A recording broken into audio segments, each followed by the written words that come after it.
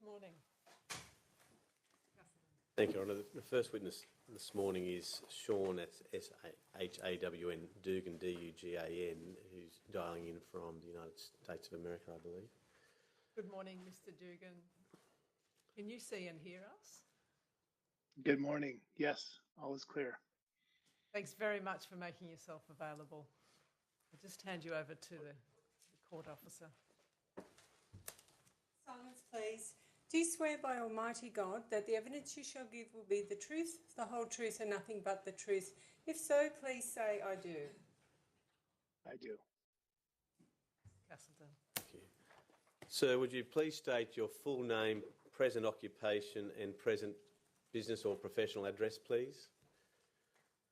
I am Sean Dugan. I'm an air tanker pilot for the state of California through Mentum Corporation, which is a contractor to CAL FIRE to provide pilots for their aerial firefighting fleet. And you said a business address or a personal address? Business, please. I don't have one in front of me. All right. We'll move on. You provided a statement to New South Wales Police in relation to the fatal aviation crash involving Bomber 134, which had 3 American aircrew who were colleagues of yours. And that statement stated the 21st of February 2020. Do you have a copy of that statement with you, Mr. Dugan? Yes, sir. Have you read it recently? Yes, sir. Are there any matters that require correction, or are you otherwise happy with the contents contained therein? I'm happy with it. Thank you. I just want to work through your statement, if I may. Very briefly, you set out in paragraph 3 your flying history. From obtaining a commercial pilot's licence at the age of 19 years, have you flown continuously as a pilot since that time? No, sir. I had a 3-year break after I left the airlines. I was having trouble breaking into aerial firefighting as it's pretty competitive to get into. And the airlines were kind of in a downturn and I wasn't happy with my direction. And so I did get into winemaking for 3 years between the ages of 24 and 27, I believe. We'll leave that for another time. We can go over it. Can I then just move to your aerial firefighting experience? You've mentioned in paragraph 3, as at February 2020, you've been undertaking aerial firefighting for the last 7 years. Can you indicate to Her Honour, please, when did you first start aerial firefighting? Who with and in what sort of areas were you operating in? Was it mostly the United States or here in Australia, whatever the case may be? Mostly in the United States, and I started with contractors that contracted mainly with the BLM and the Forest Service. And you say in paragraph 4 that you first commenced flying for Coulson Aviation since October of 2019. Is that correct? Yes, sir. Right. So I take it then that when you came to Australia in late 2019, that was your first job or employment with Coulson Aviation for aerial firefighting activities? Yes, sir. Had you been to Australia for any other contractor to undertake aerial firefighting activity prior to late 2019? Yes, sir. And who are those contractors, please, Mr. Dugan? 10 tanker air carrier. Any others, or just that one entity? Just the one. And in terms of the aircraft that you were flying, were you always flying a Boeing 737, or did you have experience flying other aircraft in relation to aerial firefighting activities? Yes, I flew an MD-87. I began in an MD-87. Then I moved on to the DC-10. And you're just talking prior to the incident, correct? Yes, that's so. Yeah. Now, when you commenced your employment with Coulson Aviation in or around October of 2019, what additional training, if any, did they provide to you in relation to their aerial firefighting activities, either in the United States or here in Australia? In 2019? Yes. Well, working on the ground with our director of flight ops, talking about the difference operationally, the standards across the aerial firefighting, at least in the United States, the different agencies is fairly well consistent. And so really there's not a lot of differences outside of how the company operates and of course how the aircraft itself operates. So the training I received was from John Gallagher, our director of flight ops, and was primarily on the ground. And I didn't start as a left seat captain. I started in the right seat, and it wasn't until I was proficient in the right seat and had a high awareness of my surroundings that they did move me over to the left seat and begin my training there. For those who are inexperienced with aviation, when you refer to the right seat, are you referring to the co-pilot position? Yes, sir. And left seat to the pilot or the pilot in command? Yeah. When you referred to on-the-ground training, did that include any simulation training in relation to wind shear recovery procedure prior to? Yes, sir. And in relation to that simulated wind shear recovery procedure, at what altitude was that set to in relation to that simulation training? I don't recall. What do you recall about your training in relation to Coulson Aviation's wind shear recovery procedure for their aerial firefighting activities? Well, it followed the Boeing guidelines for wind shear recovery. And so our actual wind shear training was done inside the simulator and usually during some sort of approach to landing. Was any simulated training done in relation to undertaking a drop, a retardant drop? It would follow the same profile, so I would say that it has all of the pieces necessary to follow the same procedure to exit the wind shear. By the time you came to Australia in late 2019 with Coulson Aviation, were you certified for initial attack? I was not. Did you obtain initial attack certification at any time whilst you're in Australia over the bushfire season 2019-2020 here in Australia? And are you talking through the Forest Service or through our company? Well, let's start with the United States Forestry Service. Did you, by December of 2019, hold an initial attack certification issued by the United States Forestry Service? No. Did you obtain any initial attack certification issued internally by your employer, Coulson Aviation, by December of 2019? There was no certification, but I received a great amount of training. And in relation to that training, could you elaborate for the benefit of Her Honour and those present in court here in Australia what that training entailed? Yeah, absolutely. So the training entails, if you are the first one at scene or actually on over the fire, how do you control the fire? How do you keep yourself safe, number one? And then number two, how do you become effective? How do you use your retardant to the best utilization for the ground resources?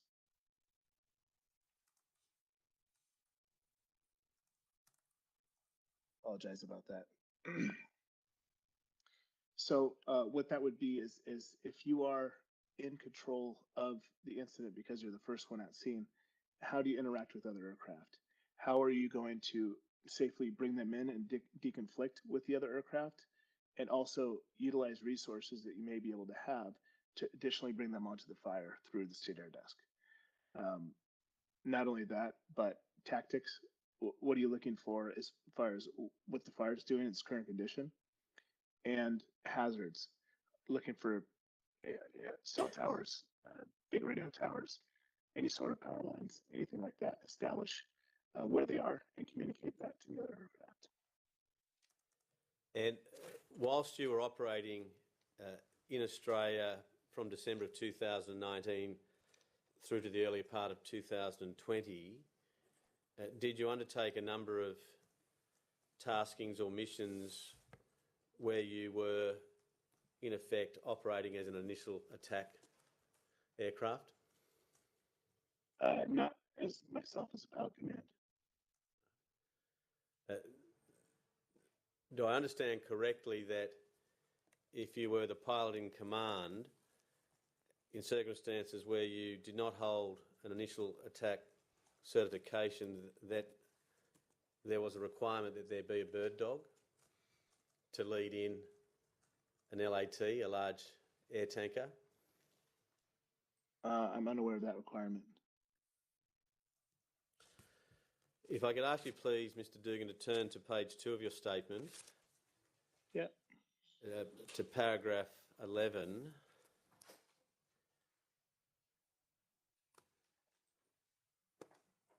I just want to deal very quickly with that aspect of that paragraph dealing with training whilst in Australia.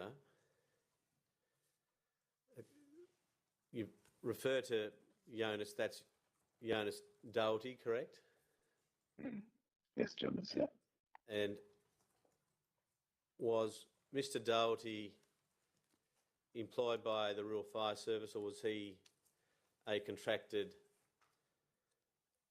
pilot undertaking aerial firefighting activity, to your knowledge, at that time? He was working for Coulson Aviation.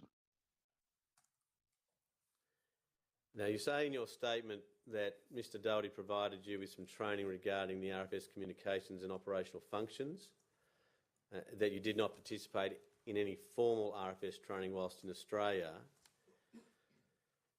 Looking back now, having completed a number of fire seasons here in Australia undertaking aerial firefighting, do you see any benefit in pilots who are contracted to undertake aerial firefighting to undertake formal training with the RFS in relation to communications and operational functions or capabilities? If it's administered by the RFS, absolutely. You broke up slightly. Was your answer if it involves administration by RFS? Yeah.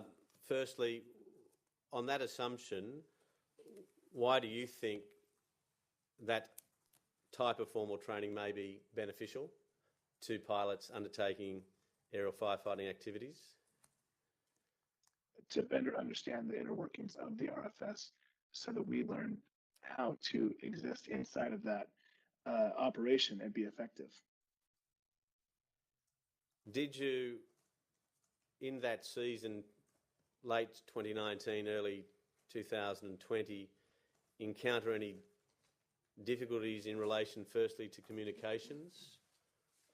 Yes. And what were those difficulties, Mr. Dugan, that you encountered? Mainly getting a hold of the RFS airbase managers, receiving information for the complete cards for dispatches. That would be all of the information to do with the incident in a timely manner before we launched. Getting a hold of the different fire control centers and being able to get the information we need out of them when we do get a hold of whoever's running the air desk that day, or the desks that we talk to on the tactical group frequencies. And then also the status of other aircraft, as far as if there's been if an aircraft had turned down a dispatch prior to them. Mr. Dugan, sorry to cut you off. We're getting some distorted answers. I'm not sure whether it's at our end. I'm instructed it may be because of your microphone. Oh, Are you able to change microphones or not? I could try room audio if you'd like. Yes, if you could try that, please. Yeah.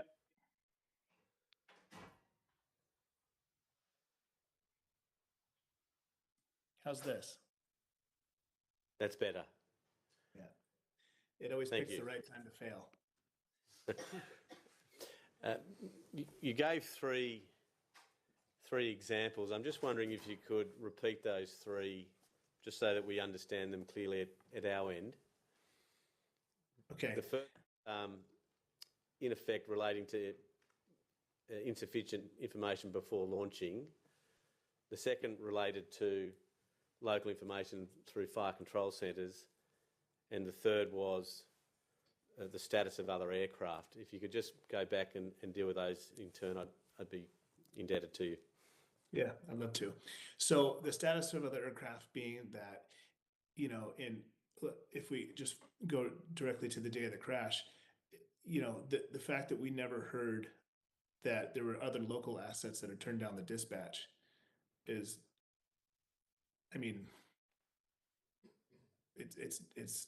it's a critical error. It's a massive safety hazard that sticks out. And why do you say that? Well, it's social intelligence. I would say if I were to just go briefly into the industry and you talk about these different aircraft that are different sizes and they all serve different tools, and we're a Canadian company with American pilots that's up in Sydney, and then you have your local seats down in Kuma, or wherever they may be, single engine air tankers if a seat's not clear, and helicopters. A lot of times culturally there's a big divide in communication between us because we're different assets, and so you almost form different clubs that don't really crosstalk a lot, especially amongst the general pilots. Maybe the management does, but as far as us as operators, there's typically a communication divide. Now, with a bit of social intelligence and kind of looking at this situation retrospectively and how we normally do business, if I'm going to get the best idea of what the weather is currently in a situation, or what the weather is currently in a location, and what the weather may do based on history, I'm going to ask the local assets because they know that area much more than I do. Because I'm from the west coast of California in a small town, and I know that. And I'm going to ask as many experts as I can as to what they think about it. And if they're flying aircraft that are typically, more maneuverable and more adverse weather conditions in their local region, and they say they're turning down the dispatch, that's at least going to raise the hair on the back of my head to say, maybe better take a really close look at this. And even if I decided to take the dispatch anyway, I'm going to look at it from a higher altitude for a lot longer to really get a whole grasp on what they're talking about before I commit myself to anything. And who, in your view, should provide that critical information to you so you can undertake your own pre-flight risk assessment? Whichever dispatcher actually received the turned down flight. If it's a dispatcher that came in from, I kind of have to give you a complex answer, but hopefully it's simple enough you can understand. If the local asset turned down, let's just say it's in Kuma for simplicity, if they turn down the dispatch to the local airbase manager, who relays that to the state air desk, whoever our point of contact is inside that state air desk or wherever it may come from, needs to relay that to the next aircraft that they plan on dispatching. At the time, it's not an option not to do that going forward. Going back into that time period, early 2020, did you have any direct communications with the RFS State Air Desk? That day, I don't believe so. Was it ordinary for you to have direct communications with the State Air Desk, or was it ordinary for you to have your communications with the relevant airbase manager where you Airbase were? manager was more regular. And going back into that early part of 2020, before launching, would you have any communications with the Air Operations Manager at a relevant local fire control centre, for example, Cooma, or not? Can you repeat the question? I'm sorry. Well, you gave an example in relation to Cooma, and that if they were aware, that is, if the Aviation Operations Manager at Cooma was aware that local crews had rejected a tasking or dispatch, based on your experience in 2020, did you have any direct communications with an Aviation Operations Manager from any local control centre? Around the Adaminaby fire or complex? Or any fire in New South Wales? I did not. Would you prefer to have that direct communication with the local Aviation Operations Manager if you were tasked to a particular area that they had control over? Not every time, no. I would reserve it for adverse situations. Now, going back to the other two examples, you referenced local information. Have you covered that off in your answer in relation to the status of other aircraft operating in the area that you may be tasked to? Well, that should come with the initial dispatch. And what information, additional to what you've already informed Her Honour of a moment ago, would you require to get at the time of dispatch coming out of the local fire control centre? Well, the requirements, when I hear you say require, do you mean what's the minimum information you would receive to feel safe to go onto the fire? What you would expect to receive prior to launching from a local fire control centre? Yeah. What I would expect to receive is a time and date of the dispatch. We have an order number, so I know how to fill out all my paperwork. So there's a paper trail behind the individual dispatch. The coordinate in the format that I have listed in my testament. A fire bombing frequency, so we know which aircraft the fire bombing aircraft are going to be on. The fire CTAF, so that we know where the helicopters and every other aircraft over the fire is going to be on. A fire ground frequency, and so we can have a ground contact in case there are no other aircraft at scene, and other aircraft dispatched. Also hazards, any known hazards in the area. What are some of the examples of hazards? What are some of the examples of hazards that you may expect to be told about if they existed in a particular area? Yeah, so if you're in Canberra, the big radio tower just above Canberra would be a hazard. So if you're in a low visibility environment and you can make out the terrain, you may miss that antenna. And that's a big deal. Now, if you have it listed in the dispatch that there's a radio tower in the vicinity, that gets us looking a little bit harder. It's just another piece of information that helps us in our total situational awareness spectrum. I may have inadvertently cut you off with my last question, Mr. Dugan, but I rather understood there may have been a third factor or point of information that you would ordinarily expect to be informed about. What was that? That was a tactical group frequency, so we can speak with the fire control centers. The local fire control center to the incident. Thank you. And then just finally, at the outset, you mentioned airbase managers and insufficient information from them before launching. Is there anything that you haven't already covered that you would expect to be told about from the airbase manager prior to launching?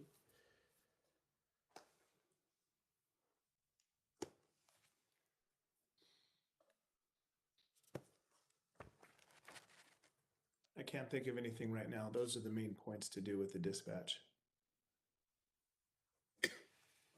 Since early 2020, have you returned to Australia to undertake aerial firefighting activities subsequent to that time? Have you done one or two Australian seasons, bushfire seasons, since that time? Just one additional. And when was that? 2021. 2020. And during that season, did you encounter the same problems or difficulties that you've already spoken about this morning, or had there been improvements? Well, it pretty well rained the entire season, so we did a lot of systems checks, as you know. Thankfully, we didn't have such a year that we were able to test it. Indeed. Yeah.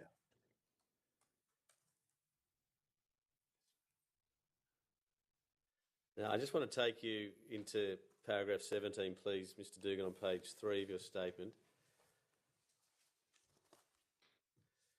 You say in that paragraph, during this fire season, we felt that there was a fair amount of pressure to get the bombers in the air as much as possible, and this was occurring without the correct communication procedures in place from the RFS to the contracted pilots.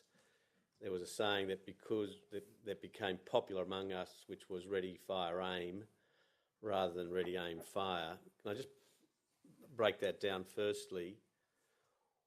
When you state that there was a fair amount of pressure to get the bombers in the air as much as possible, can you elaborate on that and be more specific as to why it was you felt during that fire season there was pressure brought to bear on you as a pilot to get your bomber in the air? Well, I don't think it was necessarily me as a pilot. I think it was pressure to get the airplane in the air. We were so deep in that fire season in December and January, before the rains finally came in February. There was a lot of days to where there was diminishing returns in our being in the air. Low visibility, massive fire lines stretching. I mean, I could fly all the way up to the Queensland border and pretty much see fire line all the way up there. There were some days where it's just not a real clear-cut project that we were flying on, I would say. It felt as though, and of course, this is very subjective. This is just from my feeling that we were flying just for the optics of flying, to be up in the air. It didn't feel like a good use of the resource to actually accomplish a goal of building a piece of fire line that the firefighters could back up and hold and complete a fire line.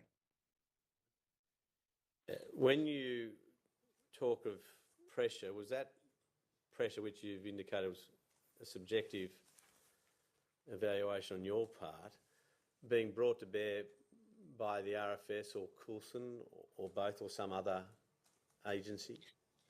One thing Coulson is very good at, and most of the contractors that I've flown for, that if you turn down a dispatch because you're uncomfortable with it or if there's any issue with it, there's never an issue. There's as we know, this industry is dangerous, and that pressure in the past has killed pilots, a lot of pilots, and especially here in the United States, we've learned that lessons many more full times than Australia has about all these different cultural pressures within the company that doesn't bode well for the longevity of a tanker pilot or a bomber pilot, excuse me. So one of those being a lot of the tanker companies have swapped their pay scales away from an hourly rate back to a straight salary for every day you show up to a fire. Because when you have a pilot that has an hourly rate, they're more apt to go fly because there's a financial benefit for them. Now for us nowadays with these next generation contracts, we're on a state salary. It doesn't matter if we fly or not, we make the same amount of money. And that kind of curates or kind of plays to our passion of being an actual air tanker pilot. I'm there to fight fire in such a way to make it to actually make a difference with the huge amount of fire that's going around. Those when we do get those projects where we get to put a line of retardant around a neighborhood from an oncoming fire front and connect it from an anchor point to another anchor point and have the ground firefighters or fireys from the RFS make access and back it up. That's what we're about. That's our sweet spot. But the pressures came in from the RFS. It felt about continue to fly day after day after day in the conditions that we felt comfortable with. But I will say there was probably an element of normalization after from, if I'm going to speak from a human factor side, of flying day after day in deteriorating conditions or extreme fire behavior. Or, I mean, one day you're flying around Nara and the fire is just kind of skunking around and not doing much. And you have one wind event and suddenly you have a giant fire tornado, and we're up flying around, and at some point we set down, but day after day after day, you have 30, 45 days with a couple breaks in there, of course, for your rest time of that in a row. It's human nature. You're going to get normalized to those conditions.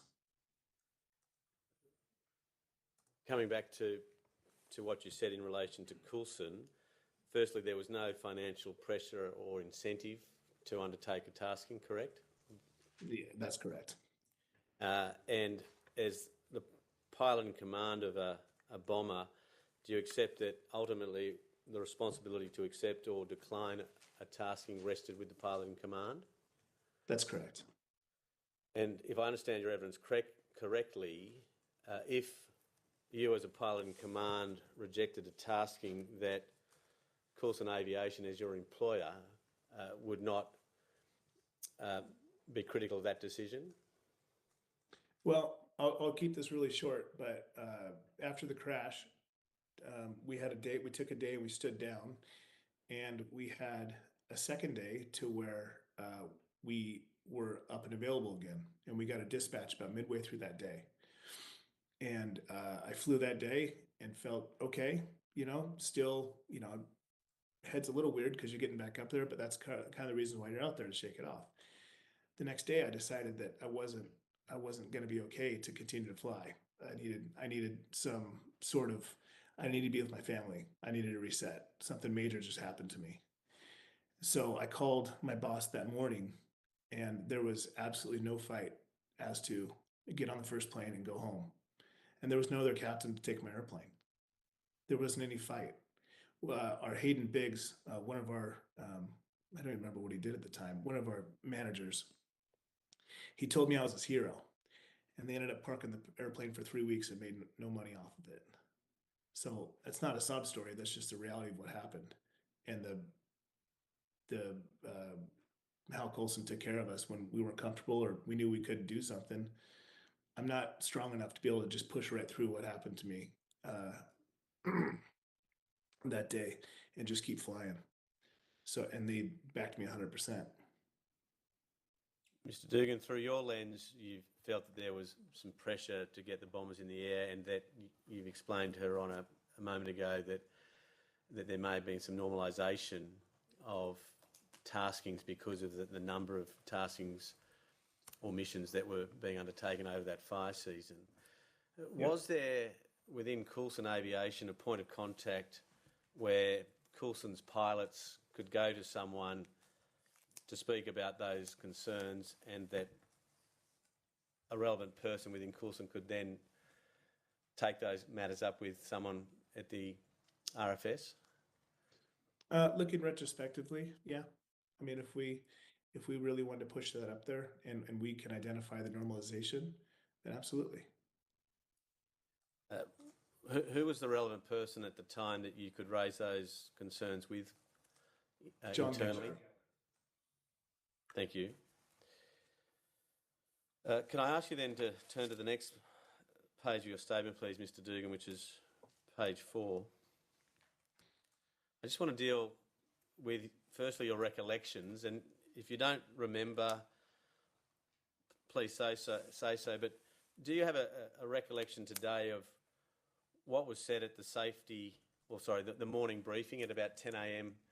on the day that the crash occurred? I couldn't. Sorry, I don't recollect is what I mean by that. Yeah. In terms of your experience, doing the best you can today, what was the likely information that you would have received at a morning briefing before undertaking a dispatch or a tasking? Standard briefing, well, you have to realize we have a new airbase manager every 5 days, and they're all volunteers.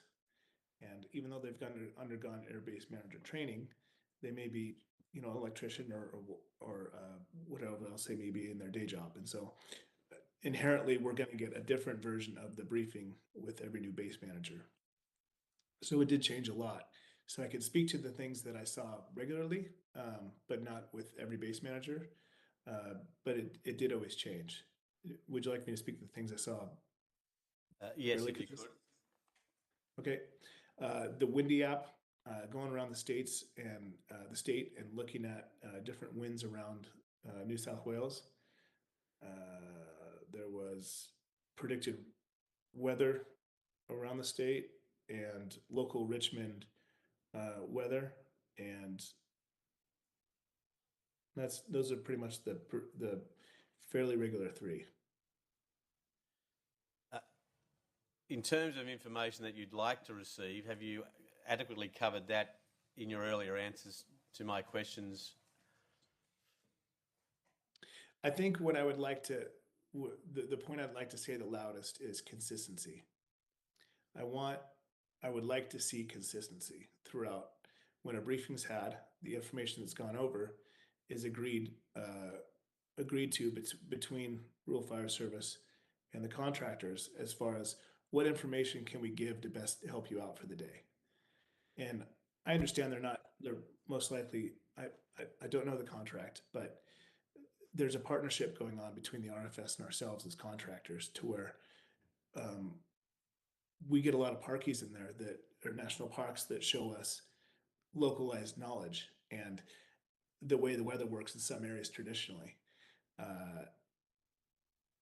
That all really helps us build a better picture on how New South Wales operates. So if you're able to build some sort of standardized briefing in the morning mixed with an educational piece at the end, that we can expect to hear the same thing over again.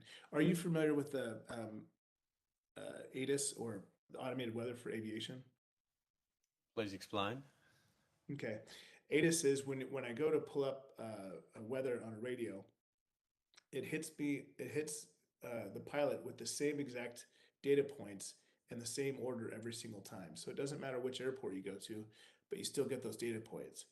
Real reason being is because there's so much information buried in there that it's easy for the human brain to be able to pick up those data points out of those out of that message because it's given in a consistent manner. And the same thing we found out that in briefings work the same way. If you do them in the same manner, your brain's not thinking about what you're swapping onto next. You already know what's next, and it's a natural path, and you're able to take in and actually ingest more information that sticks. Does that type of information flow in other briefings you've had for firefighting activities outside of Australia? Yes, sir. For example, in California? Yes, sir.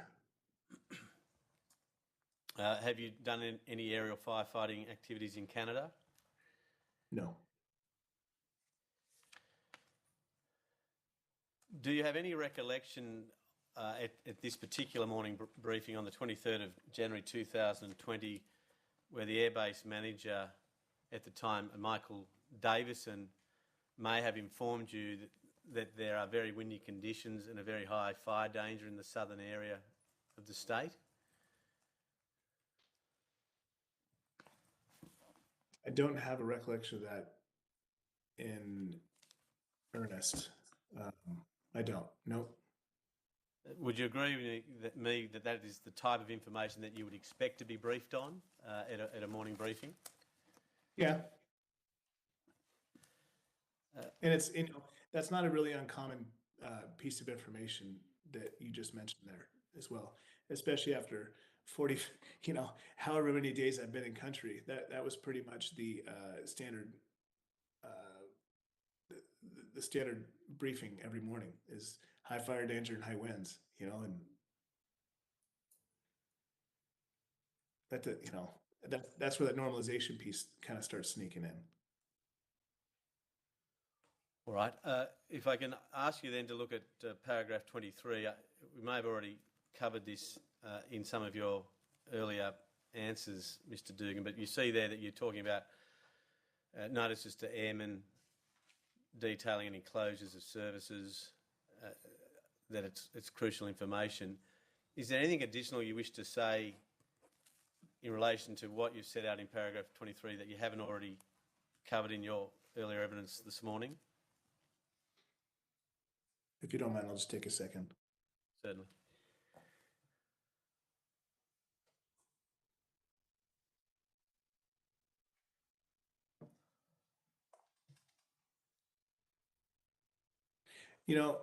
One thing I would like to add is assets around the state. So where are different assets parked, be it if it's rotorcraft or fixed wing, just give us a better perspective of who we might be on the incident with when we do get a dispatch. Do I take it then that really what you'd like to receive is as much information as possible that's going on around the area that you'll be operating in? That's curated. As operators, we call it stacking the deck. And so the briefing time or the morning time is our hour or so of preparation. And it starts with pre-flighting the aircraft and setting up your cockpit so all the switches and all of your iPads and everything's put in such a place where you know what it is. And then you go in and we do our own research for notices to airmen and weather and briefing ourselves. And then as we go into the briefing with the RFS, it's kind of the final piece to our morning to set ourselves up. So if they have external information that we may not have access to or may not be aware of, absolutely. I'll take as much information as I can to make sure I know that when I'm on an incident, if it's out near Dubbo, I know exactly who most likely will be on that fire. And so if there's another aircraft trying to call me, I'm already queued into their call sign to be able to respond to them or know exactly what I'm working with. Do I understand correctly then that before you launch, in addition to what you've just said, would you have an expectation that if there were no local aircraft flying to the area that you were dispatched to, that's information you would deem crucial as part of your pre-flight assessment? There's two parts to that. So one, if it's just no other aircraft flying there and there's no other aircraft at scene, that's pretty crucial. Because as I'm flying into the fire, I'm going to be making blind calls on all those different frequencies to let aircraft know that I'm coming to the incident. Now, if I know there's no other aircraft going to be at scene, then I'm pretty sure I'm not going to get a response. Instead of not knowing who's on the fire, and now I'm flying to the fire and I'm making those same blind calls and I'm not hearing anything back. Now I'm just assuming I'm the only person there. And suddenly, I get over the fire, it's low visibility, and suddenly there's a helicopter out in front of your windscreen. It's a big deal. I mean, it's a hazard. It's a danger. And there's enough going on, as you can see, that those sort of things we're able to mitigate, especially with the technology you have down in Australia now. It's pretty amazing what they've done with the ARENA program. And Mr. Dean, what about the reason for why it may be that local aircraft are not operating in the area that you're being tasked to? Is that important or crucial information that you'd like to receive before you launch? The only thing I would really like to hear is if they turn down the dispatch. The only part that's crucial to a pilot of a bomber, it's not just me, that aircraft had turned down that dispatch. If we assume that all local aviation assets are grounded due to unsuitable conditions and poor visibility, would that be information that you would deem relevant in deciding whether or not you would launch? Yes, sir. And why is that? They're the local experts. I'm sorry, I missed that. They're the local experts. Thank you.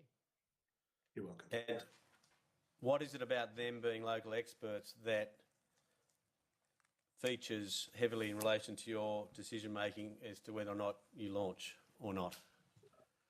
As I said earlier, I'm from Atascadero, California, which is 7,000 miles away from anywhere in New South Wales. My understanding of your local weather is a big generalization of what I've seen across the world, firefighting down in Chile and firefighting in the United States, and my time spent in Australia. Now, those local assets are actually physically on the ground there and looking at the surroundings with their own eyes, and most likely have a vast amount of experience flying in their local area and know to look for things like the escarpment that exists on the west side of Peakview. They know about those terrain hazards that may be masked by smoke. They may be knowing that the way the wind funnels around Threadbow is different from what you're going to see in the Riverina Highlands. You know, there's all of these. Basically, what we're trying to do is utilize our resources as much as we can. And if I know that those resources are saying it's too much, then it's most likely too much. And you'd have to come up with a pretty good reason for me to fly down there to push my safety to effectiveness line back towards effectiveness, because if there's loads of visibility and there's aircraft turning down dispatches, it seems like there's going to be diminishing returns of putting yourself in that much risk.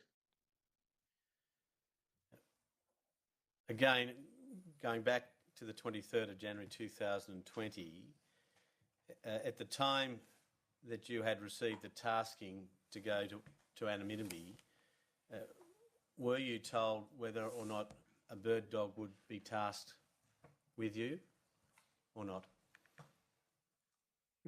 I don't remember, but I don't think so. At that time, was there any expectation in your mind that there needed to be a bird dog or not? No, I didn't. I didn't even. But there didn't need to be one. I felt fully confident and comfortable with the experience that I've had down there and the training that I've received, that I could do that on my own.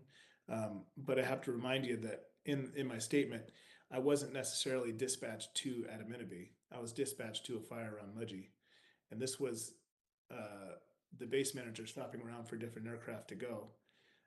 I had more fuel on board, and so they tried to give it to Bomber 210 first. Bomber 210 didn't have enough fuel to go, and I had more on board. And so even though I was holding short of the runway in Richmond, we decided to take the divert there with limited information.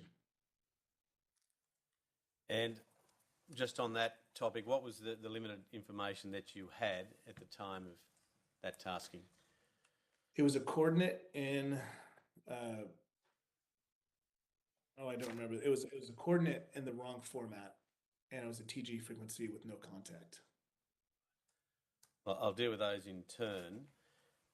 If you need to refresh your memory, paragraph 27 and 28 deal with the coordinates. Yes. So the coordinate was given to us in degrees decimal, which our systems on boards can't take, and is outside of how we're issued dispatches normally. We needed it in degrees minute decimal in order for our flight management system to be able to take that coordinate, to be able to figure out where Adaminaby was in the first place, let alone navigate to it and check the en route path. You mentioned a moment ago that you were provided with a frequency but no contact. What, if any, issue arises by not having a point of contact, notwithstanding that you have a frequency to operate over? Well, I don't, it's like having a person's cell phone, but you don't know their name and you need something. So if I got a TG45, I can plug that in my radio, but I'm not sure who I'm calling, so and even when I made calls in the blind, I don't remember if I had a map that I was able to figure it out myself that who was on TG45, but I remember I had to call different fire control centers. It's in the testament. Had to call different fire control centers just to be able to raise Kuma on TG45. So in the first place, I didn't really know who I was calling, and in the second, there wasn't anybody there. You say in paragraph 32 that you didn't have a geo reference map. Does that assist in relation to your recollection, in relation to whether or not you had a map? Yeah, greatly, because you see the lines in between the different zones, and so I know the border lines between the Snowy Mountains and Riverina, and I know where. Basically, I know where I'm at on that map and who to call because there's a blue dot inside the box with a frequency and a contact. It's one of those because it's these maps usually are a secondary or even tertiary piece of our attention because flying the aircraft and paying attention and navigating and talking on the radios and figuring out what we're going to do for the fire take primary. To figure out a frequency of who I need to call for a specific incident, or if I'm overflying a fire and I spot a fire out the window that I want to make sure is reported. If I had a dot, we have software programs to be able to upload geo PDFs, so that will actually put the dot inside the different district we need to call, and it's instant, it's quick.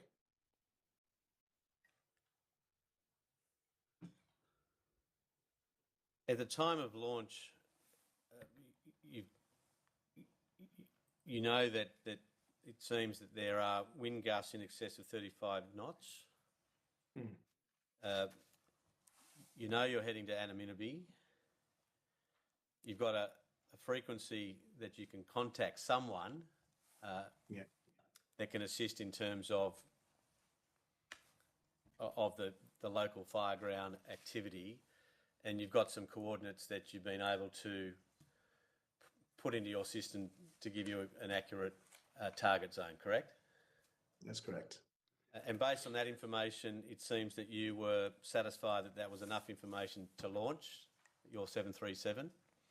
To launch the 737, because the airbase manager, I do recollect saying, I will get you more en route. And it was a long flight, I don't remember, 40 minutes maybe down there.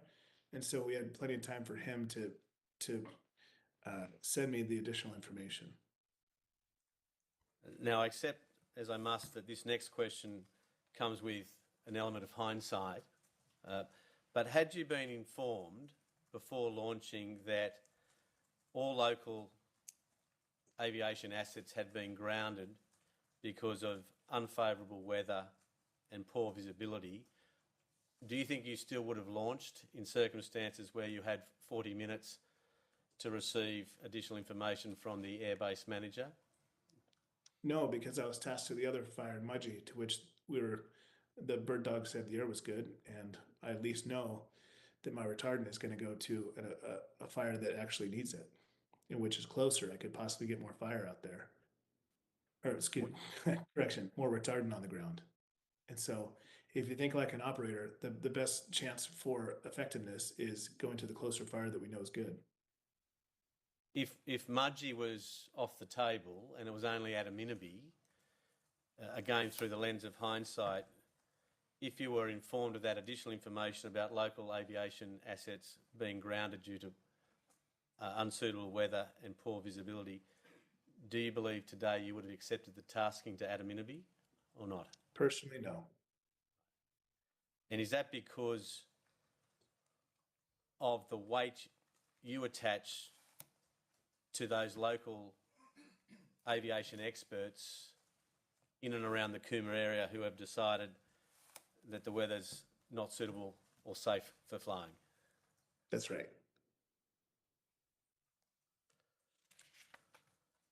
Is there any other reason that would operate in relation to your hindsight decision-making that you'd care to address, Your Honour, on? Or does that adequately cover the field? It adequately covers the field from a personal level. I think what's important to add, though, is, I was very new into the 737 and I'm very cautious in it. And I'm not so sure I would ever personally get comfortable enough in an airplane that if I hear the local assets are shutting themselves down, do I still need to go take a look? I don't think so. But I don't think it's going to be across the board for all operators to, if local assets shut it down, don't ever ask if another type of aircraft can be dispatched to that fire. Just always have the caveat that, hey, all the local assets did not take this dispatch, because you never know how how different people are with their machines. That's a horrible way of saying that. I'm sorry.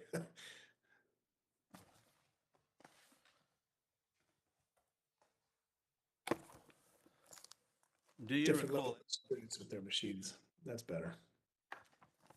do you have any recollection today as to whether or not you were informed at any time during your flight to or from Adaminaby that the local assets had been grounded, and the reasons No, sir. why? No, sir.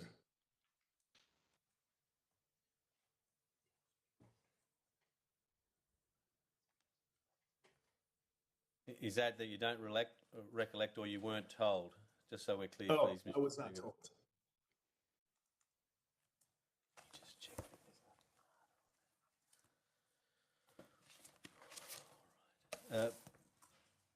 As I understand your statement, Mr. Dugan, you were able to contact the Cooma Air Operations, Yes. and you had a number of interactions, did you not, with the aviation radio operator? I did. And was it through those communications that you obtained better situation awareness as to the target zone or the drop zone in Adaminaby? Yes, better. Not exactly what I was looking for, but better. All right.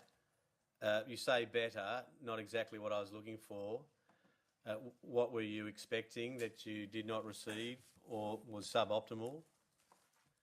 Well, during the tasking, they said the fire is burning towards the northwest, if I remember correctly, on the direction towards the town of Adaminaby. They'd like you to keep the fire out of the town of Adaminaby.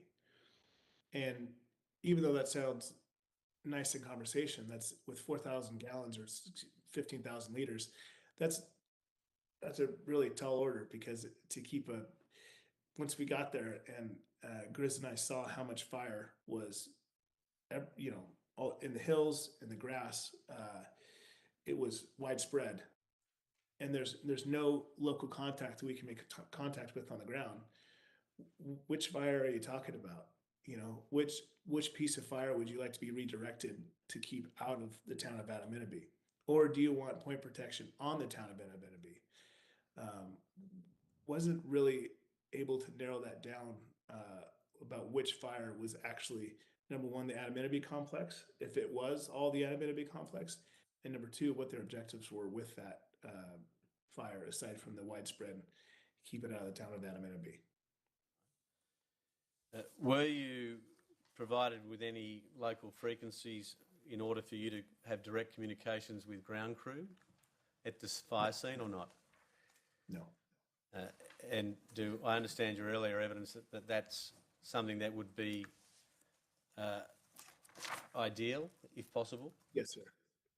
And why is that?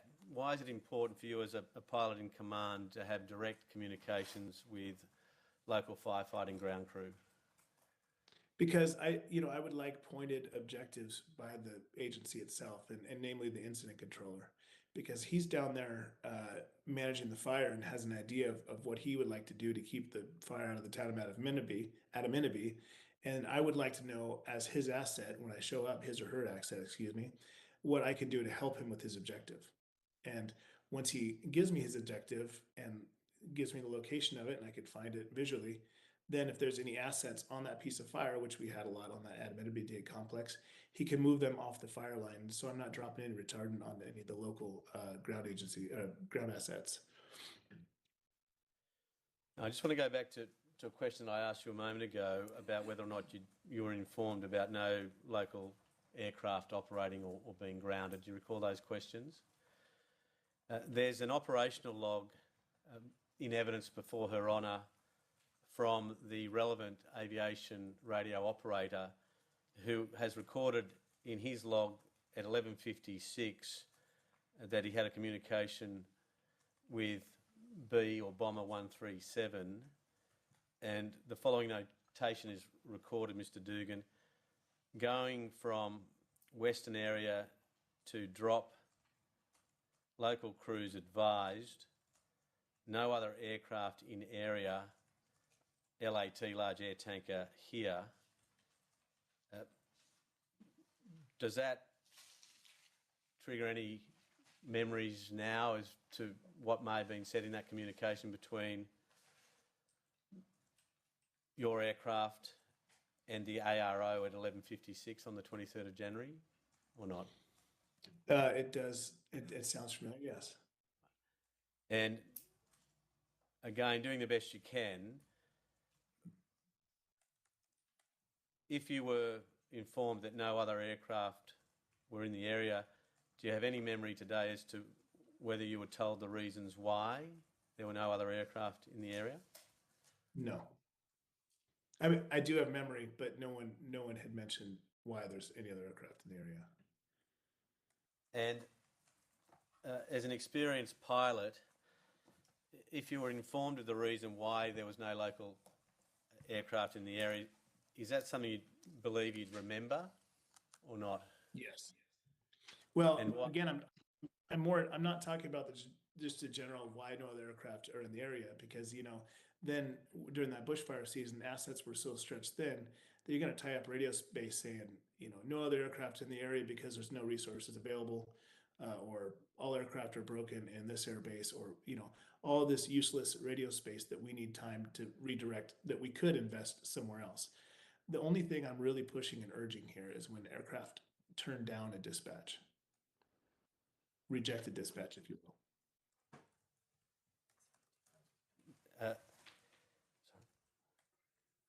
And does that include the concept of being grounded because of unsuitable weather and poor visibility? Yes, absolutely. Now, you could have let's say the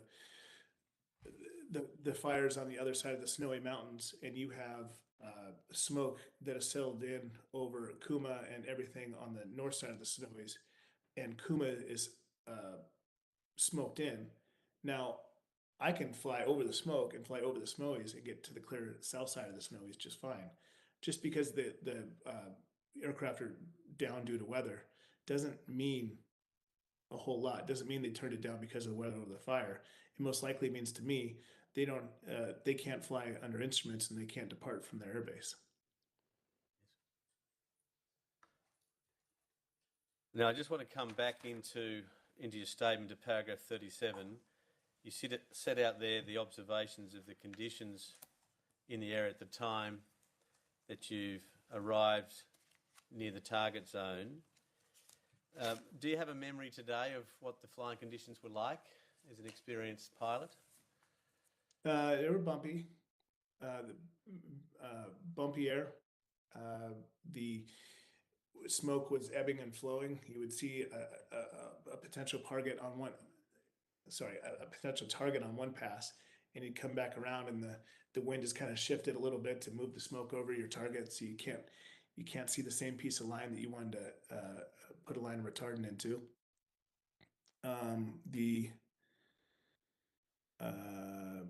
That's the general gist of the area, I would say.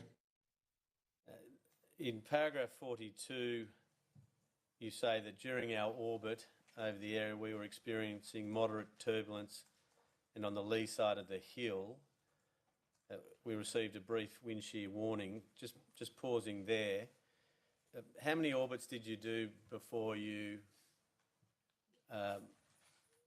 jettisoned the load, dropped the load? Well, I didn't count the orbits, but I was at scene for quite a while orbiting and trying to find get creative about a way that I can help out on the ground where I could see resources and potentially put in a line that would help them out in completing their mission of getting a full line around the fire.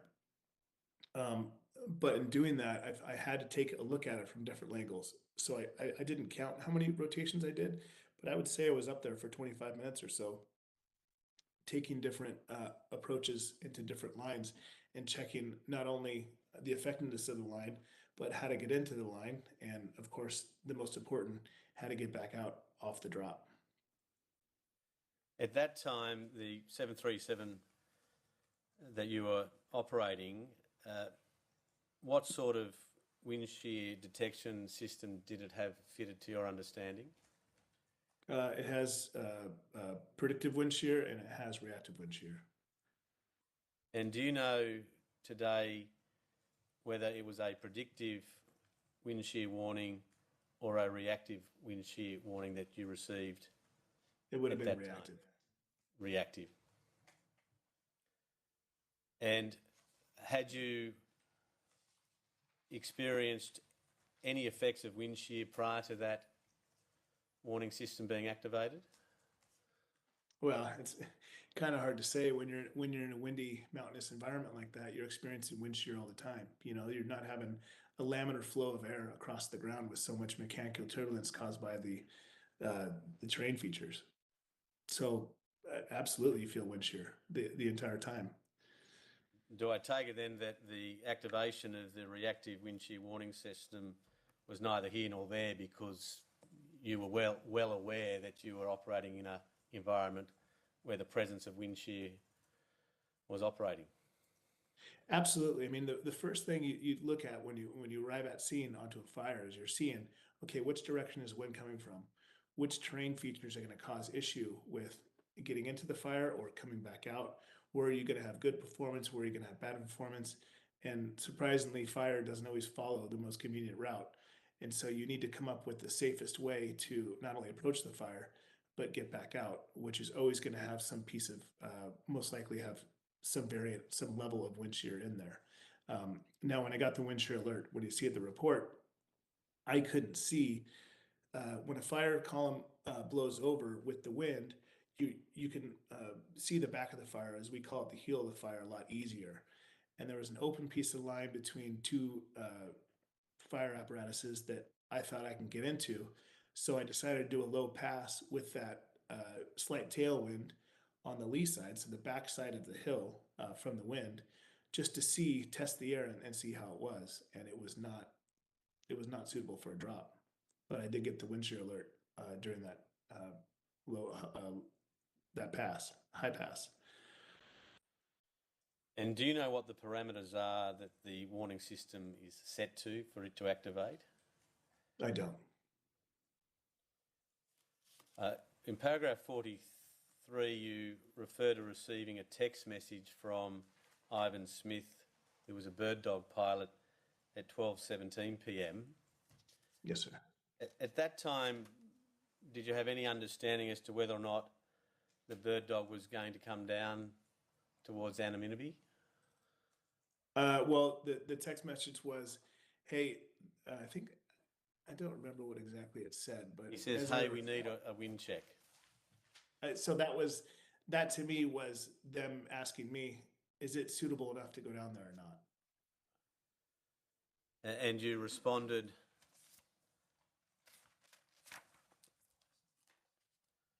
wind was 37 knots out of the west. Did you come to learn whilst you were in flight over Anonymity or heading back towards Sydney whether Mr. Smith had decided to launch or not? I believe there was another text message where I said it's unsuitable up there. Let's see. I don't know which page that's on, but I did send Ivan a text message saying it's not suitable for aircraft. So I would believe that if I were to tell Ivan Smith that that he would not send aircraft or go himself.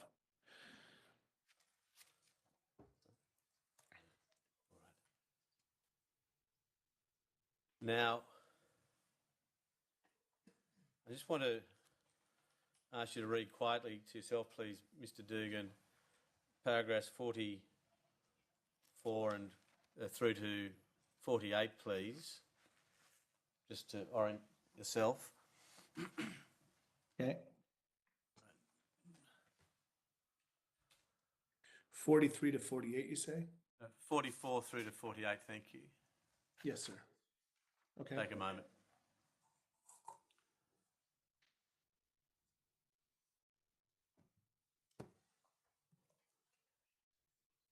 I can't see.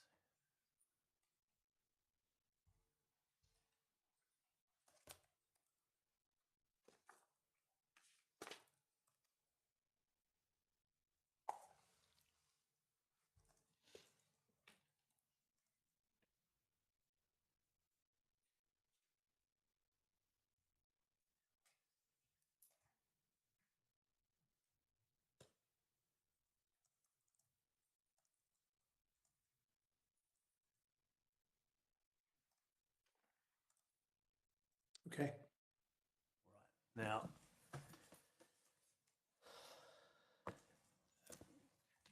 the Cooma ARO, Aviation Radio Operator, has recorded in his log at 12:26 a communication with B137, the following: southeast corner, left shoulder of fire, will reduce spread. And does that accord with your recollection as to where you may have dropped the retardant? I don't remember that individual conversation. Right. And then what's recorded in the operational log of the ARO is will wait bird dog. Does that jolt any memory as to whether or not there was a communication between your aircraft and the ARO whereby B137 will wait for the bird dog?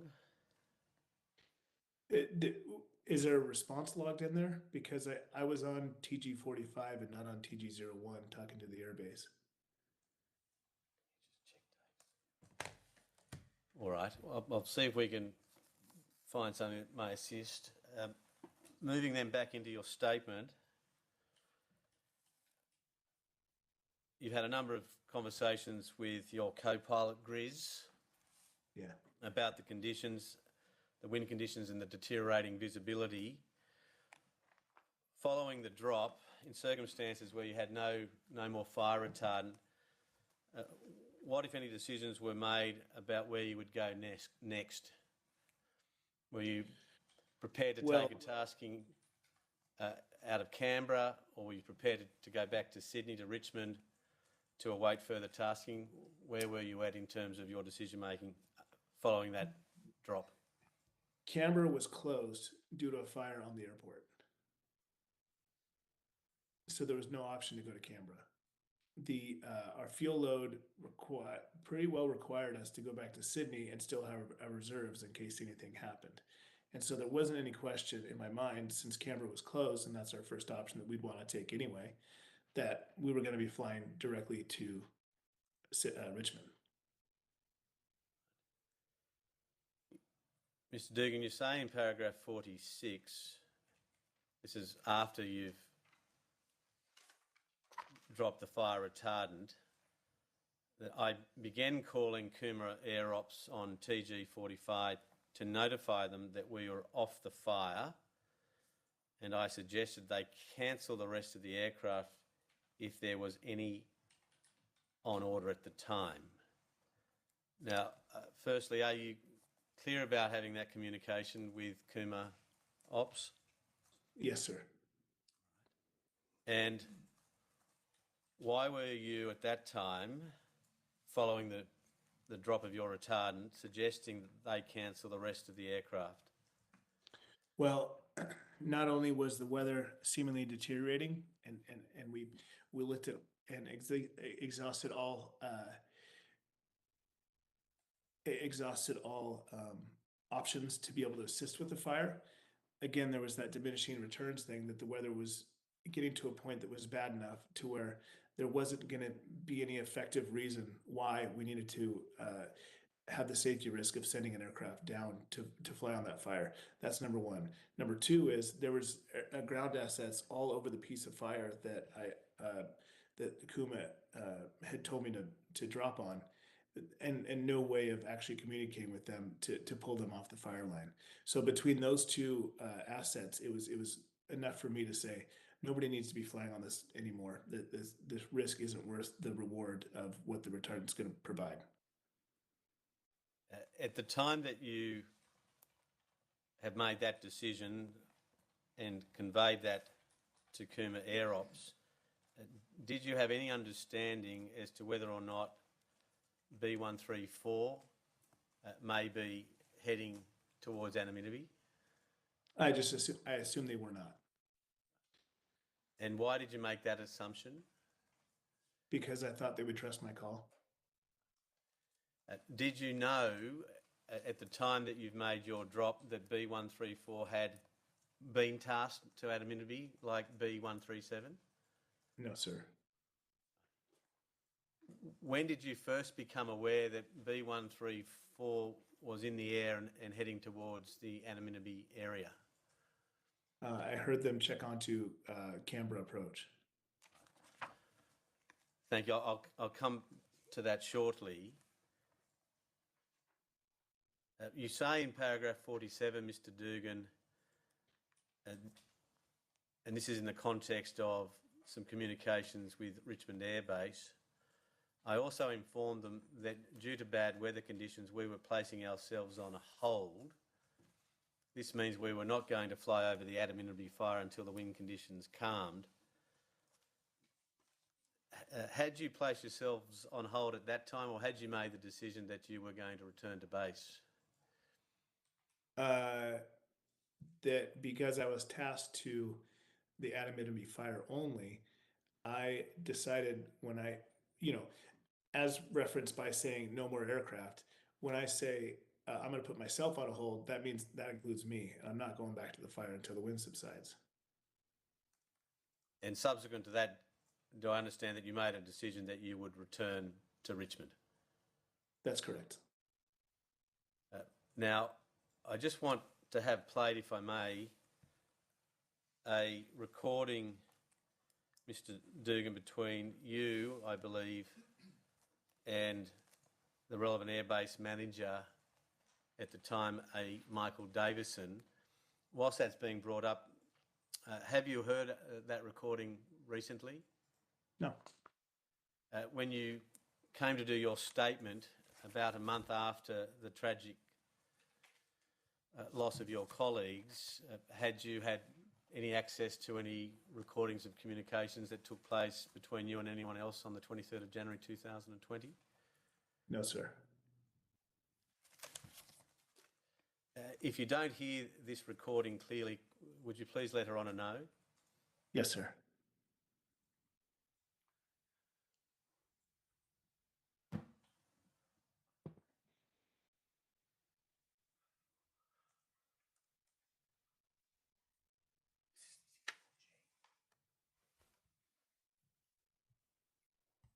Is it already playing? It should be playing now. Thank you. Base bomber 137. Okay, 137, Richmond Vice. Okay, 137, we're on our way back to Richmond. We're going to put ourselves on a hold. Let's see, 20 minutes en route. We'll take some fuel, about 6,000 liters. Yeah, copy that. En route, Richmond, inbound about 21 minutes. 1,000 liters fuel, over. Okay, and we'll be available for any other dispatches you may have or diverts. Yeah, copy that 137. 137, are you near Canberra, over? Affirmative.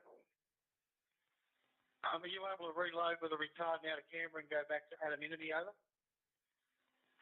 We don't want to return back to anonymity. The winds are just getting a little bit too strong and the visibility's down.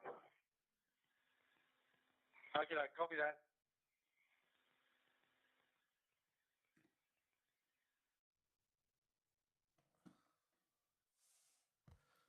Right. If you could assume, please, that communication took place at about 12:32 following your retardant drop. Firstly, having heard that today for the first time since it took place on the 23rd of January 2020, so some 3 years or so now, will you agree with me firstly that Canberra Airport seemed to be open? No. Right. Will you agree with me at least that a request was made for you to divert to Canberra? Well, how would you assume out of that Canberra Airport was open? Well, a request was made, was it not? And I'm happy to play it again for you to go to Canberra. It was, but that's by a RFS or a SCS individual, not a Air Services or anybody else. And when we checked the automated weather at Canberra Airport, it came up as closed due to fire. Thank you. Do you agree that you declined to be retasked to Adaminaby, whether out of Canberra or Sydney, Richmond, because the winds were too strong and the visibility was down? Yes, sir. And also the assets that I didn't have in that recording. Now, you say in paragraph 47, and this is the second paragraph within paragraph 47, Mr. Dugan, I reiterated that the conditions were unsafe to fly. When you use those words, is that a summary for what we've just heard a moment ago, where you informed the airbase manager that the winds were too strong and visibility was down? Yes, sir. And then in paragraph 48, you say, I was frustrated that the airbase in general would question our safety call to not fly over the fire anymore. Will you agree with me that there was no questioning of your decision not to return to Adaminaby so far as that communication that was played back to you is concerned? I mean, that's, this is armed with the lens of looking back at how this actually transpired. Now, when I canceled with Kuma, I figured that would automatically have gone through the channels to the state air desk and be passed along to Richmond, that there's no more aircraft to be tasked down to Adaminaby. And that was my assumption going into this, and it was never clarified. Now, when I spoke to him on TG01 on the base frequency, I just assumed he had that information and he was trying to send me anyway.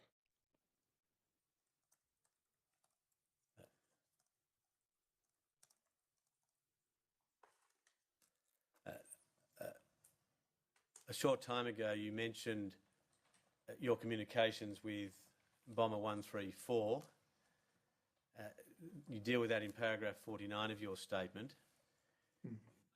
Can you remember today more precisely what was said during that communication between your aircraft and Bomber 134? I really wish I did. Last talk with my buddy, but I don't. Do you have a sense today, Mr. Dugan, telling B134, the pilot in command, that around Adaminaby the winds were too strong and visibility was down? I never said too strong. I did say that the winds were, I don't remember exactly what I said about the winds, but I wouldn't have said too strong because that would have been telling him to turn it down or motioning towards that. Do you have any memory today of informing B134 that there was wind shear in the Adaminaby area and that your reactive wind shear warning system was activated? No, I don't think I passed along that information. Is that information that you would ordinarily pass on to a colleague undertaking similar activity to which you were? During a wind event? No, because it would be every fire. And, we do this quite often. Did you, to your recollection today, inform B134 about why you were returning to Richmond? Yes. Other than, and if you could be specific, what was it that you said to them, as best you can recall today? I remember saying something along the lines of, I don't know about you, but I'm not going back. It's gnarly down there. It's, the winds are up, there's resources everywhere, the smoke's ebbing and flowing. That's not word for word verbatim, but I was trying to paint a vivid enough picture for him to be able to make his own decision off of. There's a lot of respect when it comes to dealing with captain to captain amongst the different bomber pilots, to where I'm not going to tell you what to do, but I'm going to arm you with as much information I can for you to make your own decision. Do you have any memory today as to whether or not there was any discussion between your aircraft and B134 about whether or not there would be a bird dog coming down? I don't remember. I don't recollect that.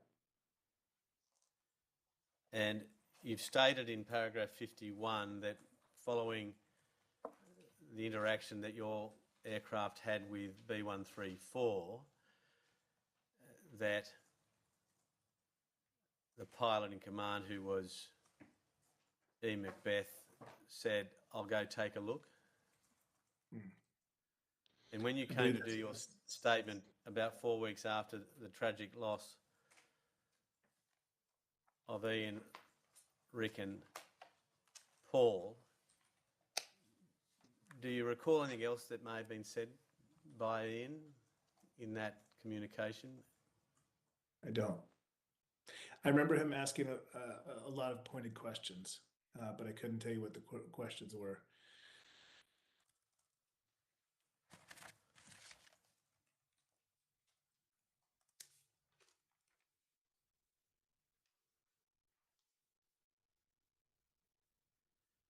Moving, if I may, please, Mr. Dugan, to page 11 of your statement and paragraph 60.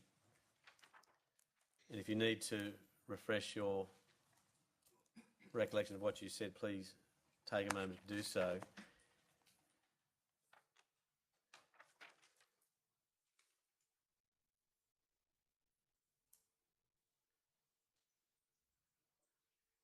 You've already given evidence today about a number of areas of concern and how those areas of concern, so far as you're concerned, in relation to aerial firefighting activities here in New South Wales, could be improved.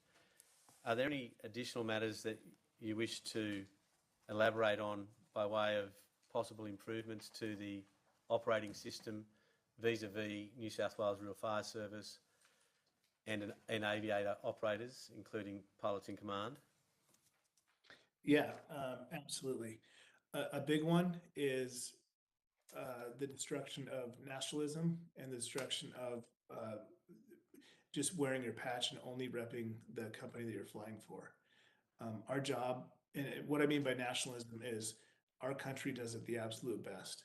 And we are the safest, we're the most effective, and we have the best aircraft out there. No country is the best at aerial firefighting or firefighting in general. We're all good at our own individual aspects of firefighting, but there's a lot to be learned about the lessons that happened with all the crashes throughout the world and the policies we put into place.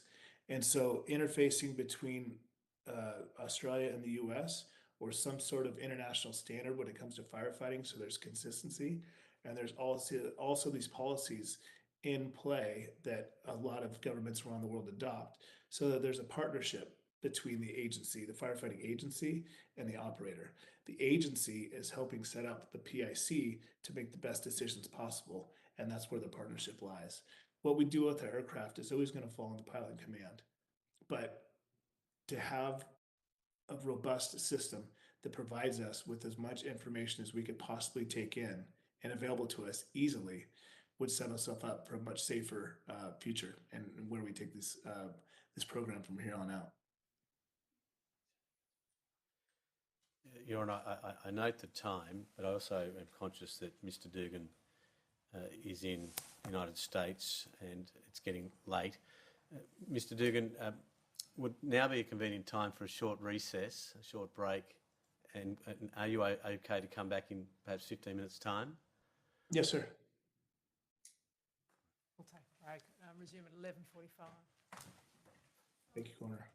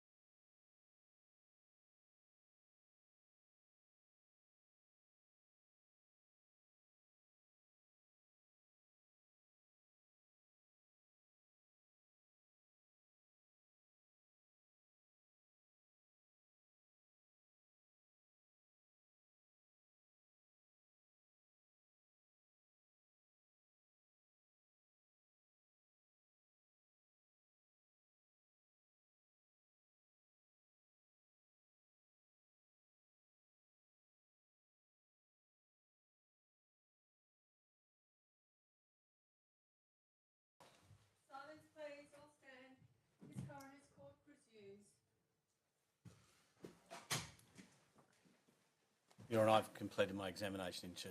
Thank you. Mr. Free. Thank you, Your Honour. Mr. Dugan, my name's Mr. Free. I'm acting for the RFS, and I've just got some questions for you. Can you hear me okay? Yes, Mr. Free, how you doing? Yes, well, thank you, Mr. Dugan. Thanks for your patience. I just want to ask you a few questions about the different planes that were in operation and some of the different capabilities they have. Are you trained to fly the C-130 Hercules? I'm not. Okay. But you have some familiarity with it through watching it in operation? Yes, sir. All right. And I think it's described... have you seen Wayne Coulson's statement in these proceedings? I have not. Okay. He gives a little bit of evidence about the C-130 and describes it as the most capable air tanker in the world, built for rough conditions, hurricane missions, US military purpose that support the toughest conditions in the world. Would you agree with that as an assessment of the C-130? It's a very versatile aircraft. Yeah, I mean, to be the most versatile, I don't know if I could say the most.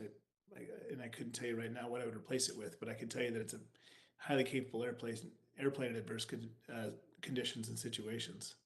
Okay. And you mentioned earlier that this sort of code of respect, as it were, between pilots about respecting each pilot's judgment as to particular missions. Is an aspect of that also differences between aircraft? Yeah, yes, sir. All right. So there'd be differences between the operation of a 737 as against a C-130 that would cause you to hesitate before expressing judgment about whether something that you thought might be unsuitable in a 737, whether or not that was suitable for a Hercules. On a small scale, not necessarily weather related, but on a small scale, there's small differences that maybe the C-130 would be more suited than the 737. Now, are there a large amount of things that the 737 can do that the C-130 can't? I don't think so, or vice versa.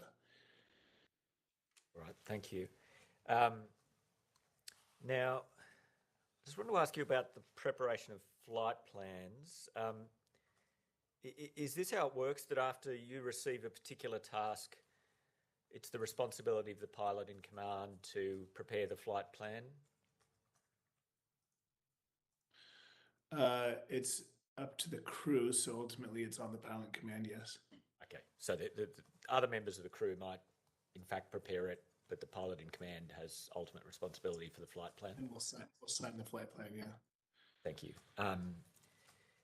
And to prepare that flight plan, the crew have access to a variety of sources, including information about the weather? It depends on where you are at in flight. Okay. If you're on the ground in base at Richmond, absolutely. Right. But if you're en route, the same digital access to weather is not available. Okay, so sometimes the flight plan might need to be developed or prepared in flight? Sure. If I'm, let's say, for instance, I take off to Mudgee and we're en route and we're climbing out of Sydney's airspace. I don't have any sort of connectivity on the aircraft. There's no satellite uplink. I don't have access to digital weather that gives us the finer details of areas outside of aerodromes through air services. Okay, but so are you there talking about if you'd prepared a flight plan for Mudgee, but then you needed to prepare a flight plan for somewhere else? Yeah, so if the state air desk or the airbase calls and has a divert for us and we go somewhere else, let's say in this case Adaminaby, then there's no real way of getting weather for Adaminaby. All right. Now, on this occasion, on the 23rd of January, you were on the tarmac, still expecting to be tasked to fly to Mudgee, is that right? Yes, sir. All right, and then, but while you were still on the tarmac, you were retasked to go to Adaminaby. Well, still the tarmac holding short of the runway, yep. Okay, and so effectively, the crew prepares the flight plan for Adaminaby on board. That's correct, yep. All right. And now, just going back a step and speaking more generally about when you get offered a task and whether you're deciding whether or not to, or a dispatch, I think is how the word you've used to describe it today. Yes, I should say task. That's my mistake. But they're one and the same, task and dispatch. Is that right? Yeah. Okay. Yes, sir. All right. Now, I take it there can be conditions that are effectively prohibitive, and that you will know that the conditions that you know about make it impossible to perform a task, and therefore you won't accept it. Yes, there's discriminative conditions. Right. So a thunderstorm, for example, might preclude you from taking off for a particular task? It depends on how far away the incident is and how stagnant that thunderstorm is. If it looks like a squall line of thunderstorms that's passing through the incident and it's an hour away, there's a pretty safe bet by the time you get there, the thunderstorm will have passed. But if there's a series of isolated thunderstorms in the area with no clear way of flying out or no identifying microburst, at that point we turn the dispatch down. Okay, all right. And so there are sometimes circumstances where you know there are conditions that might be threatening or might make it difficult to carry out the task, but you're prepared to accept the task and see how conditions develop? Yes, sir. And so reassessing the viability of the task while you're in flight is part of the standard process? That's every day. Every And mission. it's the pilot's responsibility ultimately to make a call, firstly, on whether to accept the task. Ultimately. And including having accepted the task, whether or not to continue to try to carry it out. Yes, sir. Yeah. And I think you've emphasised that as far as... Sorry. The agency can also discontinue the flight. Yes. Okay, so the agency could terminate the task, but assuming they don't, it's still a pilot's prerogative at any time to withdraw from the task. That's right. And I think you were emphasising before that as far as Coulson Aviation is concerned, the company gave its pilots clear instruction that it was always their prerogative to turn a task down or to withdraw from a task if they thought it was unsafe? Yeah, there would be no penalty to turning down a task at any time. And if you deem it unsafe. And nothing the RFS ever said to you suggested that they took any different view?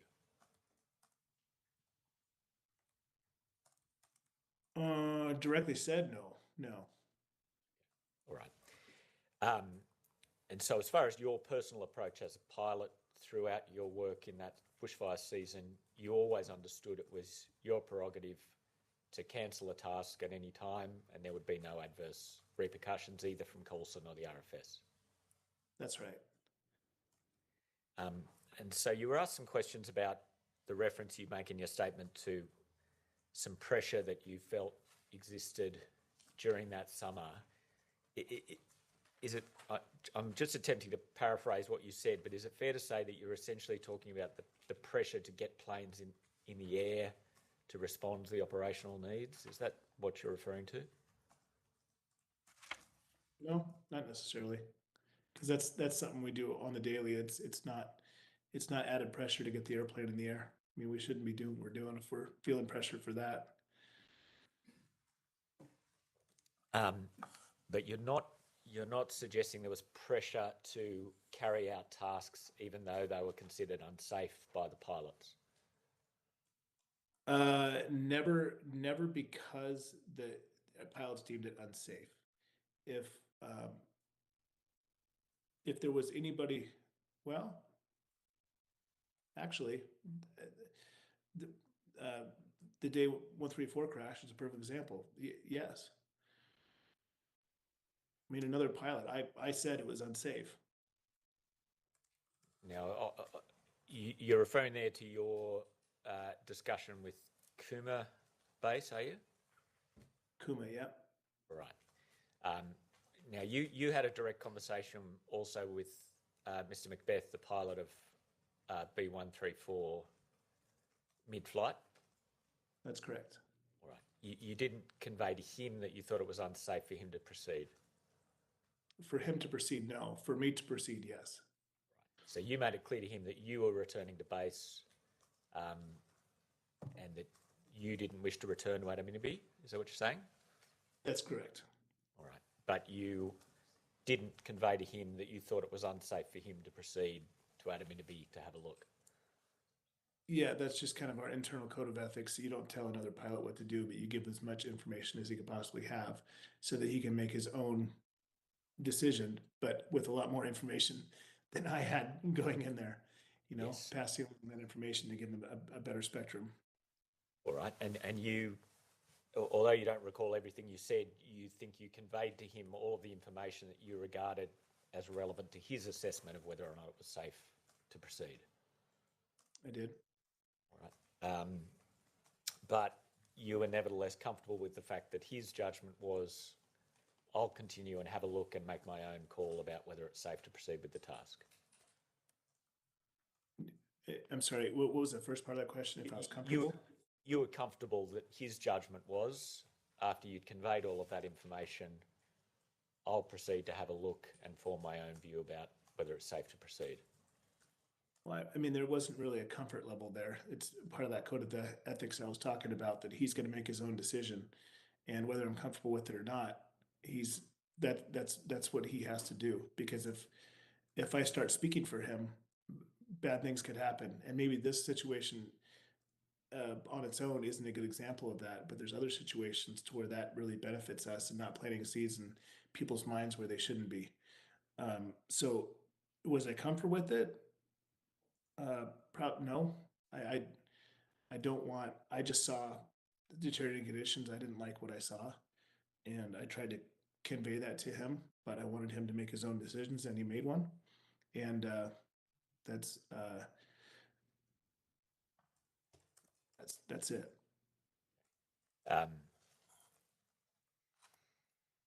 All right. Now,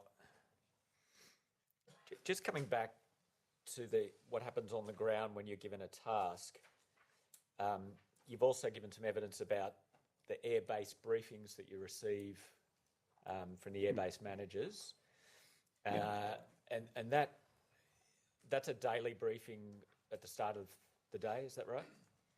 Yes, sir.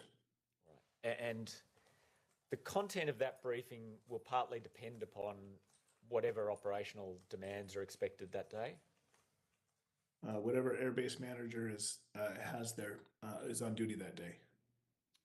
Okay, but in terms of what they talk about, the content of their briefing is likely to be influenced by what they expect to be the taskings that day and the areas of priority around the state? No, it just simply lies on what the airbase manager has an idea of what they want to put on that day. It could contain that, but that's not necessarily consistent with all the airbase managers that we had. And again, they changed every 5 days, so we did see a considerable amount. So sometimes they might already know what the taskings are for that day, and they might talk about the weather conditions at those locations. Is that the case? That's fairly rare, because the way the taskings work is when you receive a tasking, you have 15 minutes to be off the ground. And a tasking for an air tanker is time sensitive. And so if you have a project in mind and you know about 3 hours in advance, that fire line is going to look a lot different from what you had in mind when you first planned that tasking. So the taskings typically came in real time and responded to them as such. All right. And so the airbase managers might talk about the weather forecast or the particular conditions that were expected more generally around the state. Is that right? We would hear that, yeah. Not But with every airbase manager, but with some. okay. You were conscious, obviously, that. I would say. I'm sorry, I didn't mean to cut you off, Mr. Dugan. My mistake. I think Mr. Dugan said most. Is that right, Mr. Dugan? Most, yes, Coroner. Thank you. You understood, obviously, that the airbase managers weren't trained aviators. That's correct. Yeah, ours in the US are not as well. Okay. And so Warm chili.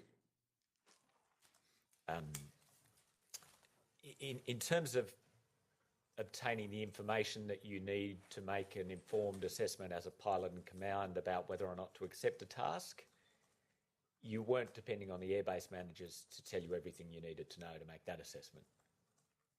No, absolutely not. But I am looking for a partnership. Thank you. Now,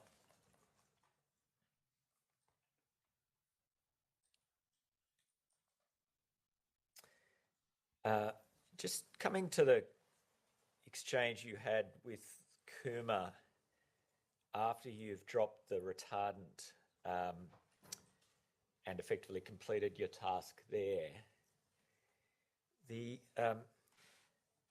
said in your statement that part of what you communicated to Kuma over the radio, and this is TG45, the communication with Kuma Air Ops, is that right? Yes, sir. Okay. Part of what you communicated was that they should cancel the rest of the aircraft if any are on order.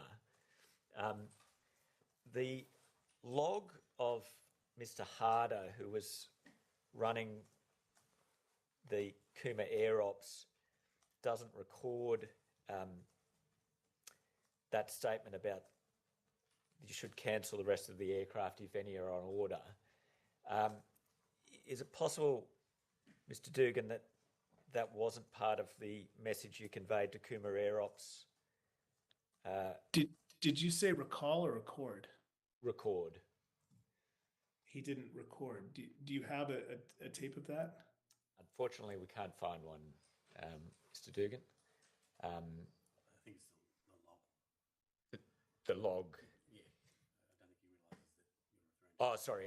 I'm referring to a written log that Mr. Harder has prepared, but there's no recording, unfortunately, so we can't play you a recording.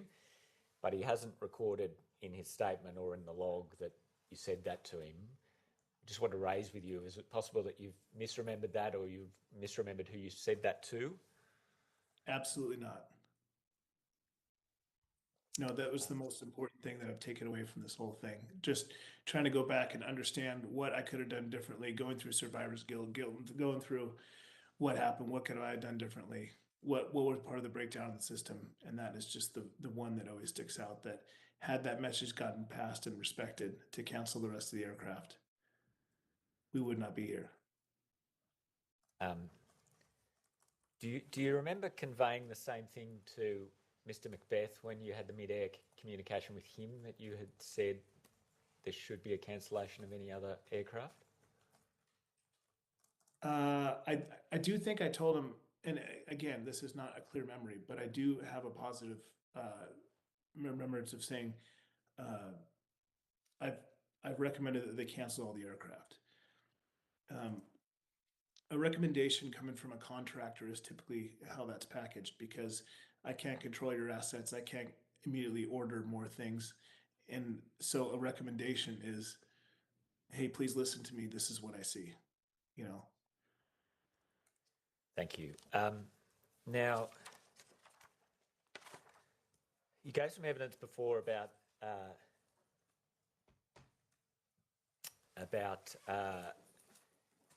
the importance of knowing that tasks had been refused, and that's a particularly important piece of information you would want to know. Yes, sir.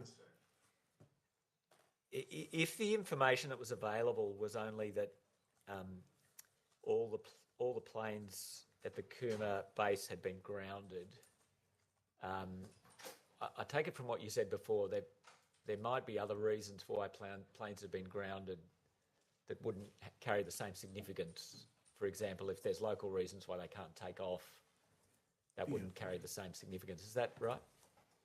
That's correct. If an airplane crashed on the runway and they shut down the runway so the airplanes can't take off, if there's a fog lit over the top of the airport, if there's a contamination issue with the retardant and all the airplanes need to be inspected, there's a number of reasons of what it could be and that we see all the time. Okay, all right. And so that might suggest that you would want to learn more, but that's not necessarily in the same category of significant information you would have to know. Yeah, in the midst of a tasking, the only real significant piece is if the pilot in command rejected the dispatch for a reason. All right. Now, do you recall being told by Cooma Air Ops that there were no other aircraft in the air when you were in Adaminaby? I believe so. Yeah, yeah. And that's something you later passed on also to Mr. Macbeth when you spoke to him. I did. Yeah. But you didn't understand from that why it was that there were no other aircraft in the air. No, I mean, with fire from Merimbula all the way to the Queensland border, we were constantly dealing with stretched thin resources, and there was a lot of fires that we would fly to that was just us and the bird dog, or just us as assets. It's stretch resources were thin all the way across the state, so it's reasonable to just assume that aircraft are tied up elsewhere. Thank you.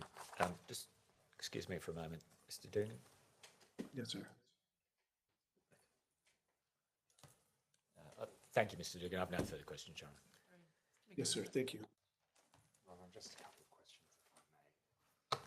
Sorry. Just a couple of questions, if I may. Thank you, Your Honour. Mr. Dugan. Better make sure Mr. Dugan can hear you. Mr. Dugan, my name is McDermott for the Australian Transport Safety Bureau, ATSB. Can you hear me all right? Yes, Mr. McDermott, I can hear you just fine. Thank you. I'm not going to ask you any questions about wine, tempting as that is. Could I just ask you about the issue of the bird dog?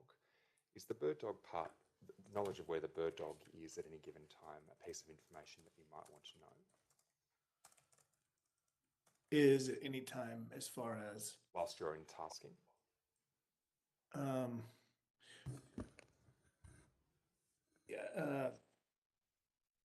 Yeah, I mean, it is nice to know who's over the fire so we know who to expect as we're calling in.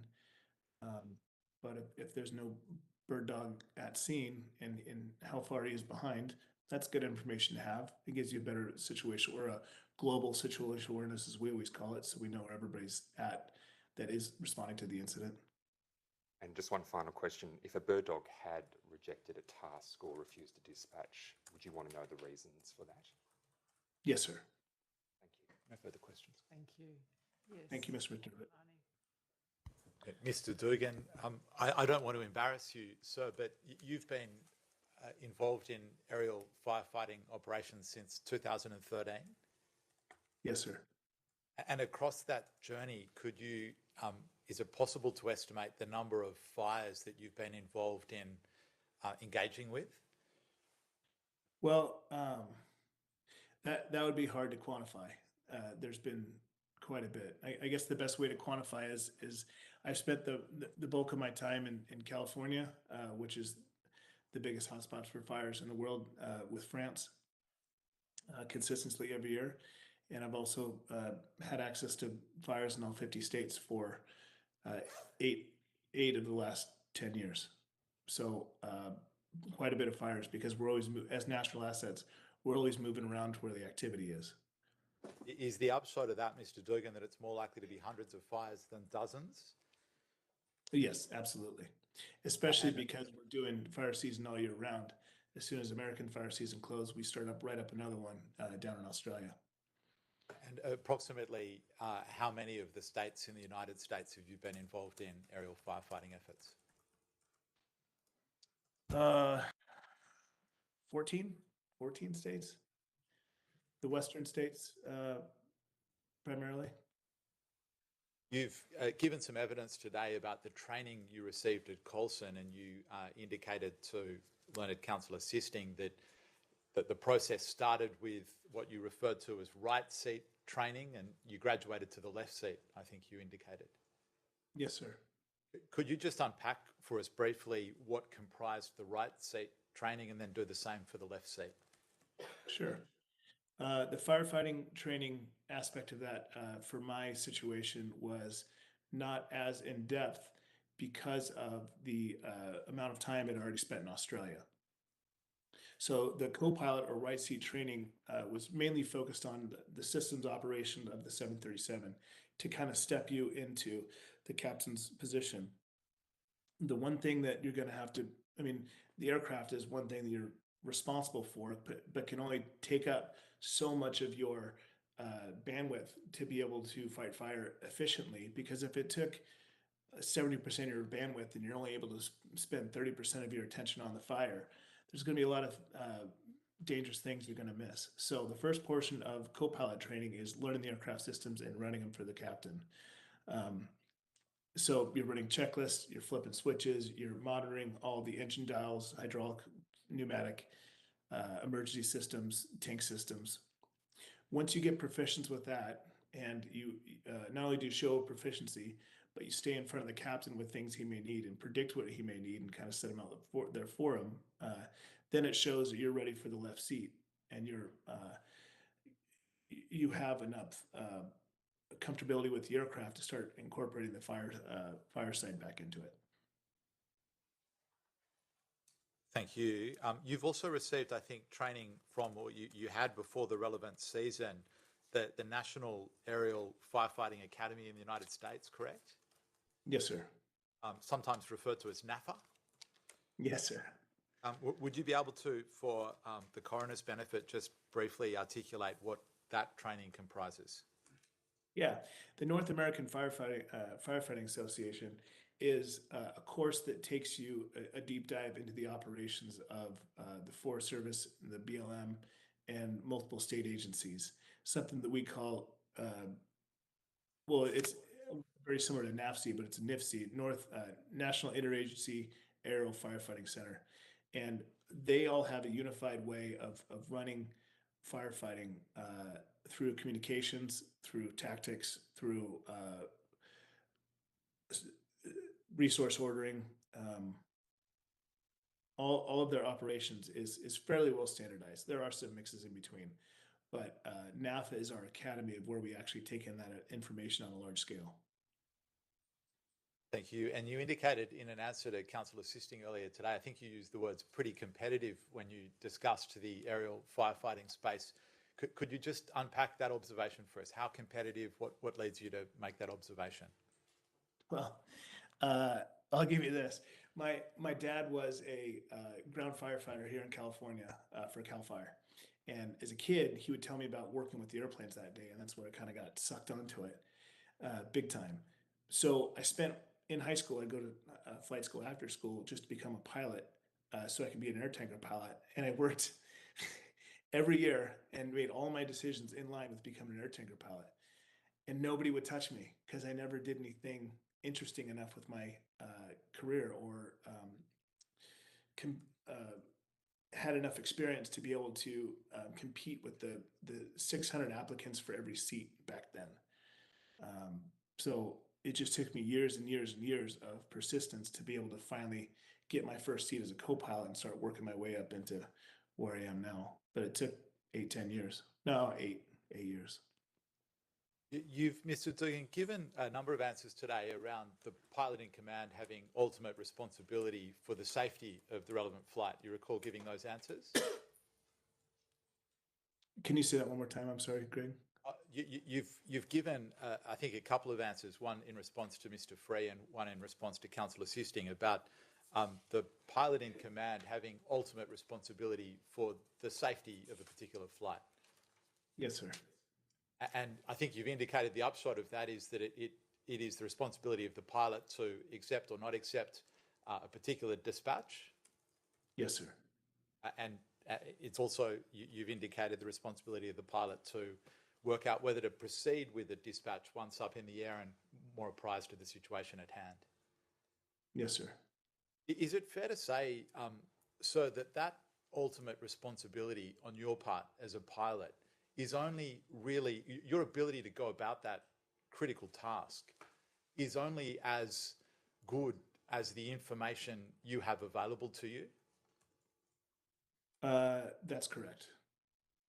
And would you say it's absolutely critical in this space, that of aerial firefighting, to ensure that when decisions of that kind are made by people like you, they are made on as informed a basis as possible? Yes, sir. That's where we stack the deck. Absolutely. Stacking the deck is an expression I'm not familiar with, but I've Googled it since I've heard you mention it this morning. it has work to do in casino context, but it's really an expression about making sure the odds are in your favour, correct? That's right. Always working on the offensive and never on the defensive. And it's the case, isn't it, that you say to Her Honour that on any given day, learning that is any given day while you're conducting aerial firefighting operations, learning that one local asset was refusing a dispatch for weather-related reasons or due to the conditions, you say that would be critical information when it comes to going about the task that you're responsible for, correct? Yes, sir. And against that backdrop, learning that all local assets are not in operation on a given day for the same weather-related type reasons, you'd say that that's in the nature of a code red when it comes to informing you as to the risk profile of any particular journey, correct? That's right.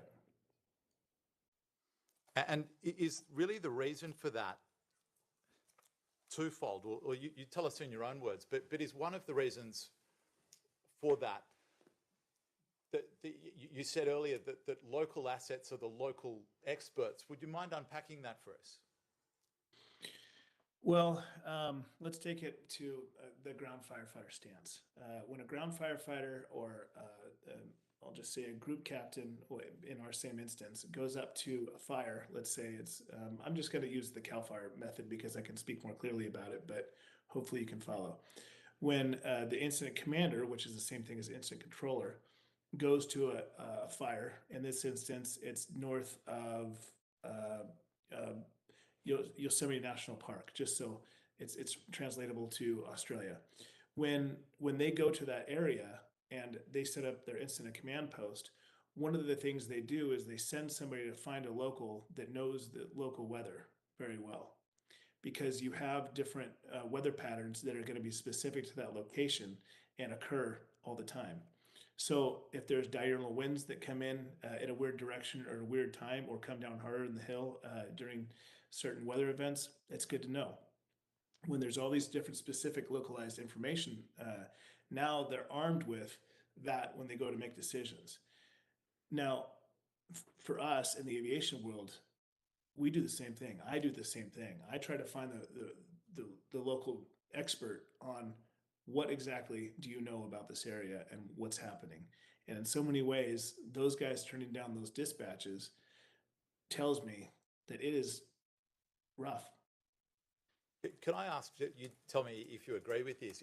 Is there an analogy to be potentially drawn between the observations you've just shared and adventure sports? For example, if one is on an ice climbing trip or a surfing trip or a backcountry skiing trip, and one learns that locals are not skiing or not ice climbing on a given day, that resonates loudly in one's head. Do you think there's a fair analogy to draw there? That's a great analogy.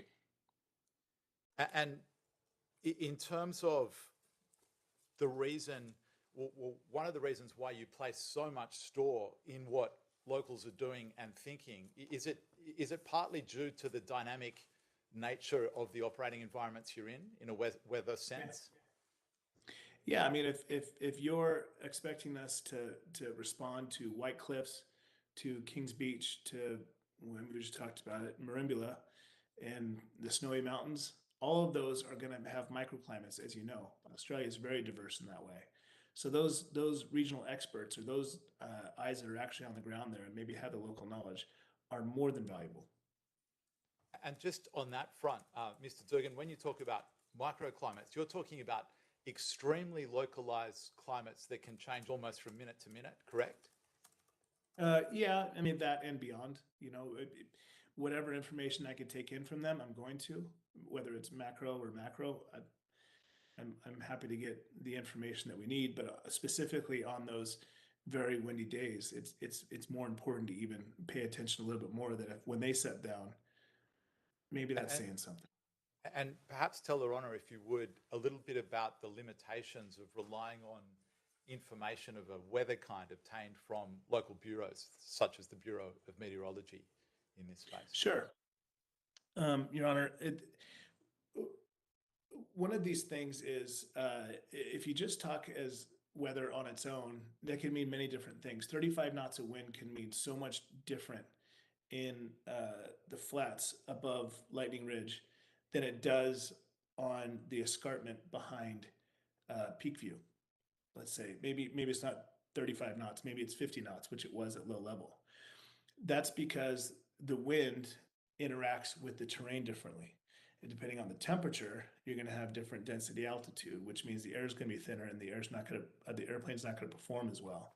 So to make to make an educated decision on what you're going, if you're going to accept the tasking or not, it's much more complicated matrix of information you actually have to take in before you can make an educated guess.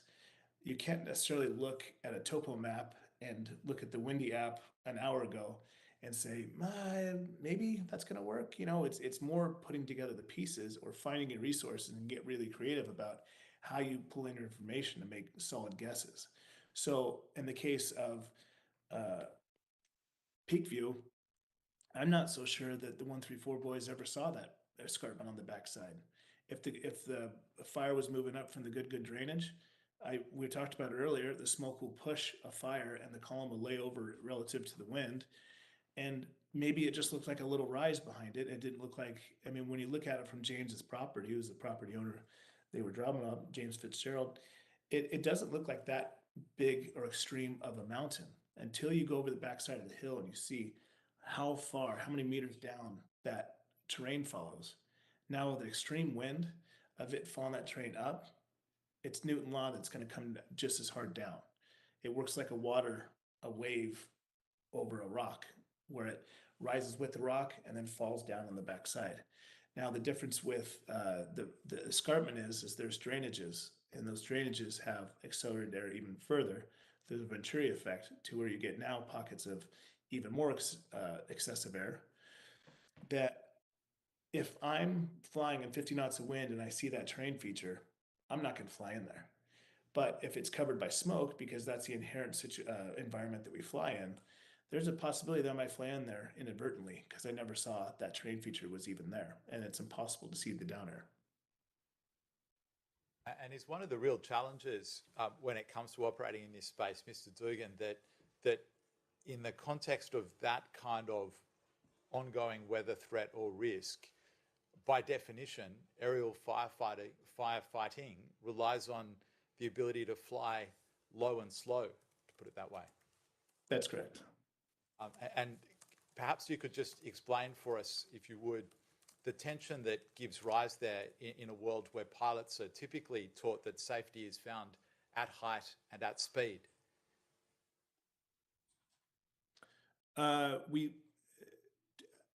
Aerial firefighting pilots learn to, for lack of a better term, wear their machines.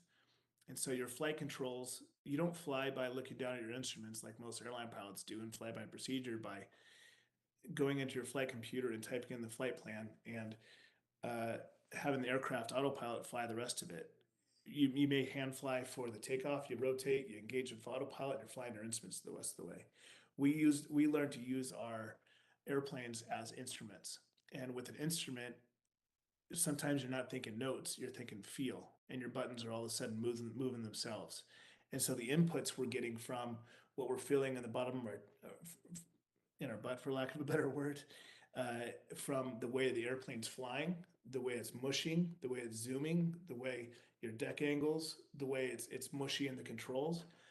There's a lot of feedback and response that we developed by flying in these different environments over the years that most pilots don't have. And it's the connection to the machine that we need to understand the environment that we're actually flying in.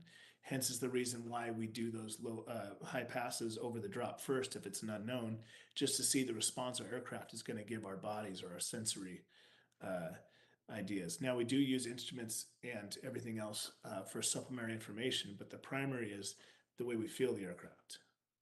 And is it courtesy of that fact, Mr. Dugan, that connection to the aircraft, or as you just put it, the way you feel the aircraft, that you gave the answer to Councillor Assisting earlier along the lines of a reactive wind shear warning system really isn't telling you anything you don't already know?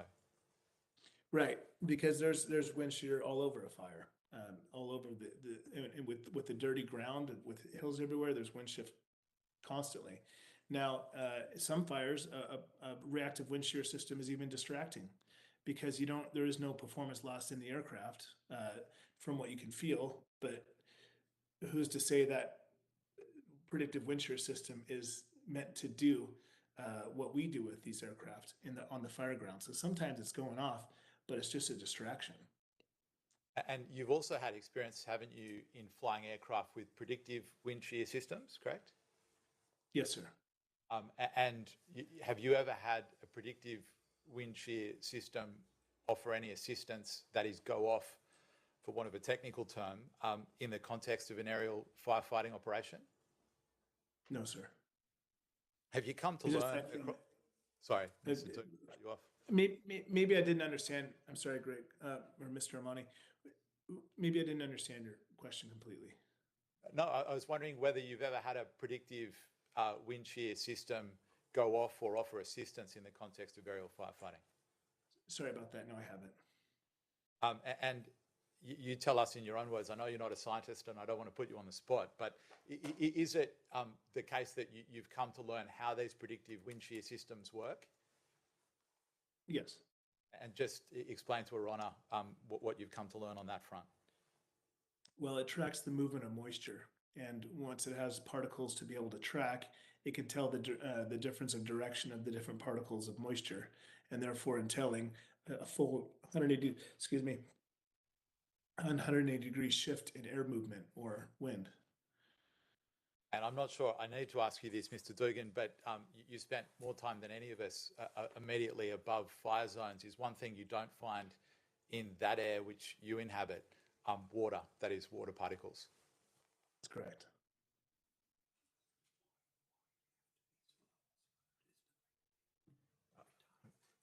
Just to go back to a question and an answer you gave moments ago, Mr. Dugan, I asked you about the aerial firefighting typically requiring pilots like yourself to go low and slow, was the way I put it. Perhaps you could just explain to Her Honour why that is in terms of going about the task effectively, in terms of dropping the retardant. Yeah. Number one, it's the way that retardant is shaped as it exits the airplane. The faster you go, the more you're going to atomize or blow apart the retardant, and so you're not getting an effective line on the ground. At higher speeds, liquid with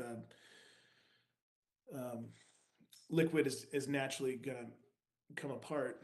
I'm losing the word right now. The surfactants inside aren't going to be able to hold that liquid together to be able to fall and form a seamless line on the ground, which is going to be enough to slow the fire.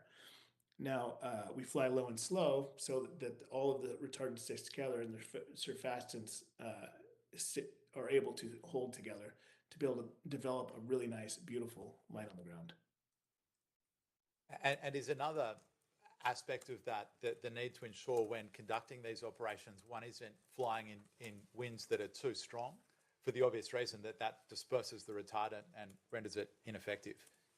That's right. In other words, there's a law of diminishing returns, if you like, when flying in windy conditions. The more windy it gets, the harder it is for people like you to go about the task effectively. Absolutely. On the day in question, all of your pre-flight risk assessment was directed towards a journey to Mudgee, correct? That's correct. And as it played out, you were on the tarmac about to take off when you learnt that Mudgee was to become Adaminaby, correct? That's correct. And I think you've made this clear in answer to Mr. Free, but the reality was that you needed to, in the air, live time, so to speak, recut the risk assessment analysis from Mudgee to Adaminaby, correct? That's correct. You've operated at Colson both before the existence of the FRAT, the pre-flight risk assessment document, and after it, correct? That's correct. Is it fair to say, based on your own experience, that well before that document, pilots like yourself were carefully turning your mind pre-flight to the risks and hazards that were likely to present themselves for any given journey? Yes, sir. That would be 101 of what you were doing day in, day out in this space, I take it. That's how we help each other. And is it fair to say that the FRAT, and I'm not criticising it, but really what it does is formalise what has long been the case for you and other operators within Coulson? Yeah, I mean, I think the most effective, in all honesty, the most effective piece of safety that you're going to have is open communication between your crew members in an environment where you can say whatever you need to say without any sort of punishment. And that's where a real safety management system is going to play through. Because if you're just, a safety management system is important and frats are important, but they're not the most effective safety piece, I would say. And just one moment.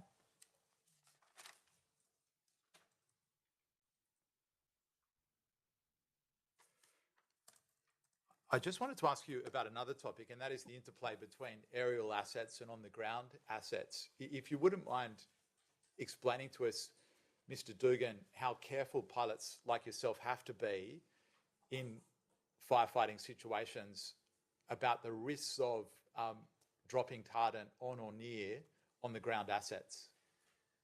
Yeah, there's videos online that are easily accessible. But not only is it dangerous to have immediate impact from the retardant itself onto a vehicle or a person, especially if it's a low drop, but you're also running the risk if you're running through a series of gum trees and there's engines underneath those gum trees, there's a high risk of breaking off some of the branches, again, if it's a low drop, and those branches have the strong risk of running through somebody or something. And it's happened before. Happened here in California in 2018, 19 maybe.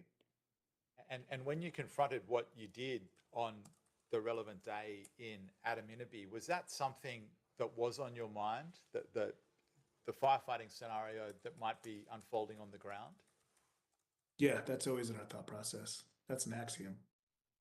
And just in your own words, Mr. Dugan, how would you describe what you did confront at Adaminaby on that day? What I did confront, what do you mean? That is, just paint the picture for Her Honour as to the scene in terms of the fire on the ground that day. Oh, as I showed up, there was fire on and off from the entire journey from Richmond down to Adaminaby. And when we got to the area, the general area around the coordinate, it was a real dirty burn, which means there's not a real distinct fire line.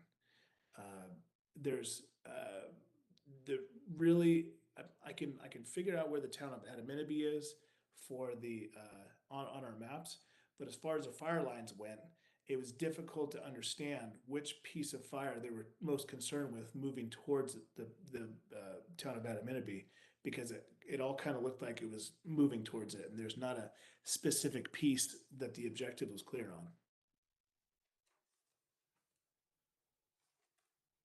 Just one moment, Mr. Dugan.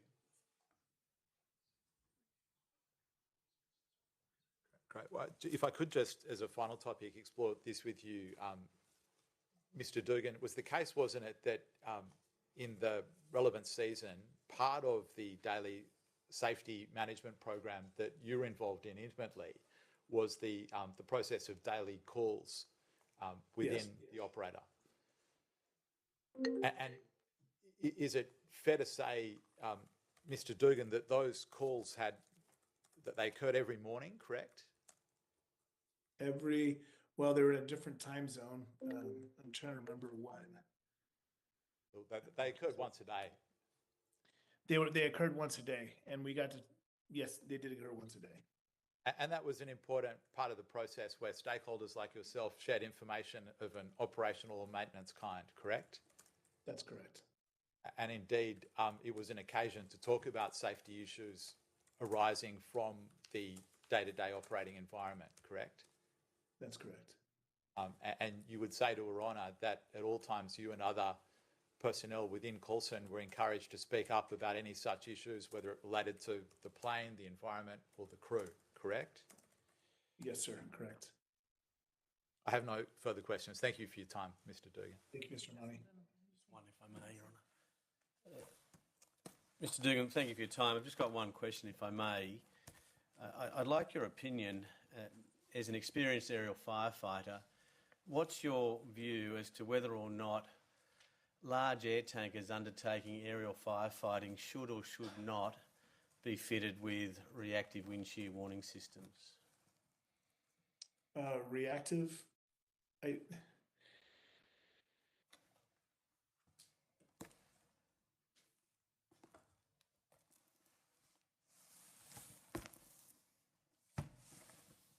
well,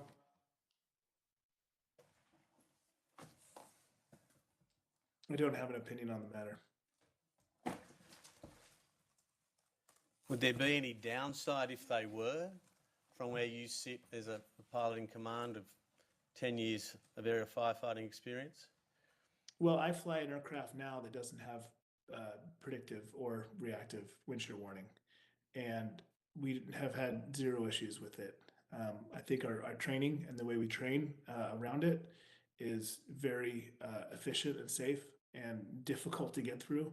We do wash out a lot of pilots through our program, but by making the standard for predictive wind shear, you're really limiting yourself to the type of aircraft you're going to be able to utilize in the future. And I want to see Australia thrive as a program, and being that I feel like it's been proven before that you can train that sort of what the predictive wind shear, what reactive wind shear warning system is feeling out. If you can actually train that into pilots, because in those aircraft that we were flying, it goes off as a distraction most of the time, and a small fraction of the time it's actually calling out something that's real. I don't think you should pigeonhole yourself that way. But the training would have to be there for wind shear identification and mountain flying. I take it, based on your experience, that in California, for example, there's no mandate that large air tankers undertaking aerial firefighting activity be fitted with reactive wind shear detection systems? For the state government. I couldn't speak to the federal government. Thank you. Thank you, Your Honour. And thank you for your time, Mr. Dugan. Mr. Yes, sir. Dugan, Thank you for the questions. I would also like to thank you very much for your time, and I know it can't have been easy. It must have been a very traumatic experience for you to go through, so I really appreciate your time today. It helps with the process, Your Honour, so I really appreciate it. I'm pleased to hear that. Thank you. Thank you. Your Honour, if it's convenient, could I recall Mr. Crothers? Yes, Mr. Crothers.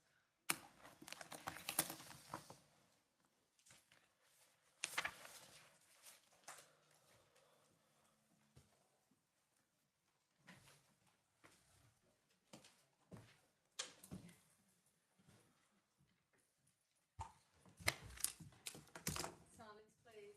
Do you swear by Almighty God that the evidence you shall give will be the truth, the whole truth, and nothing but the truth? If so, please say, I do. I do. Have a seat. Thanks, Mr. Crothers. Officer, could Mr. Crothers be provided with his statements, volume 3, tab 30? Thank you.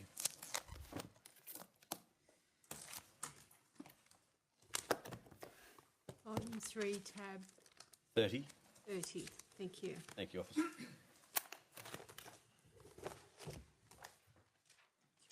Thank you.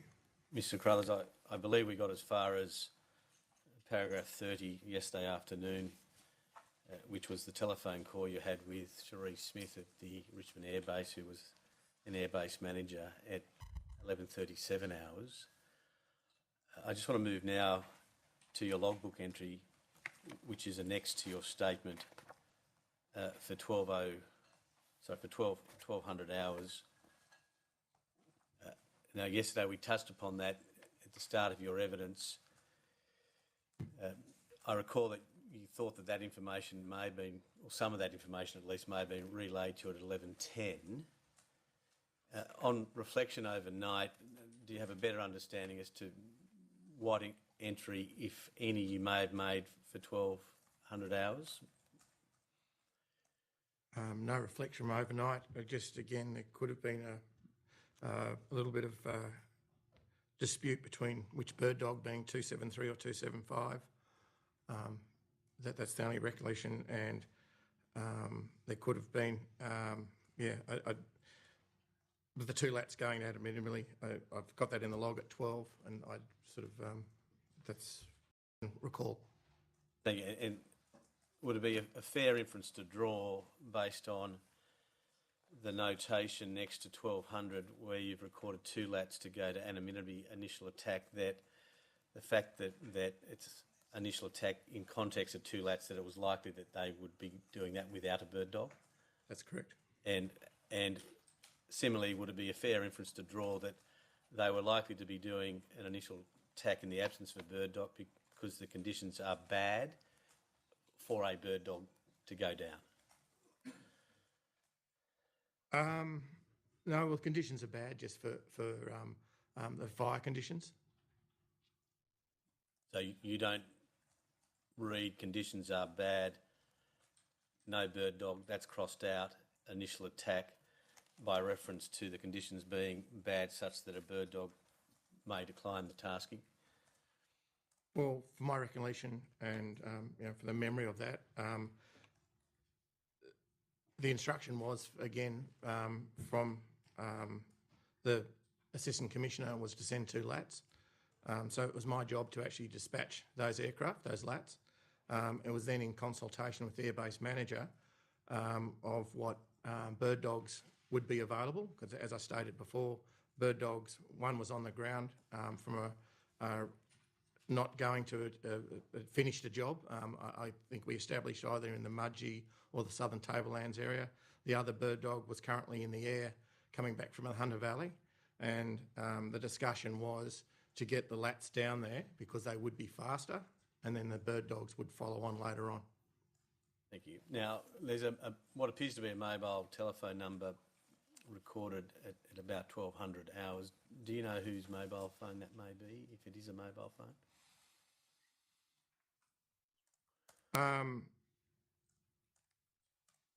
By Chaplin, and that'd be his number there. From memory, I don't know what Chaplin, whether he was the, he possibly could have been the air attack in the bird dog.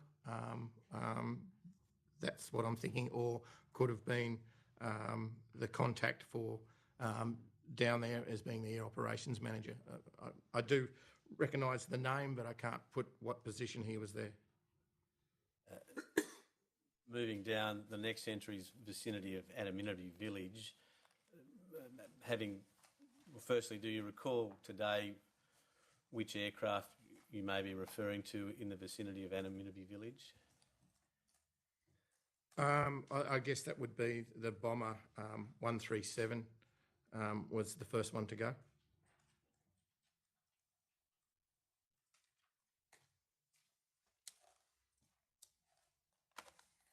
At 12:04,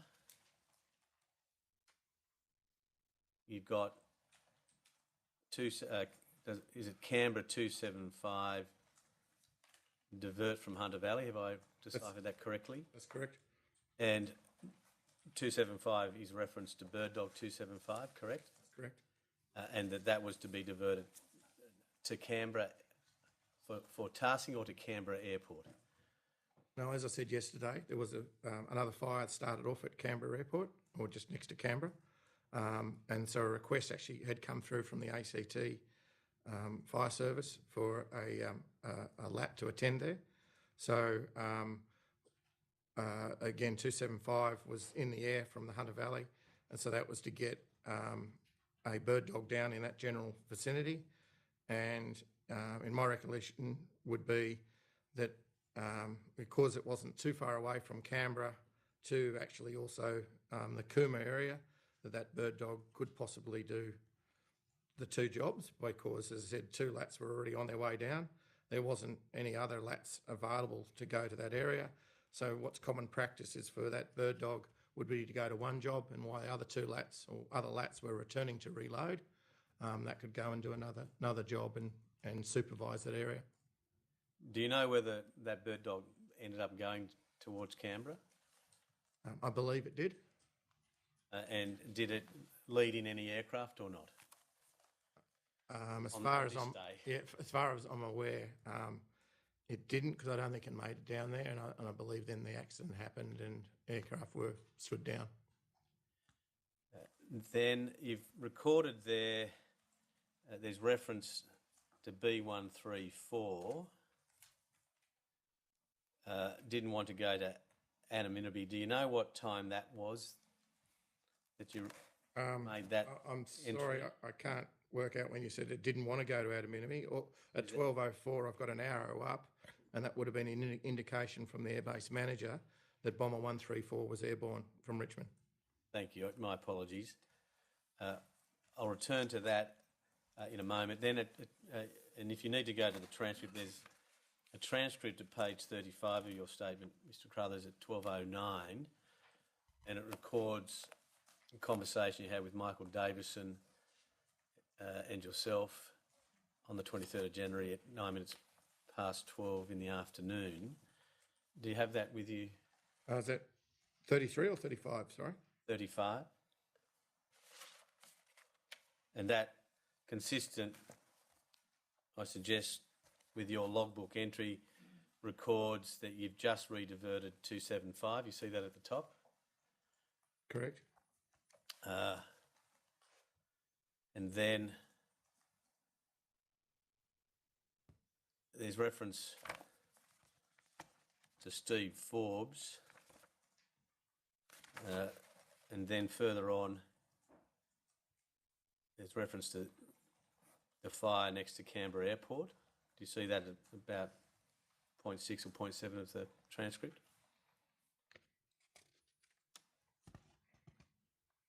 I'm sorry, I'm 30. You're talking about statement number 35, as far as I'm aware, according to Arena?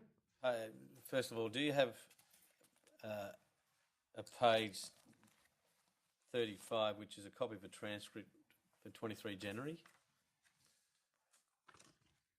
I think maybe we need to give you the volume number 3 of the brief. I rather thought Mr. Crothers had that.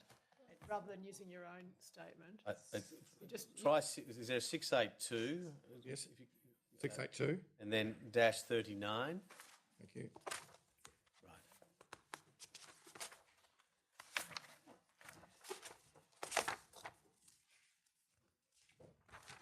Okay, sorry, I can see what you're talking about now. No, that's right. It's important that we're on the same page.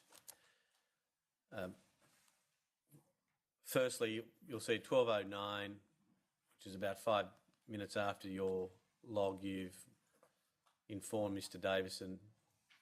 Sorry, Mr. Davidson says, I've just rediverted 275. That's consistent with your log that it has been diverted. Correct. There's reference to a fire by Mr. Davison, fire away, and then we move down to about 0.6 of the page. You'll see yourself saying right next to Canberra Airport, okay, consistent with your evidence a moment ago. Correct. And then further down, you've got you saying, righto, okay, yeah, well, we might just hold at the moment, mate, because the 737, I believe, is,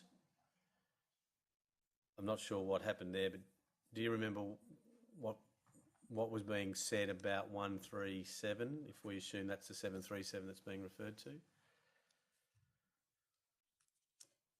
I guess from what that log is saying is, and to what I've in my statement is that we were waiting for a weather report, or I was waiting for information to come back from the 737. But it also stated it later on, and I was actually waiting for weather report or a situational report to come back from Bomber 134. And then, so loading the RJ up, that was then to go to the Canberra fire. So that was a third lat. And Steve Forbes was the air attack in Firebird 100. And that was it was the same conversation tied into the same, there was two fires going at the same time with that sort of statement. and that seems to play out over the page where you say at the top, the other bird dog, so he'll go to anonymity or he doesn't want to do that. So that was all weather dependent. I take it from intelligence or information that you may have received from either 137, Bomber 137. Well, I hadn't received anything, but what I was waiting to receive. No, that's what I'm saying. If you received information or intelligence from B137 or B134, a decision would have been made in relation to what you do with the bird dog. That's correct. Or the tasking of those particular lats, if they wish to reject the tasking over anonymity. Have I summarised that fairly? That is correct, yes. Now, and that's all in the context, as we see on the transcript, because the pilots were questioning whether the weather down at anonymity. Now, if you then go back into your log, and the relevant page number is 682-31. 31? Yep. Thank you. We see, in essence, I wish to suggest to you, Mr. Carollas, a logbook entry that summarises what is, in essence, recorded in the transcript to which I've just taken you, and that's bird dog 273 didn't want to go. Yep.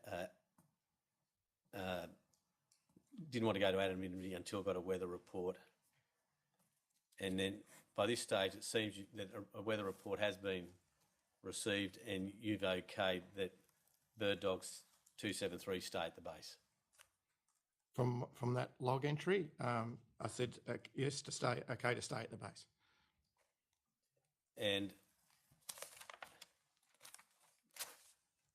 do I understand that in circumstances where a pilot in command has ultimate responsibility as to whether or not they fly, you weren't going to argue one way or the other with a pilot refusing to go up in the air? My training and previous experience is the pilot is always in command, and if he says no, we abide by that. And you yourself were at the time, that is 23 January 2020, held a pilot's licence, correct? I hold a recreational aviation pilot's licence, private licence, yes. And you've done in excess of 2,000 hours rated to that licence, correct? Well, rated to that licence, but plus with sort of air attack experience, because you put that into your logbook as well. And have you ever flown a bird dog? I've flown in the co-pilot seat, but not as a pilot, as a air attack supervisor.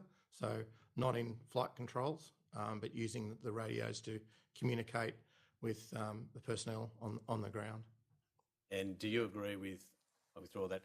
Were you in court today when Mr. Dugan gave his evidence? I was. And do you agree with his evidence about the importance of a bird dog leading in a tanker?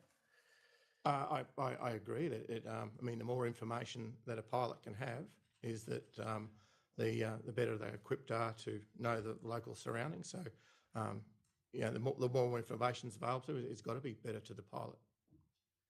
Right. Could I ask you then to turn to 682-41?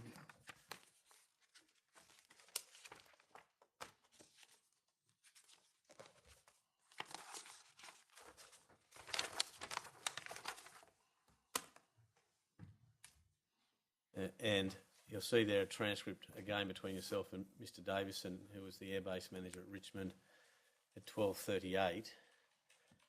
You're informed here, are you not, that Bomber 137 was on the way back, that they were able to drop their load, that is retardant at Adaminaby, and that you're informed at that time by Mr. Davidson that it's fairly dicey in regards to weather down at Adaminaby. Do you see that? I can read that, yes. Now, Mr. Davidson then informs you, I think from what I gather from what they're saying, they probably won't go back at this stage, to which you say, okay, no worries, correct? That's correct. Then further down, there's a discussion had in relation to sending the RJ down there. That's another large air tanker, correct? Correct. And at that point in time, Mr. Davison says to you, "Okay, mate, so send them down to Annaminibee," to which you respond, "No, send them to Canberra." Now, just pausing there, that was to send the RJ to Canberra in relation to the fire at Canberra. That's correct. Now, were you in court this morning when a communication was played between Mr. Dugan as the pilot in command of B137 and Mr. Davison from the Richmond Air Base as the manager? I was in court. And do you recall Mr. Dugan saying that he thought the Canberra airport was closed? I do recall him saying that. Do you have a memory today as to whether it was closed at about the time of that call? As far as I'm aware, I wasn't aware that Canberra Airport was closed. In circumstances where B137 has dropped their load completely, they need to be retasked, they need to get new retardant and maybe new fuel. Correct. Could they have done that at Canberra Airport Yes, they could have. if it was open? Yes, correct. Now, The shortest possible turnaround is the most economical way for firefighting. Now, it seems to be that Mr. Davidson raises with you the prospect of them landing in Canberra. Correct. And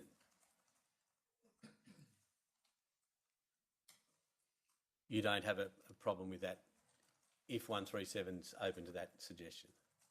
No, I don't. No. Was there any discussion at about this time at the State Air Desk about what had been relayed to you about B137 indicating that the weather was either fairly dicey at Annaminibee or that the wind was too strong and visibility down around Annaminibee such that B134 should continue to Annaminibee? As far as I can recall, I received no information just to say that the weather was marginal, other than from the communication that I actually got from Michael at that said time. Do I understand correctly that it's at about this time that you have some awareness that the flying conditions around Annaminibee were suboptimal? I would agree at that time. But before that time, do I understand your evidence today and yesterday that you had no real indication that the suitability for aircraft in and around the Annaminibee area was less than favourable? I had received no information. And that includes, does it not, Mr. Crothers, the fact that local aerial assets had been grounded due to unfavourable flying conditions and poor visibility? That is correct, but that wasn't an uncommon occurrence over that fire season. Quite often that air bases were actually were shut and aircraft were grounded because of visibility.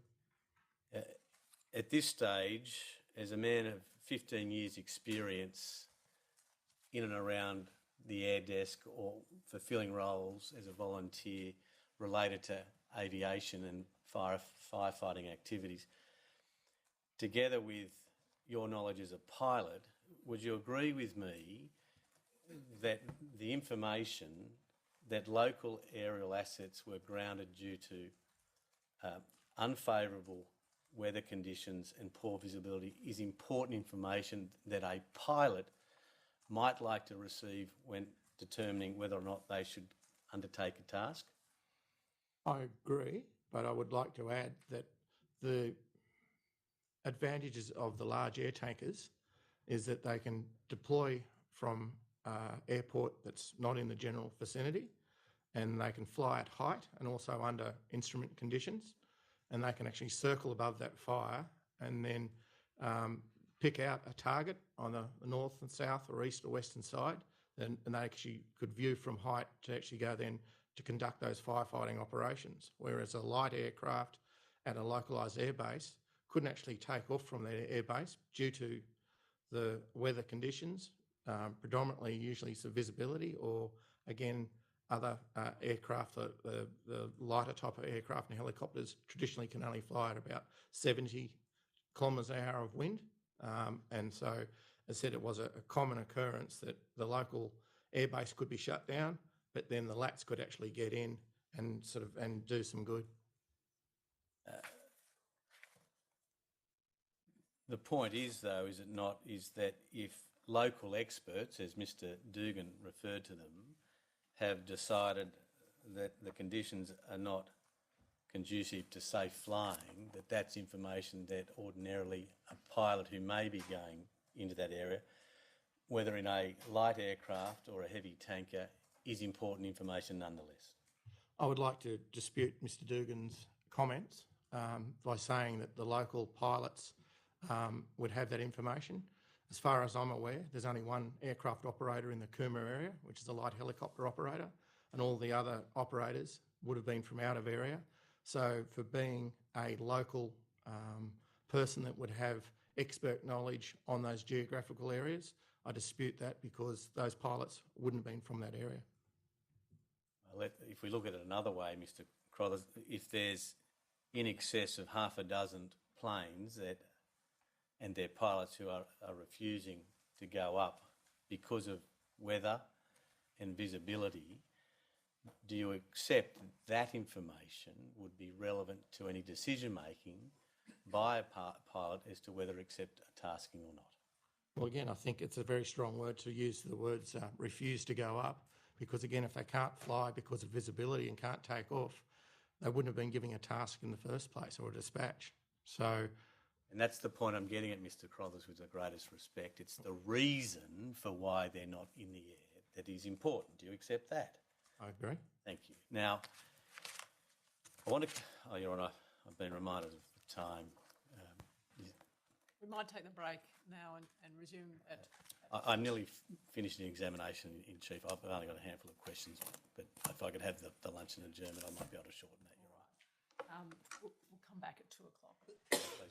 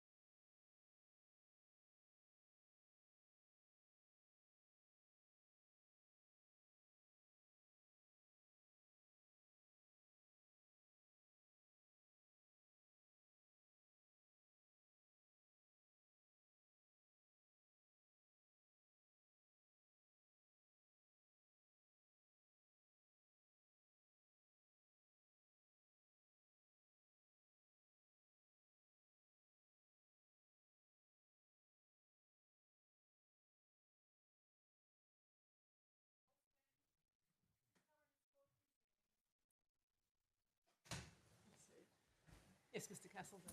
Mr. Crowthers, do you have your statement? And if you do, could you just turn to page 682-28, which is the last page of the statement itself.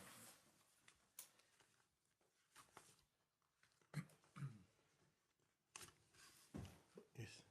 I just want to deal with that aspect of your written statement in paragraph 35, where you clearly state, as you have thus far, that you're aware that B134 was tasked to Adam Minaby.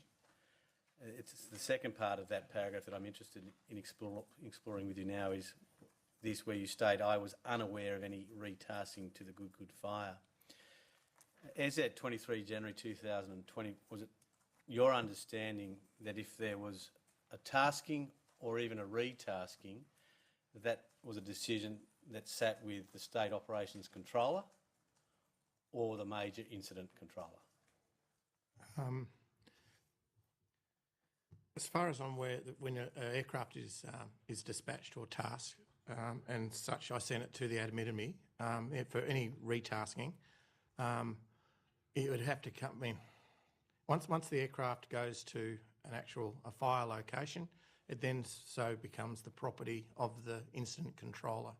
So the answer to your question is that the incident controller could actually retask that, but that's usually in the lighter aircraft, usually in the LATs, in the operating procedures that the authority should come back through the State Operations Controller to retask that asset, because he's looking at that to determine the priorities. At the very least, would there have been at that time an expectation by you that the State Air Desk would have been made aware that B134 had been retasked from Adam Minaby to Good? So you have eyes on the plane, for example? Yeah, usually, but again, probably that information wouldn't come through in a timely manner. We might know about that sort of later on, but not as actually as soon as it happens. Would, in terms of the timely receipt of a retasking mid-flight, for example, which is what we're dealing with today, B134 from Adam Minaby to Good, that at the very least that information was made known to the State Operations Controller?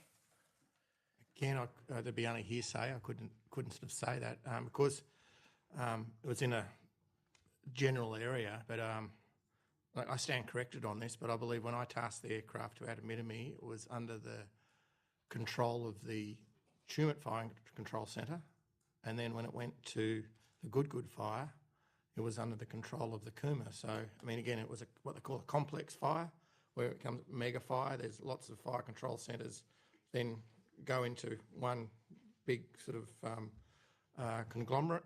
But so, again, I'm not 100% sure of which it went to, but the answer to your question is yes, if it was retasked, it wouldn't necessarily become known straight away to the air desk or to the State Operations Controller. But there would be an expectation that, at the very least, the State Operations Controller would be made aware of that retasking for the reasons you enunciated earlier in relation to prioritising LATs for other fires throughout the state. You would expect that, yes. Now, you've said already that you sat through the evidence of Mr. Dugan. Did you hear his evidence around possible ways to improve the system that he understood was operating as at January of 2020? I did sit through it, yes. What I want to ask you now, Mr. Crothers, is based on your many years of experience on the State Air Desk, do you have any view as to how the timely relaying of information important to pilots can be done differently to how it presently is done? As Sean said, I play this over in my mind all the time, and how I could do things better. But I think to say that if we follow the proper procedures as in a tasking request form was filled out, coming from the incident controller through to the air desk, which would have provided all the information with radio channels, lat longs, all the information that was required. If that procedure was followed, it might have helped alleviate this problem, this accident. And do I take from that that you recognise that there were some gaps in the system in relation to the flow of information to pilots that was both timely and accurate? I agree, there were some gaps.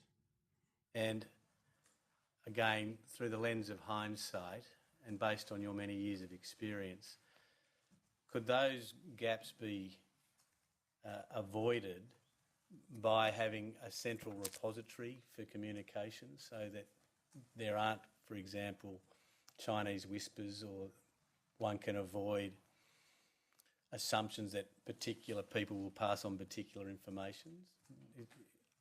My humble opinion is that, again, to probably help alleviate this problem from occurring again with the relaying of messages is the steps to actually create a formalised LAT coordinator.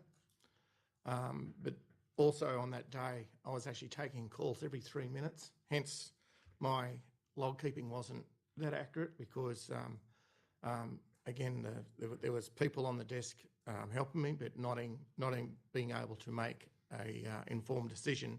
So then they'll just transfer the phone straight over to me. So I noticed that in most incident control situations, or even group captains have what they call a scribe, and I think that would help with actually logging the information. But my other recommendation to improve things would be that the position sitting on the state air desk is then formalised into a region north, south, east or west, exactly the same as that they have the major incident coordinators, so that one person looks after one area of fires, not being bamboozled with fires from all over the state. So that's a one source of information is going to that one person in that position on the day. With that type of system, would you still envisage that the decision to task or dispatch an LAT or a VLAT would still rest with the State Operations Coordinator? Very much so. I would not sway from that they have the overall picture of the state and knowing what the priorities are, because they're in the privy with the information flow that's coming through from what they call the red phone, and they can actually make those priority decisions. But thereafter, once that decision has been made to task an LAT, that the logistical and operational aspects of ensuring that happens rests with an individual state air desk that is responsible for 4 different regions, north, south, east, west. Sorry, no, so what I said was for the LAT coordinator, so that would be responsible for all LAT dispatches, which could go anywhere in the state. But then, as I said, there's other positions looking after the 100 other aircraft on the state air desk, and to divide that up into regional areas. But in terms of the LAT, the LAT coordinator, of which there is now one, if you don't already know, would have oversight across the state. That is correct. Thank you, Mr. Crothers. Thank you. Maybe some other questions, Mr. Crothers. Mr. McDermott. I have no questions, Mr. Crothers. Mr. O'Mahony. Thank you, Your Honour. Just very briefly, Mr. Crothers, if you could be so kind as to turn up paragraph 34 of your statement. It's right at the bottom of that page. I think you've been taken to the paragraph. The last sentence, last couple of sentences on that page, I'd be grateful for your views on. Page 6 of your affidavit, paragraph 34. Yes. Says there, they informed me that B134 had not been heard from yet. And you say then, my plan was to await the weather report from B134 and then consider the bird dog and any other taskings to Adam Innerby. Do you see that? I do see that. I mean, you then go on to talk about the dynamics in terms of the bird dogs availability and so on. My question is, what happened to that plan?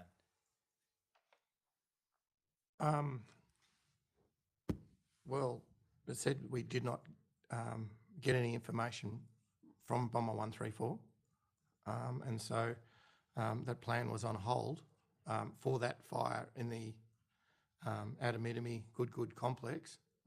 But as I said, we had another fire running at the same time at Canberra where we were tasking or dispatching other LATs and other fires in the rest of the state. So the plan was on hold for tasking aircraft to Adamidimi till we heard back from that pilot. I understand. And then you at paragraph 35, you've been asked some questions about this. You indicate that the retasking or the on-tasking was something that you weren't aware of. Am I right in thinking that the upshot of the answers you gave to counsel assisting moments ago is that you would expect to have been made aware of that retasking? Yes, because if it was in another sort of fire area and to go to another fire 70 kilometres away, yes, I would have expected to have heard. Yeah, and I think you'd agree with me that there'd be no good reason why someone in your seat should be responsible for tasking an LAT of this kind, but not actually involved in the decision of retasking, correct? That's correct. And you'd say to Her Honour that not only should you have been aware of the retasking, but you should really have been at the nerve centre of the decision-making process around it, correct? I agree.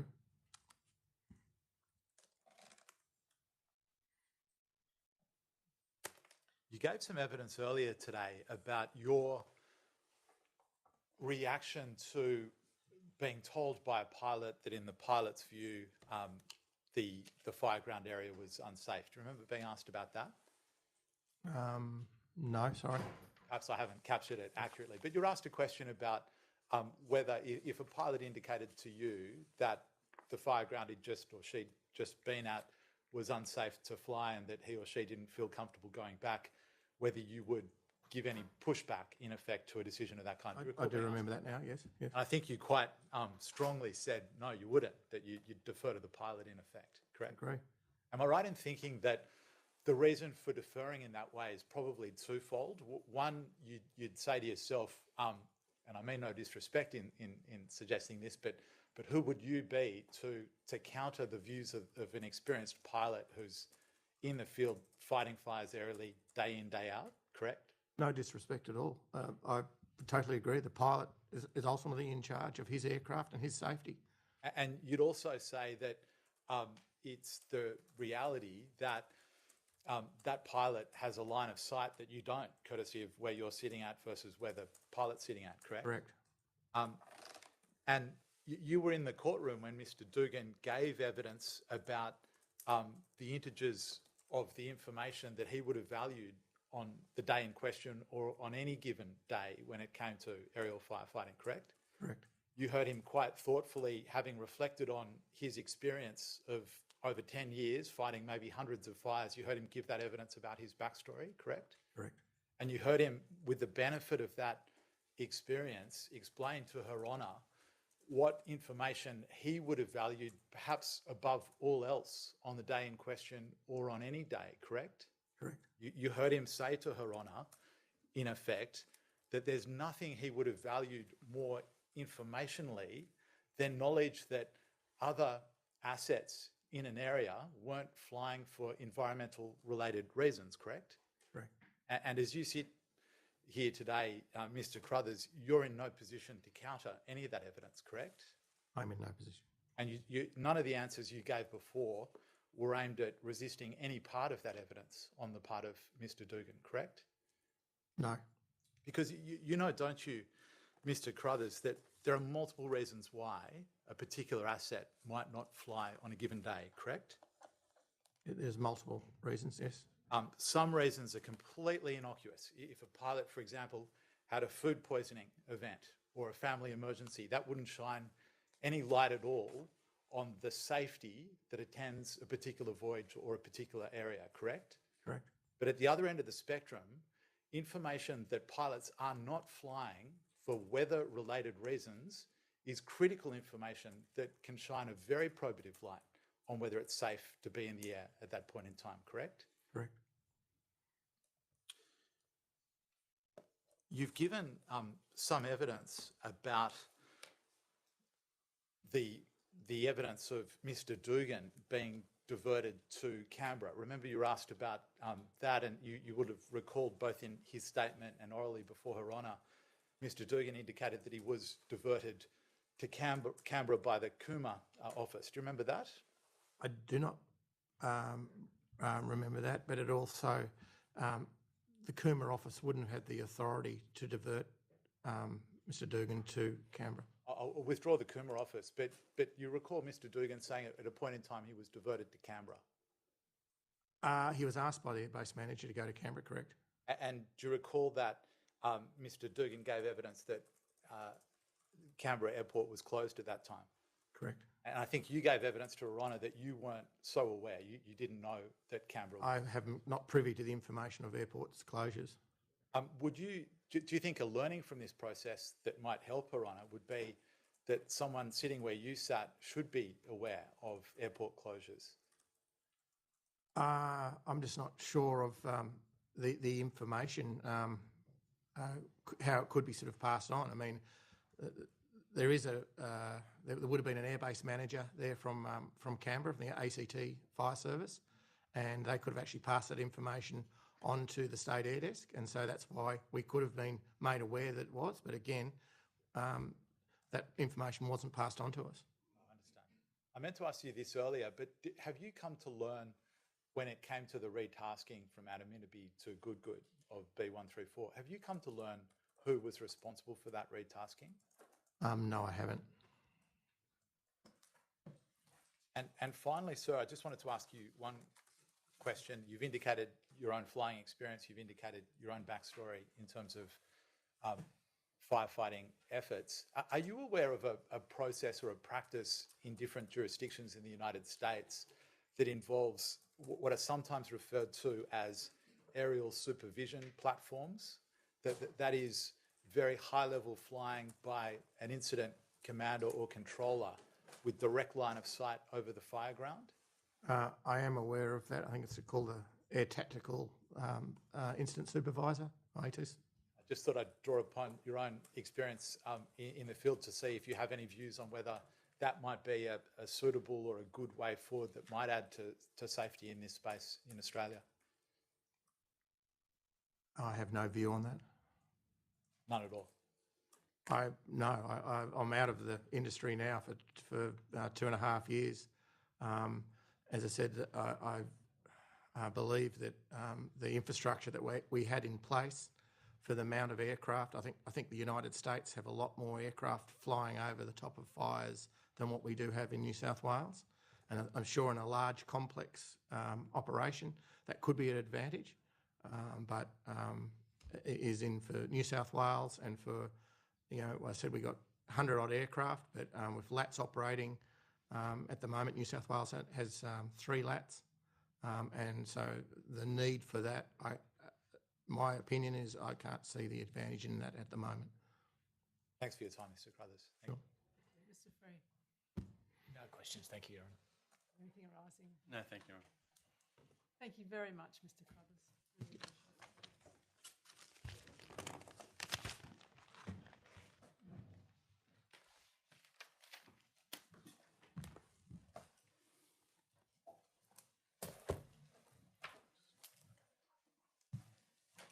Mr. Harkin. I call Michael Davison.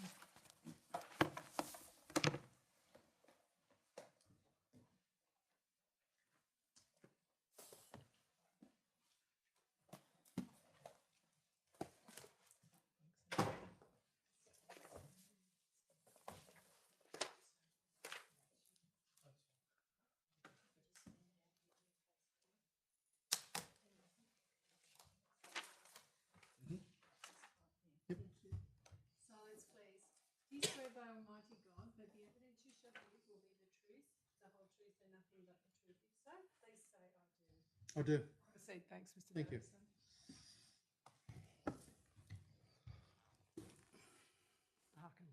Thank you, Your Honour. Do you mind if I just get a glass of water to start, please? Go ahead. Something to do with a dry mouth.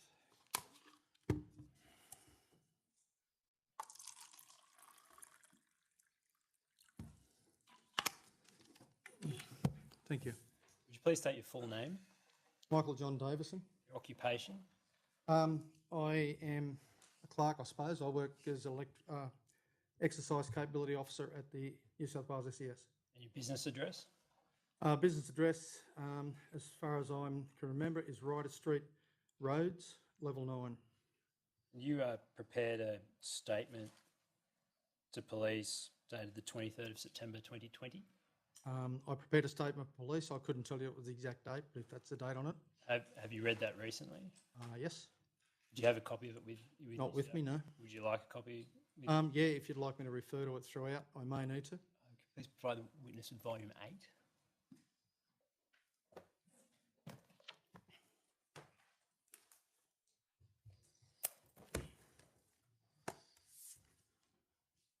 Tab 111. Thank you, Your Honour. Page 2192. Oh, sorry. Sorry, which part? Page 2192. And what page? Tab 111 and the red page 2192.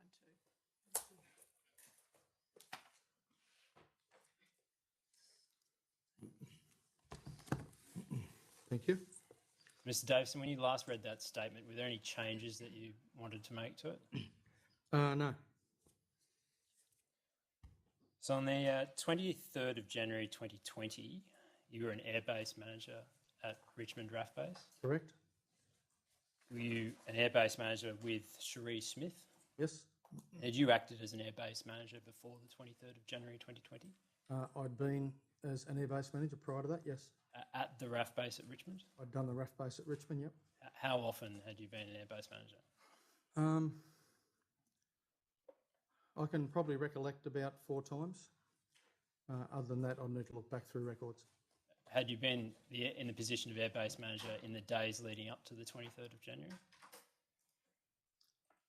I believe that was probably my second day, but I might stand corrected on that. My second day for that particular shift. And had you carried out any training in the role of airbase manager before acting Yes. as? And what did that training involve? Training for ABM involves you being first qualified in radio operation and airbase operations and those sorts of things. And then onto the airbase manager role, and the airbase manager role includes things like managing the airbase. So that's the training I would have done back in 2017. Do you have any pilot's qualification at all? No. So roughly, what does the role of the airbase manager entail? Can I refer? Yeah, please. Yep.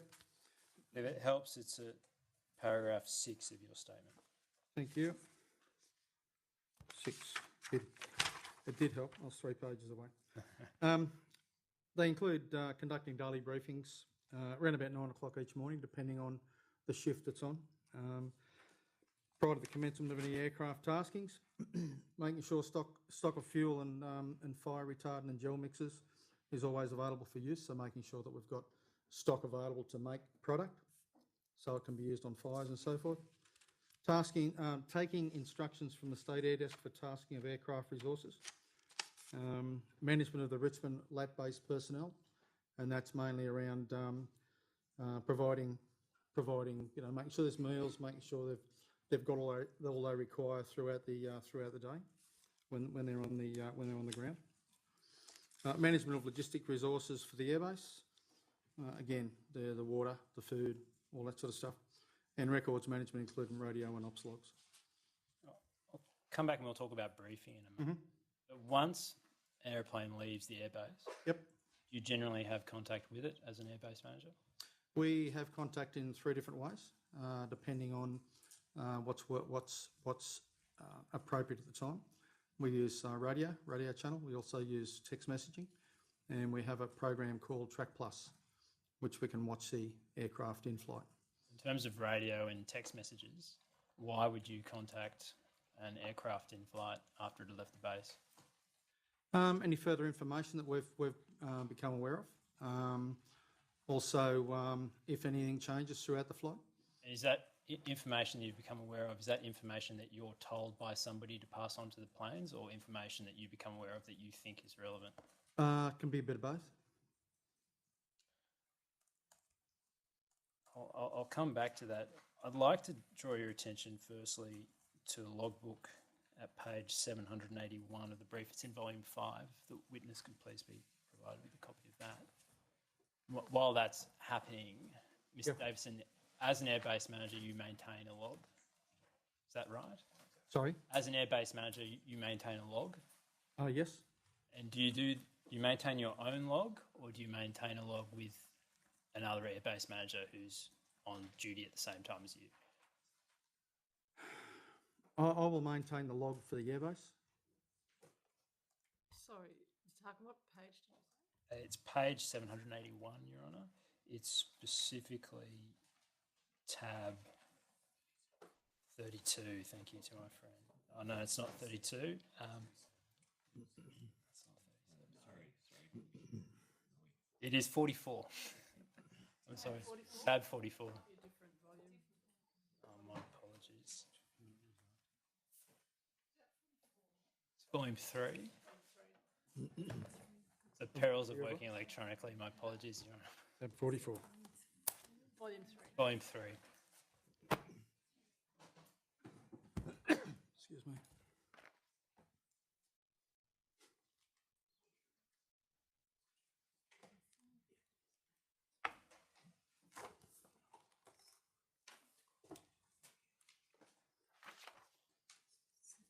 Page 781. Starts at 780. Thank you. So back at 780. Yep. Is this the log, the airbase manager on the 23rd of January 2020? To the best of my recollection, yes. And there's multiple pieces of handwriting here. Yes. Which handwriting is yours? Probably in the neat ones or the non-neat ones. The non-neat ones. If you want to put it that way, yeah, probably the. I imagine from 8:45 through till about 10 o'clock. So the remainder of the entries, are they by another person? Yes. Do you know who that other person? I believe it was Cherie. And did you speak with Cherie? Cherie's Miss Smith, is that correct? Cherie Smith, yes. Did you speak with Miss Smith before she entered the other entries into the logbook?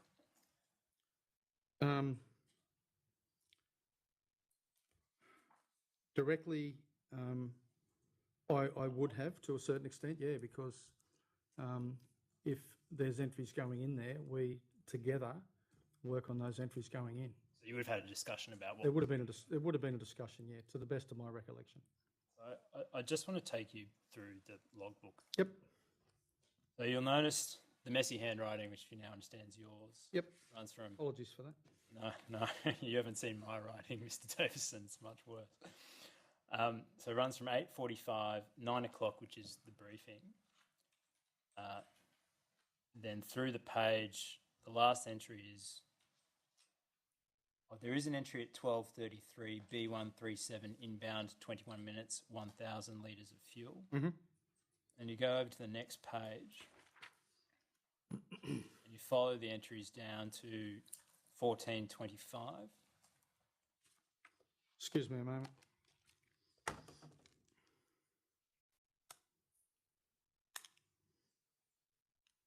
Okay, 14:25 you mentioned?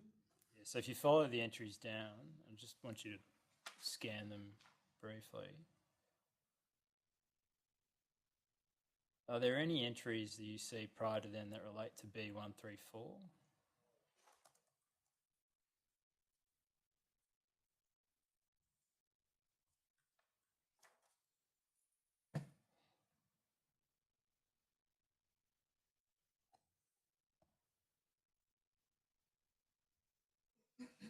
No.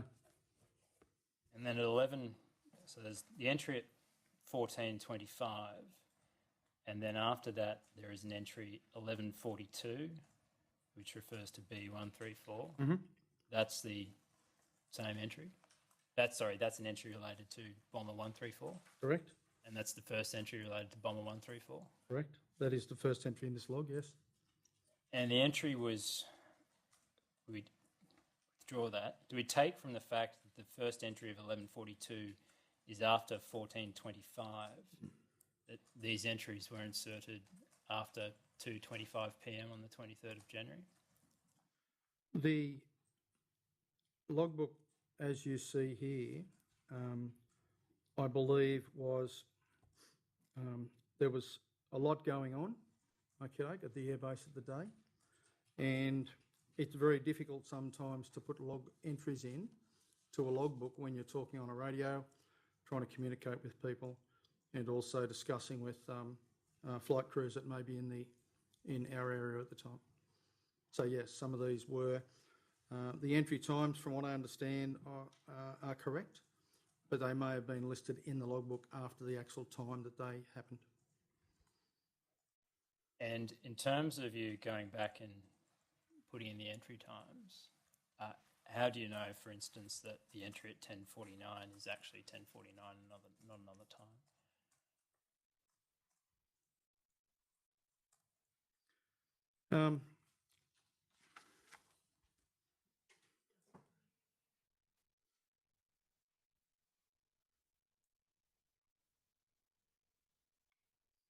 It may very well be in a rough book of notes that I kept at the time, that, because very shorthand notes that I would have kept at the time when the aircraft was taking off. So you, on the side, kept your own notes separate to the logbook? I kept some very basic notes, yeah. And so after the accident, you and Miss Smith sat down and put some more detail into the log. Is that right? Some of the entries I had on my scrap of notes was entered in there, yeah. So if you can go to the following page, at 782. 782, correct, yep. And then there should be after that, it may not be page 783, but the following page of that is a new tab 44A. There is another logbook entry there. Is that the same date, 23rd of January 2020? Please refresh which one you want me to look at. You've mentioned 782 and 7821. So no, if you could go to tab 44A. Right. 7821, I think it is. Yeah, sorry. Yeah, it is -1, but I thought there was a reference to, sorry. Apologies, moving on. That page there. Yep. Have you seen that logbook before? I haven't seen the logbook before, no. It's Cherise, I believe. I believe it's Cherise. Yep. So you wouldn't have had any involvement in that logbook there? In the entries on there, no.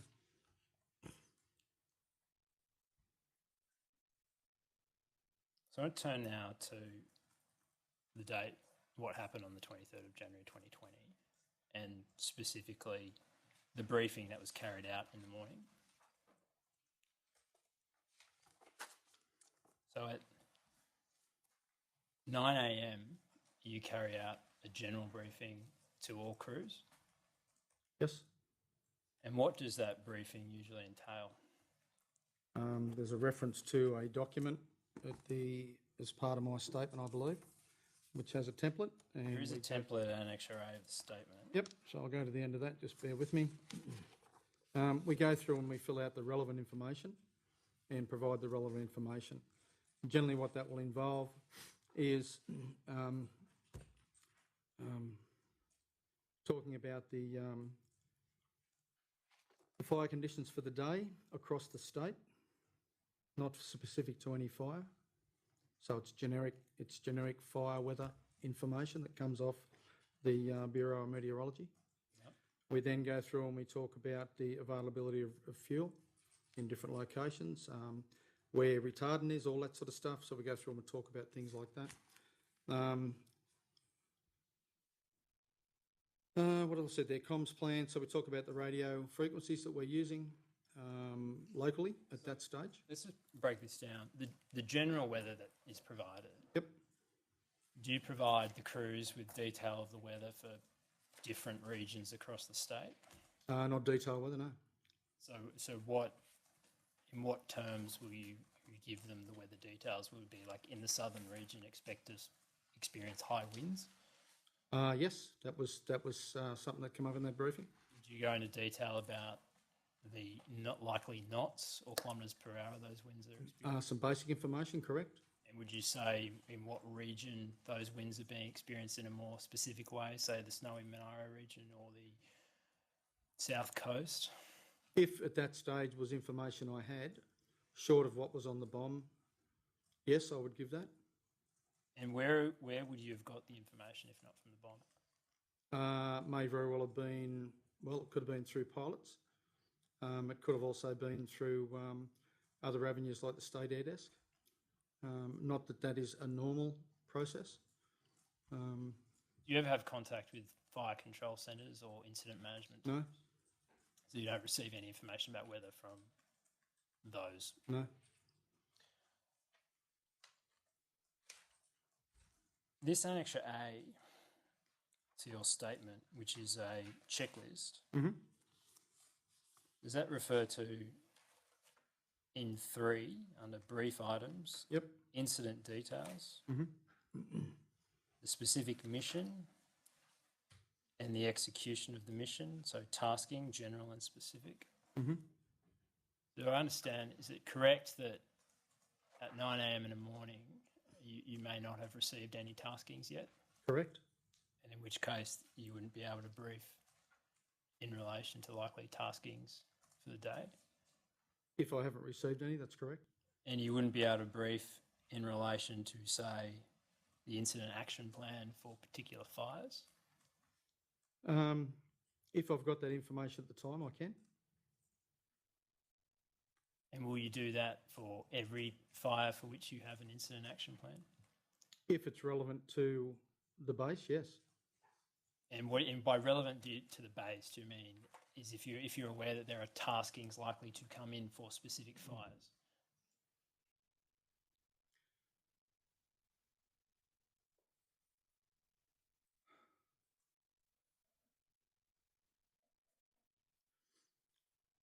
At the particular time we give the brief, we have generic information.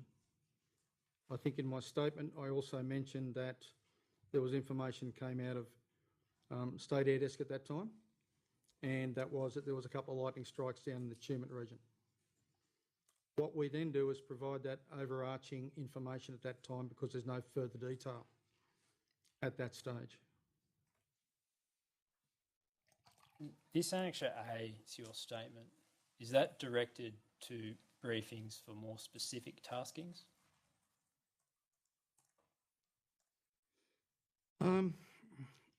I use this particular briefing sheet at the 9 o'clock briefing each day. So whatever's relevant or whatever information I have that relates to those, again, it's a checklist. Okay, so some of the things may not be delivered at that stage. When a tasking comes in, there's generally more relevant information that comes in then. It doesn't, it will include things like contact details of the person at the other end, be out of the incident control, the radio channels that they're working on down there, and that sort of information related to the flight down and the contact when they get there. So we heard from Mr. Dugan before. Were you present for his evidence? No, I've been outside all day. Mr. Dugan suggested that there was inconsistencies with the level of the presentation that was given by different airbase managers. I understand you couldn't speak to that because you were only there the days that you were actually there. Correct.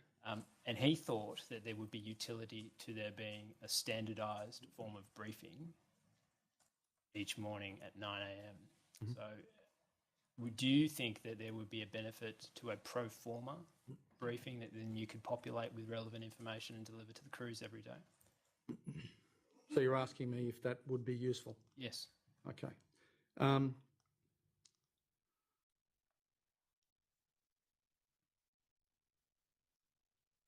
I believe something along those lines would be useful, but also for us not understanding what happens with a plane or an aircraft and what the impacts of weather and conditions and weights and all that sort of thing around the aircraft. Again, we will never be able to give the amount of information an aviator requires without them doing some sort of research and understanding what the conditions are. That's my opinion, which I shouldn't have used, but anyway. No, feel free to express it. Well, I've done that because I think it's relevant. I think it's very relevant. Do you think there would be utility in the State Air Desk having some input into the morning briefing? Yes, I do. And why is that?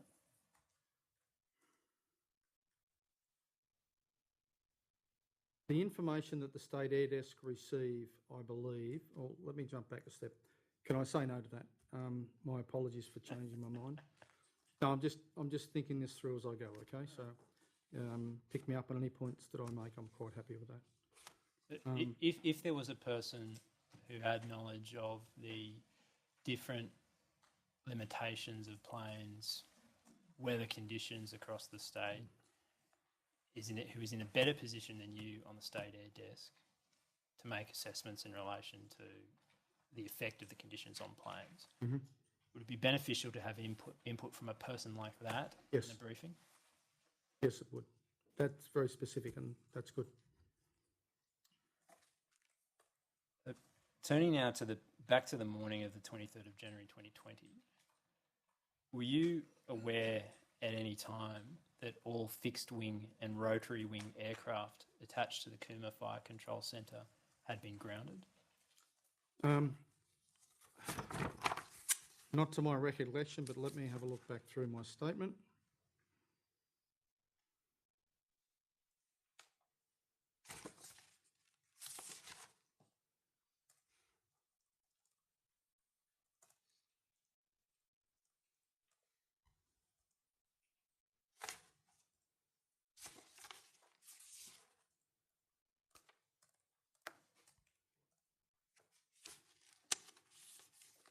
Not to my recollection.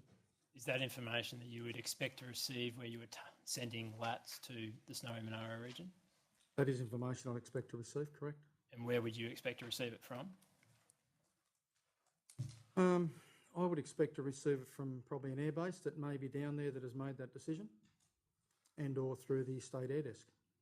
So do other air bases have direct contact with you at Richmond? It's not a common thing, no. What would cause an airbase to contact you at Richmond?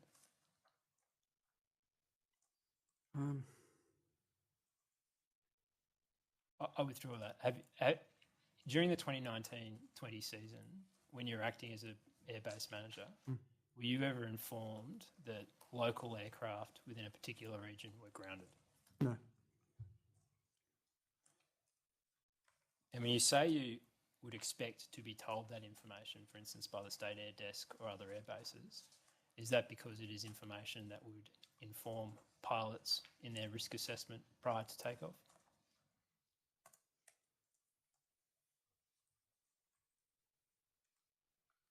I believe that it would definitely be something that they'd consider within their preparation. And you said previously that you may have contact with planes after they've taken off to provide further information of which you became aware. Had you been told that information on the 23rd of January after B137 or B134 had taken off, would you have conveyed that information to them? I believe I would have.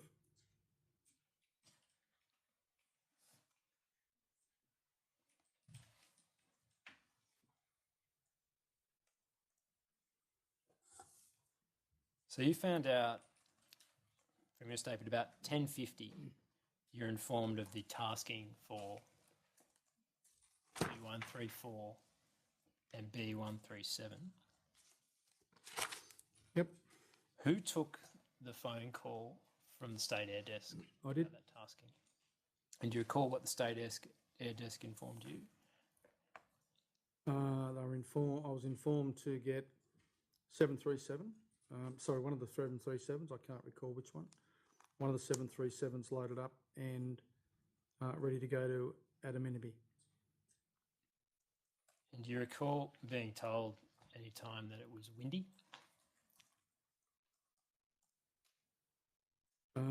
Not to my recollection, no, not at that stage.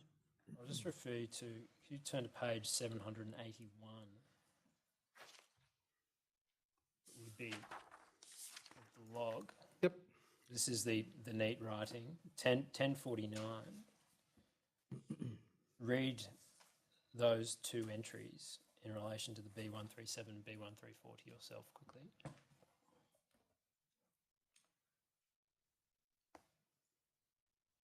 Yep, okay. So does that re-jog your memory about what you were told in that initial phone call? Well, yeah, it does. And do you recall being told that the pilots are only to do what they can do safely? Yes. And is that a common directive that Yes. you'd be told by the State Air Desk? It happens at every brief, every morning brief. That information is provided to all the people attending the brief. And I haven't had that instance from the State Air Desk where I'd needed to be provided that information previously. So it'd be a first. the language only do what you can do safely. Is that commonly given to you when tasking aircraft?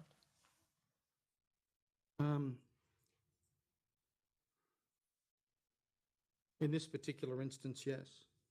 And this, But as I, sorry, can I? yep, so please do. As I say, at the beginning of each brief, sorry, as part of each brief, I include the comment that the task is to be done safely, or is to be done, like, if they're not safely able to do the task, don't do the task. You'd say that They might not be the exact words, but yeah. So it wouldn't depend upon there being particularly risky conditions or not. You would indicate that. That'd be a caveat at each briefing. Irrespective of the conditions. Yeah, that's something I do at the beginning of each, as part of the morning briefing. Do you know if you did that on the 23rd of January 2020 in the morning briefing? I can't. I imagine I would have, because that's my consistent approach. It's not something I change from time to time. Once you received the tasking, did you carry out a pre-mission briefing with the crew of B134? Yes. You recall what information you provided to the crew? Top of my head would have been around the idea of, no, I don't recollect correctly, but it would have been the coordinates of the fire, the coordinates of location for the aircraft to go, the contact person there, if I had the contact person's name. It would be a contact number for that contact person, and it would also be a communication channel at that other end. So there'd be an FCTAF, and there's possibly, excuse me, I think they use TG from memory, TG channel. I'll just take you, I'll read part of a statement that was given by Mr. Dugan to you, Mr. Davison. Mr. Dugan, who gave evidence today, was the pilot of the B137. Yep. He had a conversation with Mr. Macbeth, being the pilot of the B134, Yes. just over Canberra. Mm-hmm. And Mr. Dugan says in his statement, I asked Ian if he was heading to the fire in Adaminaby and what information he had been provided. I don't remember the exact words, but he said he was only provided with three pieces of information: the fire CTAF, which is the Common Traffic Advisory. Yep, that'd be the advisor around. The radio channel of TG45, Mm-hmm. and in brackets it says no contact name, close brackets, and the coordinate of the fire. Mm-hmm. Does that re-jog your memory about what was provided to? Again, to my recollection, that would be the information that had been provided.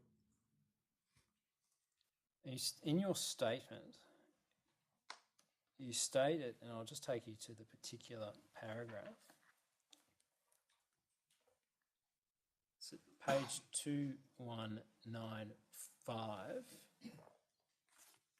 subparagraph E. Was that E? E, Yep, Yes, thank that's you. right. Can you read that to yourself?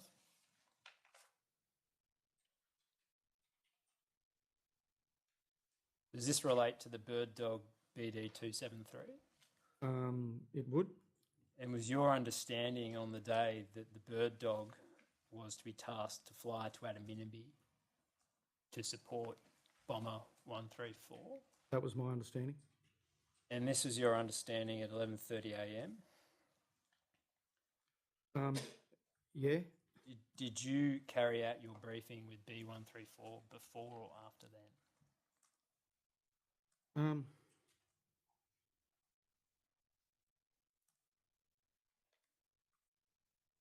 It's hard to remember. I'll ask the question differently. Yeah, it sort of.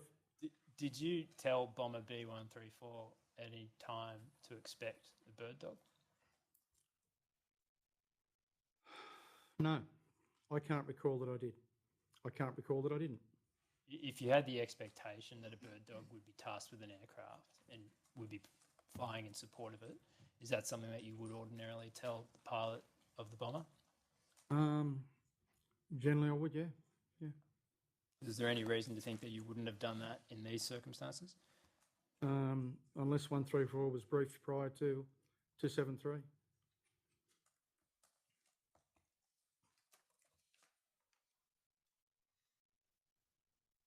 So 273, the bird dog, ultimately declined the tasking, didn't it? Correct.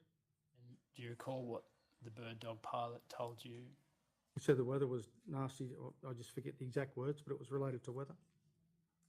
And you communicated that to the state air desk? I can play a call if you'd like to. No, listen. If it's in evidence, yeah, I did. I can't dispute that, can I? And did it ever occur to you that it would be relevant to the pilot on B134 to know that the bird dog declined the tasking? From my recollection, Bomber 134 was already in flight. They were already in flight down towards Adaminaby, and we'd lost radio contact because there was intermittent radio issues, and also I provided text messages to and from them to see where they're at. And also we were watching them on Track Plus at that stage. And that was part of your standard operating procedure to check? Standard operating procedure, yeah. Did you intend to inform the pilot of Bomber B134 that the bird dog had rejected tasking?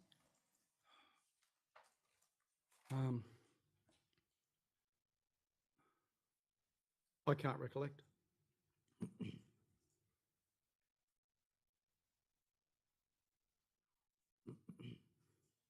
Later found out at 12:32 that Bomber B137 was returning from Richmond, returning from Adaminaby. Correct. And I'll just have that phone call or radio call played to you, Mr. Davison, because it's not in writing in the Thank you. brief.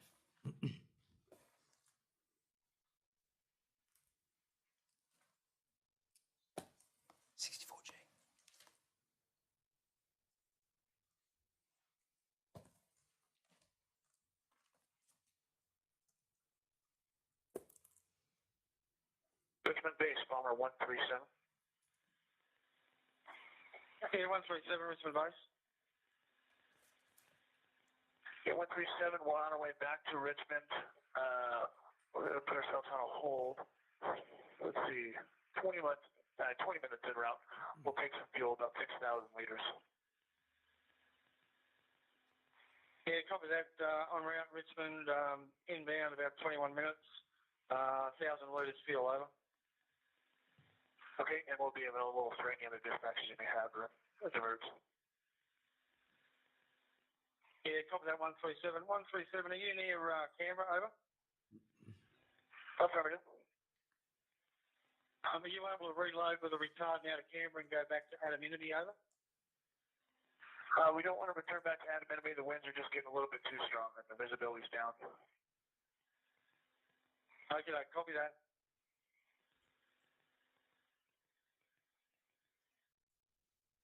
you recall that phone call? I recall a phone call with 137, yes. And do you recall after that also contacting the State Air Desk and informing them that B137 was not going back to Adaminaby? Yep. Did it occur to you at any point that that is the kind of information the pilot of B134 may like to know in its tasking to Adaminaby? At that stage, we weren't in communication with 134. As I'd mentioned, the radio and text messaging had been sent through a couple of times, or several times. I can't tell you exactly how many, and there was no response from the aircraft, which can sometimes be a usual thing if we're watching them on Track Plus. And is there a process within the RFS that if you can't contact plane, that you try and make contact, for instance, via the fire control centre?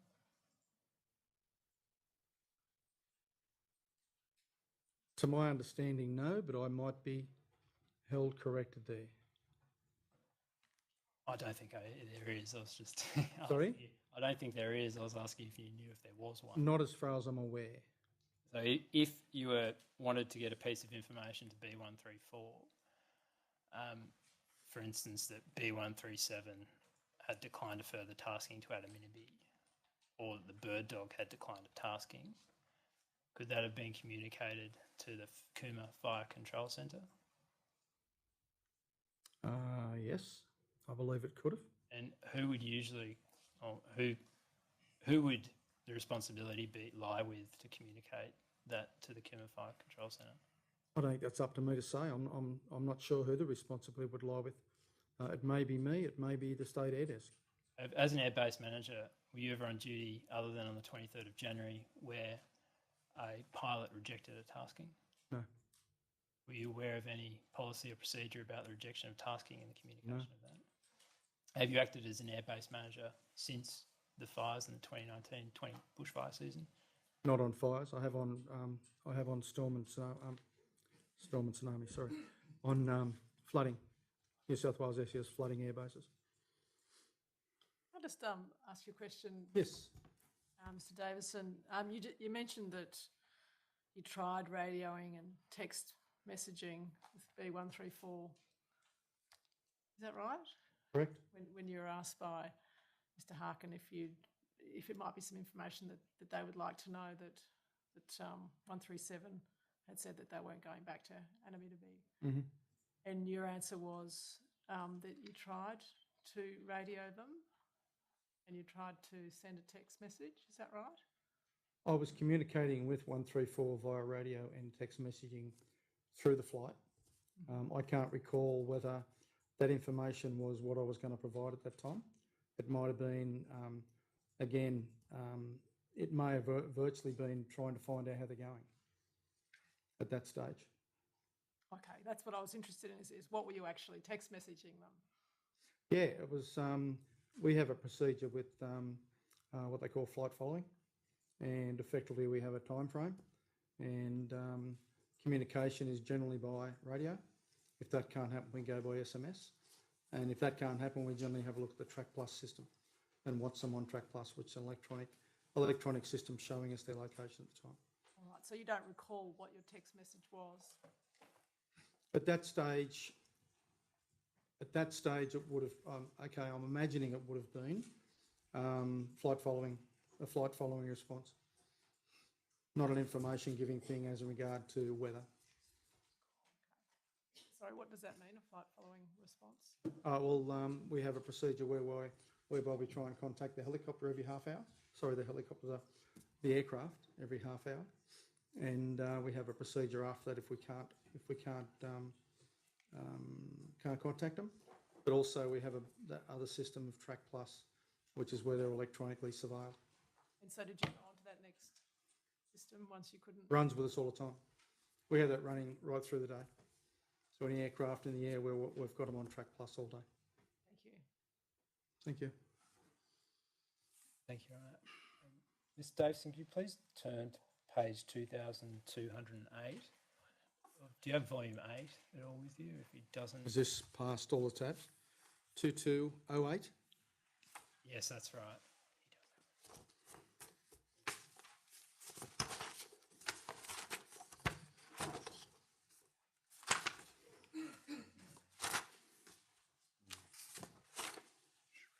Yes? This is a text message at 12:54 p.m. Does this re-jog your memory about the content of the text message that you sent B134?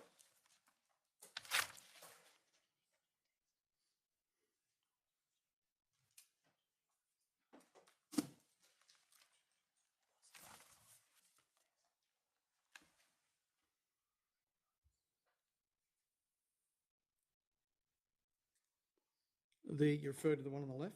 The one on the left, that's right. So free to grab lunch if you choose. One below that on the Thursday, January 23. Called Airbase Richmond. PM. Yeah. Yep. Is that the text message that you sent, B134? If that came out of the phone at the, yeah. If that came out of the ABM's phone. Could you have texted B134 that the bird dog had rejected its tasking? In hindsight, I could have, yeah. Could you have done the same with B137? B137 were on their way home. So, sorry, I withdraw that. Could you have also texted B134 that B137 had rejected further tasking to Adam Minnaby? In hindsight, yeah, I could have done that. Is it something that you would have done in hindsight? Sorry? Is it something that you would have done in hindsight? I'd be a deal to say no. I imagine I would have, yeah. Just one final question, Mr. Davison.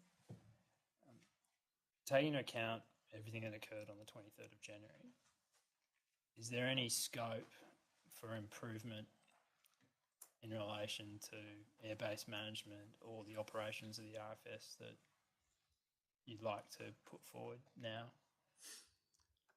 I'd open by saying that any process that we have, regardless of where it is always open for improvement. I think communication to me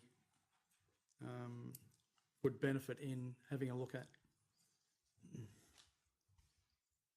terms of communication, sorry, I did say one last question, but your answer's thrown up another one. I've got to remember not to do that. I have someone looking at me saying, what do you have for? Anyway, sorry. In terms of communication, would it be beneficial to streamline the process of communication of pilots so that you don't get a situation of, say, Chinese whispers where a message is passed from the Cooma Fire Control Centre to the State Air Desk, then to you, then to the pilots? Please repeat that, just so I can absorb that again. It would be beneficial to streamline the line of communication to the pilots so that there isn't a risk of Chinese whispers, for instance, of a message coming from the Cooma Fire Control Centre to the State Air Desk, then to you, and then to the pilots.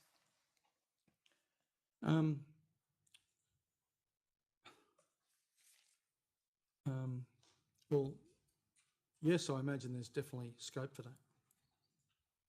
And could that scope be somebody in the position in the State Air Desk that communicates with pilots directly?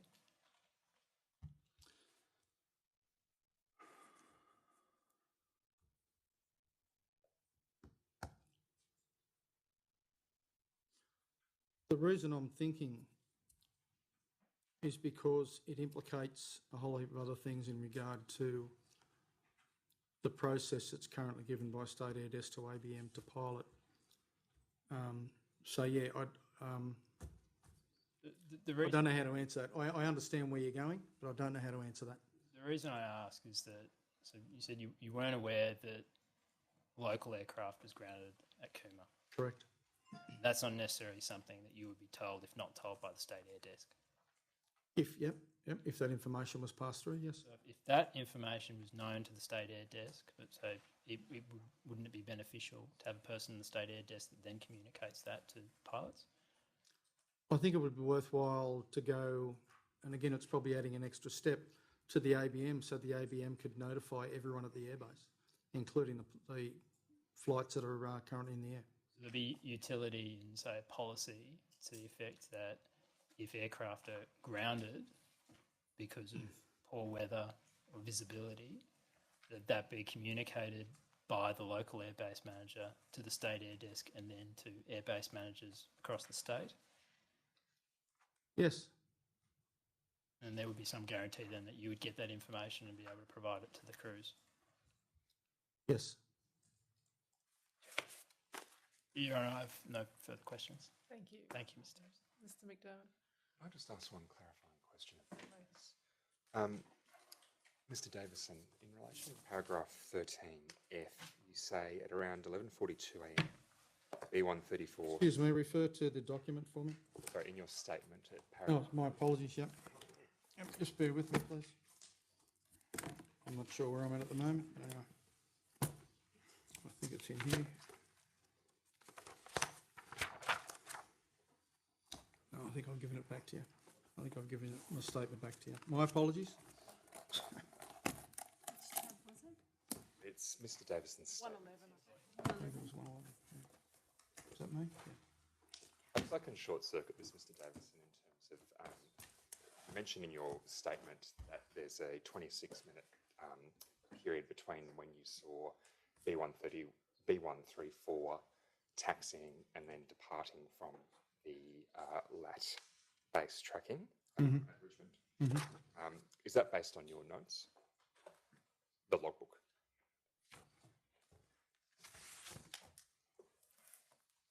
You've lost me now. Am I on my statement or on the logbook? At 13F, page Yep. 4. Tab 111. Tab 111. Yep, so I got my statement here. You can see there at little f at around 11:42.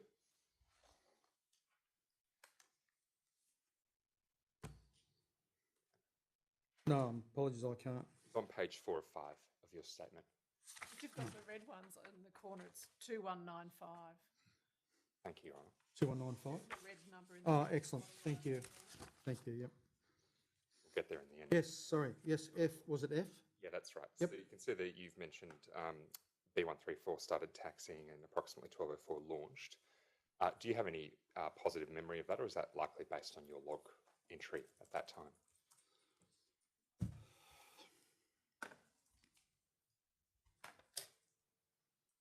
Just trying to think.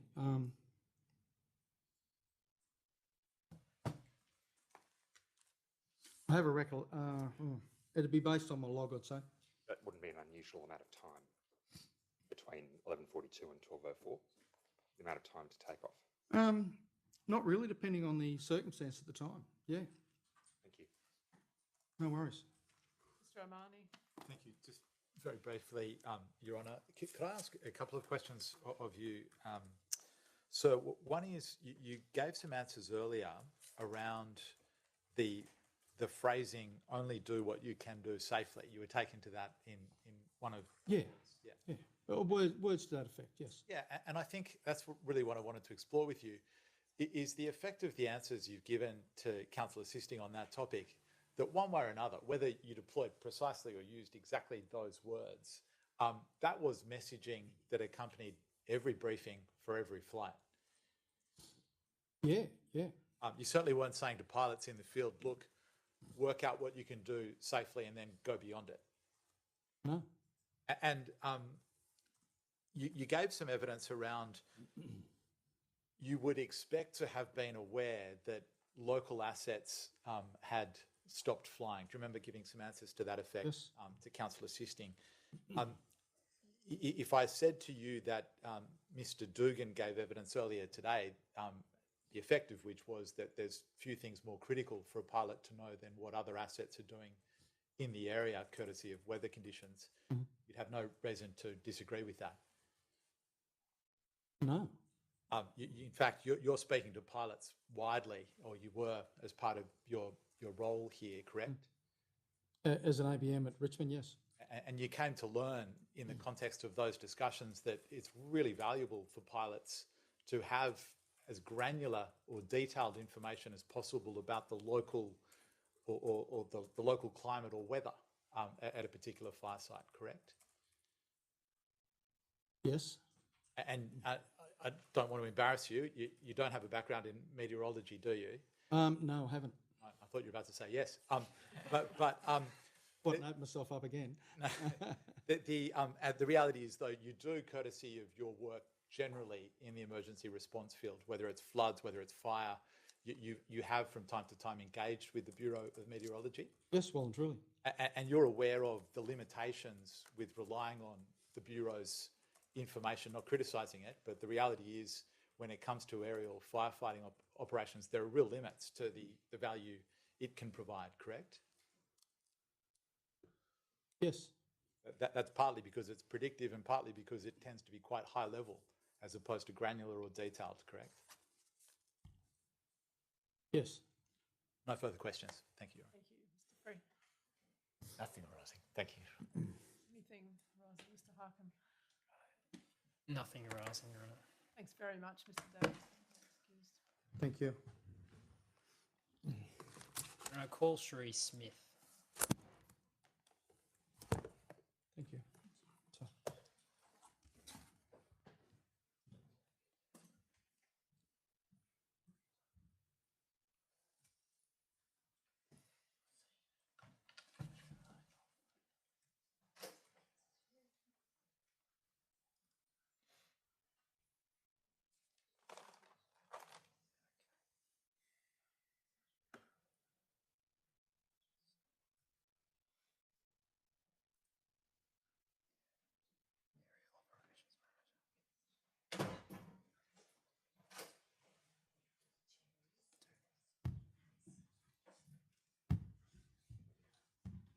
Silence, please.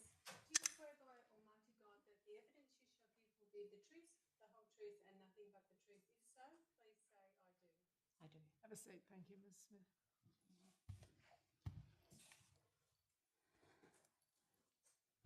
Thank you, Your Honour. Would you please state your full name, Sheree Smith, your occupation, Zone Operational Readiness Officer. and your business address?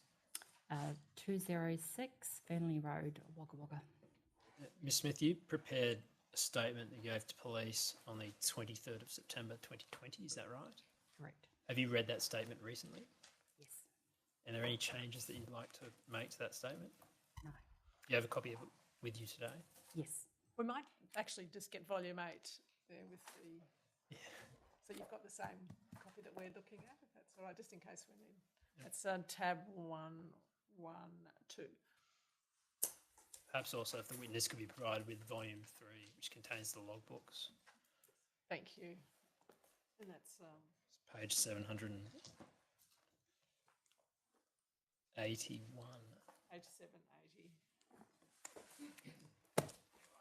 The right-hand corner.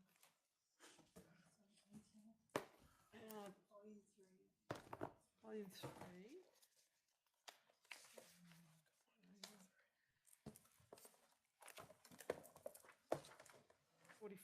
I think.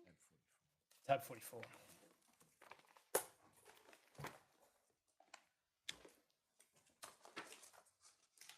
Page 780 in the bottom right-hand corner. Thank you.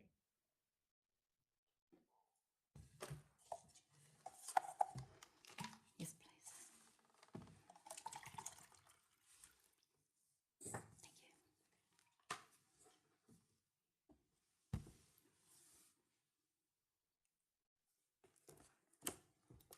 Ms. Smith, you were the airbase manager at Richmond RAF Base on the 23rd of January 2020 with Mr. Davison? Yes. And had you acted as the airbase manager at the RAF Base before 23rd of January? No. Was that your first day? It's my first day. Had you acted as an airbase manager at any time elsewhere before? Yes. And how often had you acted as airbase manager? During that fire season or overall in general? Overall. You don't have to give me an exact estimate, but... Oh, look, maybe less than 100 times. And often in that fire season as well? Probably several times during that fire season. And did you carry out any training prior to first acting as an airbase manager? Yes. And what was that training? The RFS Airbase Manager Training, which was at Albion Park in 2017. Do you have any pilots or aviation qualification at all? Apart from the RFS training and qualifications that I had prior to 2017, I have the crew resource management qualification, aviation radio operator, airbase operator, and then airbase manager. So you've acted as an aviation radio operator as well?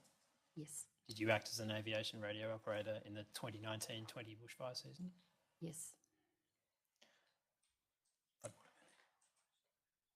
Had you ever acted as an air operations manager with the RFS? No. What about as an aviation officer? No.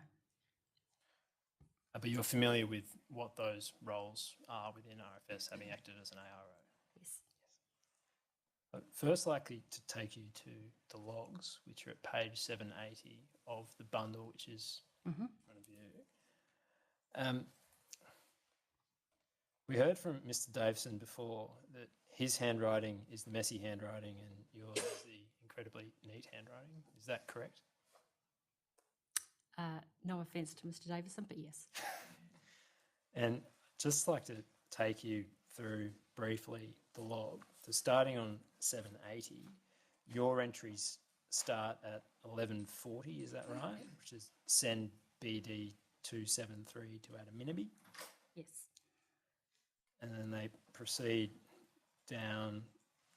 There's a reference to the B137, and over the next page continues at 1341 to B165, and then ultimately down to 1425, a reference to BD 275. Yes. And there's no mention of bomber B134 before that time in your entries.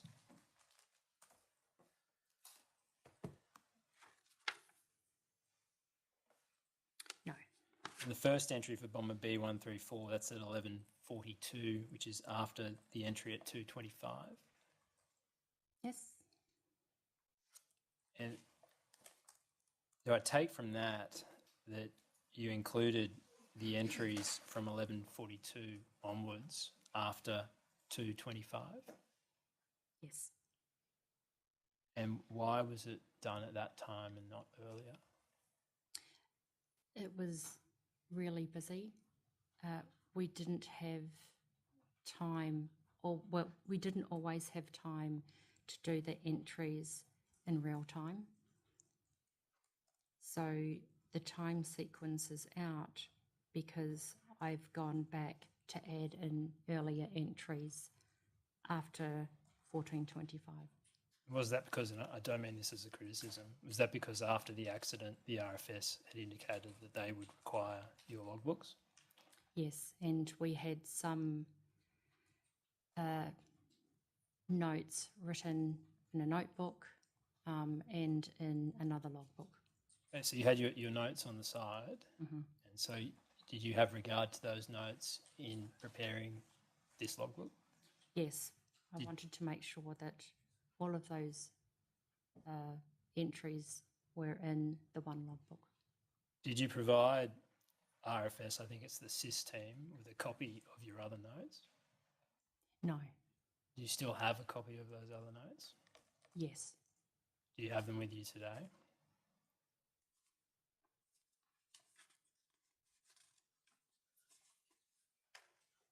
I have them. My husband, I believe, has a copy. I'll take you to one other document. So tab 44A, which is the tab following that. Yes. There's another log. Is that the other logbook that you're referring to?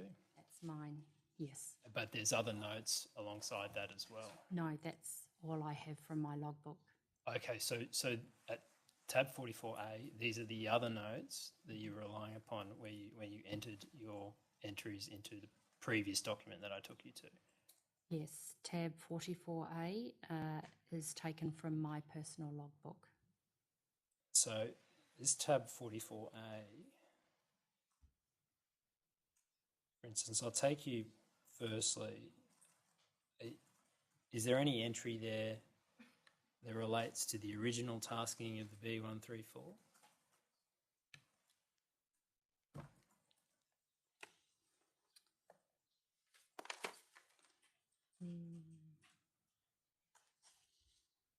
No, there doesn't appear to be. If you can go back to page, we may have to move a couple of times between the two. Go back to page 781.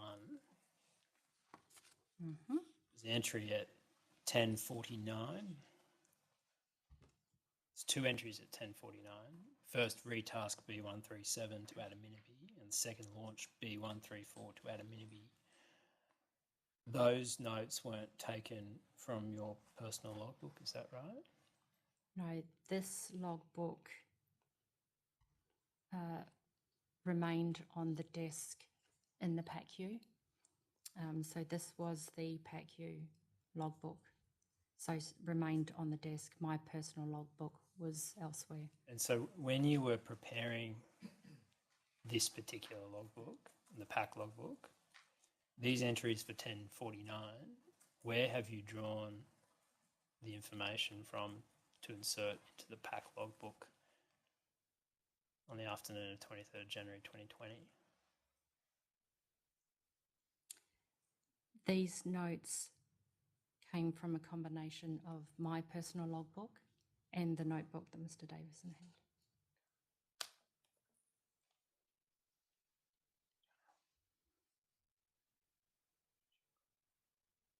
had. Have you seen Mr. Davison's personal logbook?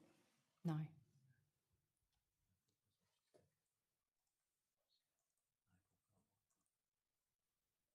Have you seen his notebook? No. So you kept your own logbook. Did you keep your own notebook as well? No. So these entries at 1049, they're based upon what Mr. Davison noted down.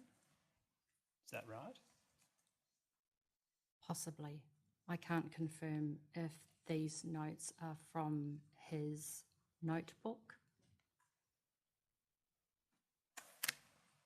Do you recall being the airbase manager who received the call to task B134 and B137?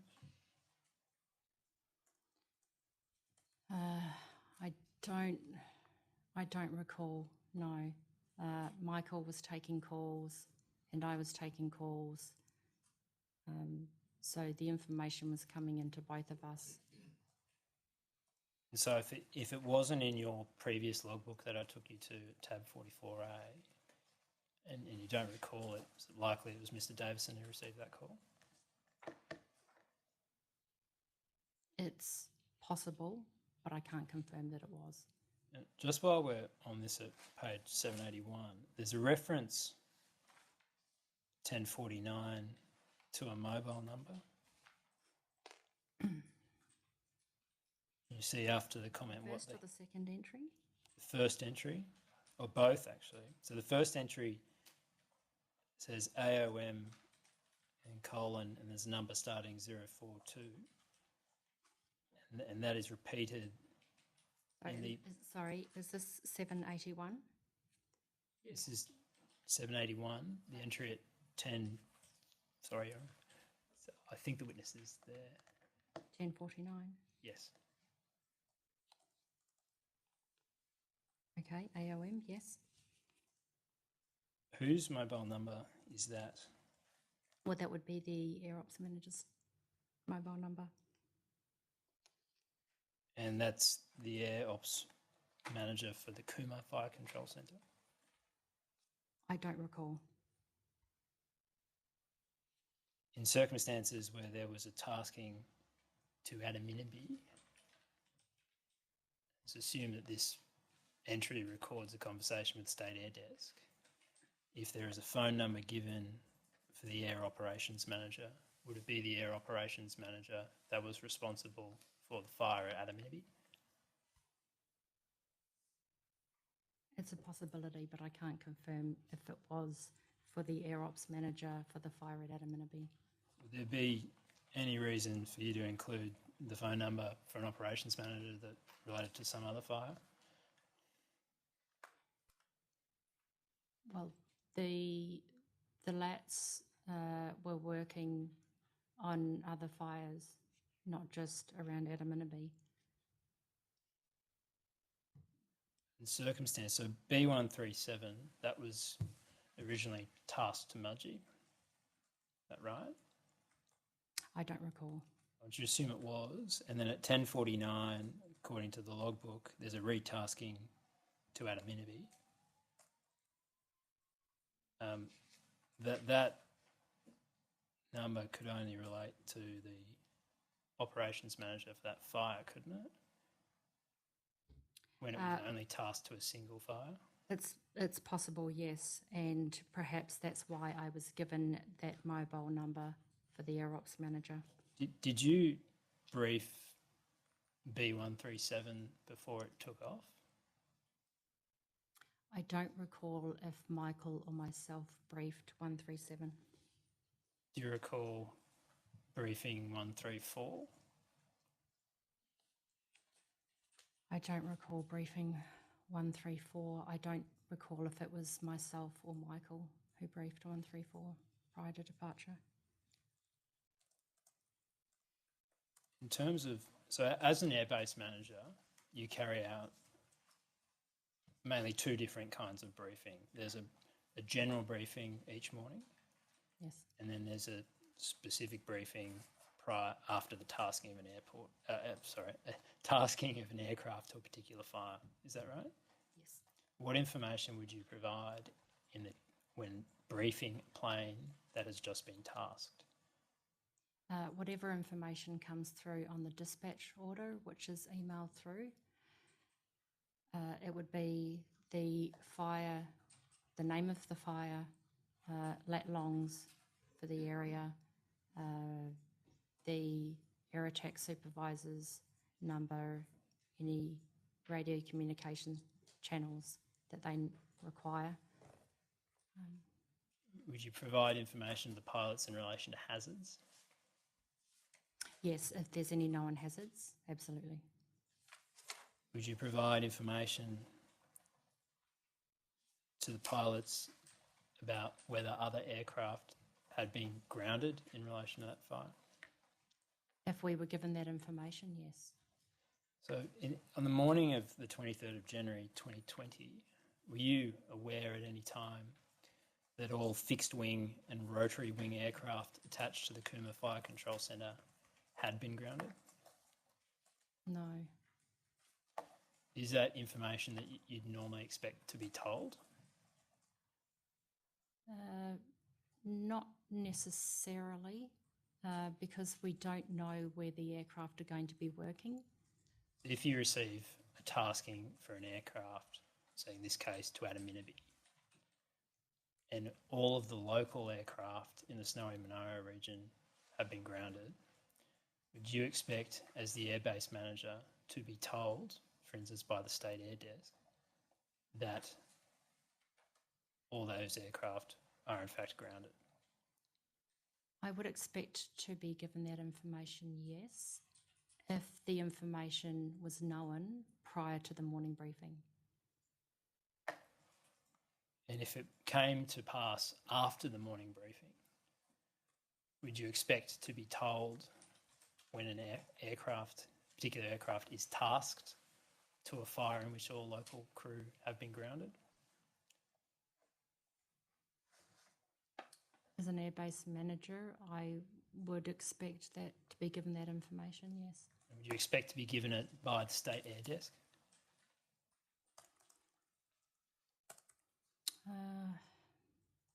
If the State Air Desk had that information, yes, I would like that information so that I could pass it on. You'd like to pass it on because it's relevant to pilots' risk assessments for the purposes of their flights, is that right? I think so. It would give grounds to the conditions of the area that they're going to be operating in. Just for your benefit, we heard evidence from Sean Dugan, who was the pilot of the B137 earlier today, and he emphasised that it was a critical piece of information that he would like to be told. So does that confirm your view that it is something that you think you should have been told and then would have provided to the pilots? Certainly, I would like to have that information. If the information is known, certainly I would like to have that information.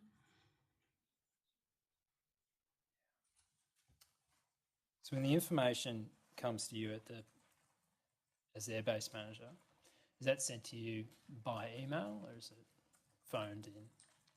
It could be both, or one or the other. So when a plane is dispatched to a particular fire, would you expect to receive both? Yes, we receive tasking information first by phone and followed up by dispatch orders via email. And how quickly after the phone call do the dispatch orders typically arrive? It could be anywhere from 2 minutes to 10 minutes. So do you take you to page, so in that bundle with your logbook, you turn to page 793, and talking about the bottom right-hand corners.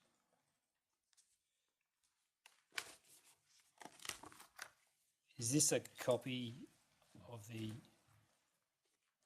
notice of dispatch? Oh, sorry. Okay. Yes, that's typically what a dispatch looks like. And would this have typically been, I think it says in the to line at the top of the page, to Richmond Tanker Base? Okay, yes. Is that the email where, as an airbase manager at Richmond, you would receive notifications of dispatch?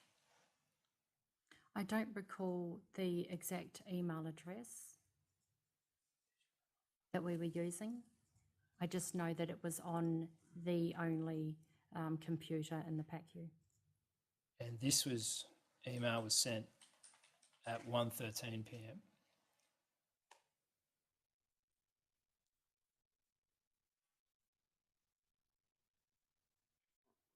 It's at the top of the page. Yes.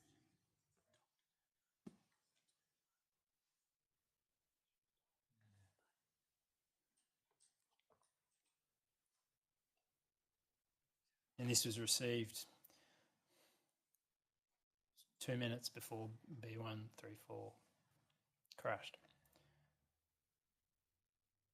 Would you have expected to have received this prior to B134 taking off? Yes, absolutely.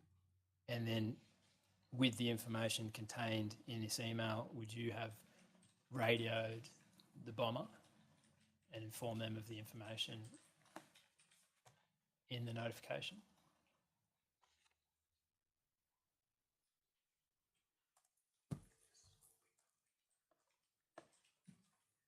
I withdraw that. So when you receive a notification of dispatch, by email, is your normal practice to communicate what is in it to the aircrew? No, this is a formal notification of the tasking that we've received by phone. But would you communicate the information in here to the aircrew?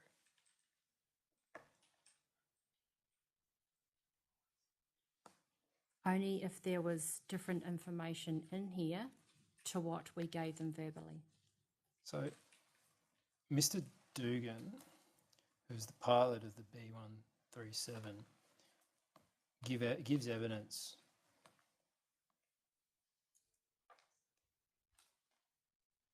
paragraph 50 of his statement, and I don't want to inundate you with paper, so I'll just read it to you.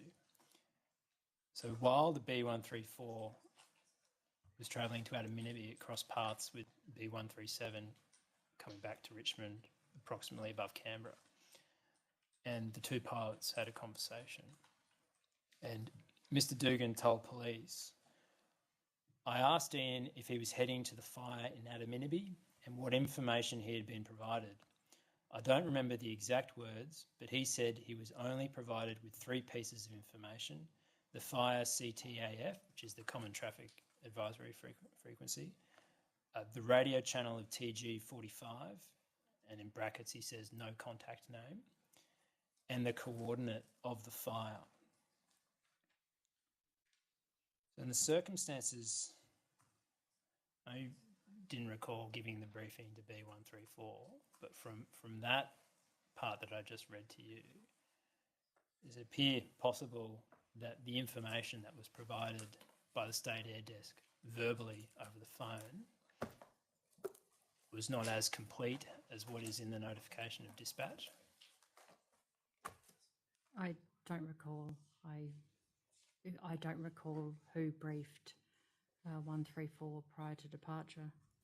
But if there was incomplete information in the telephone call and that information came through ultimately by email and a notification of dispatch, would you provide that information to the relevant crew?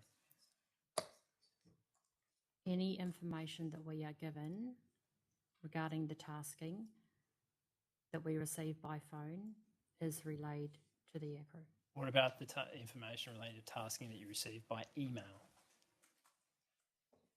If it's different to what we have given them verbally, yes. I understand here there's no criticism because you wouldn't have had any opportunity to send this to the pilots given the timing in which it occurred. But would you have liked to have received that notification significantly earlier so you could have sent it to the pilots?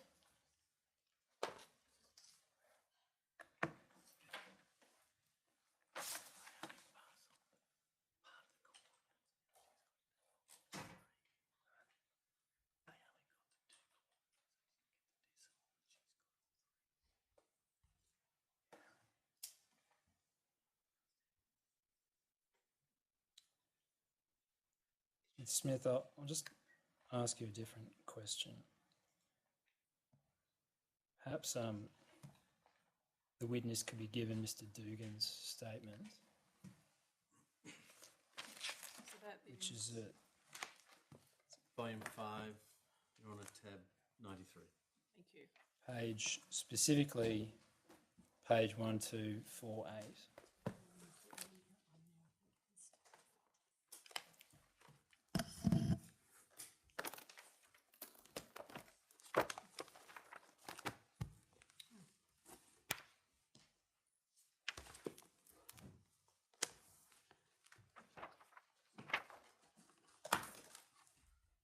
Volume 5, tab 93, page 1248.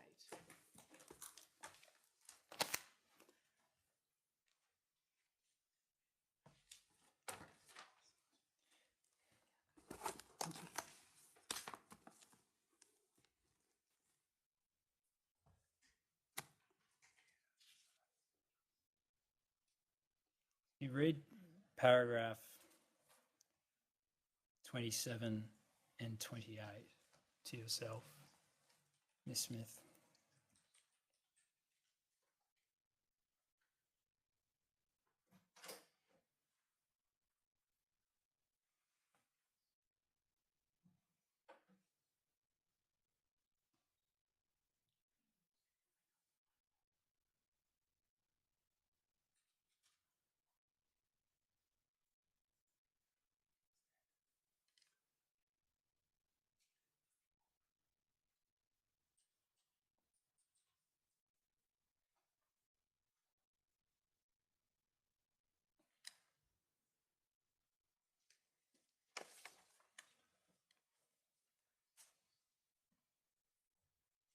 Okay. So have you still got open your log as well? If you could Yes. just keep that open beside Mr. Dugan's statement, because I'll take you to both of them interchangeably. So 1049, the entry in relation to B134.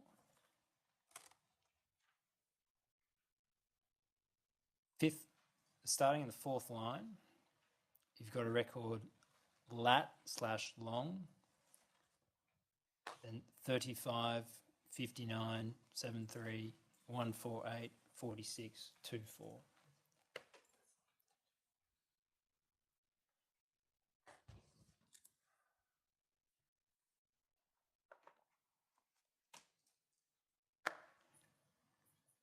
Sorry, I don't have that on these pages. Which page? Page 781. Mm-hmm. The entry at 1049. The second entry at 1049. Second entry? Yep, Yes. starting on the fourth line. Yes.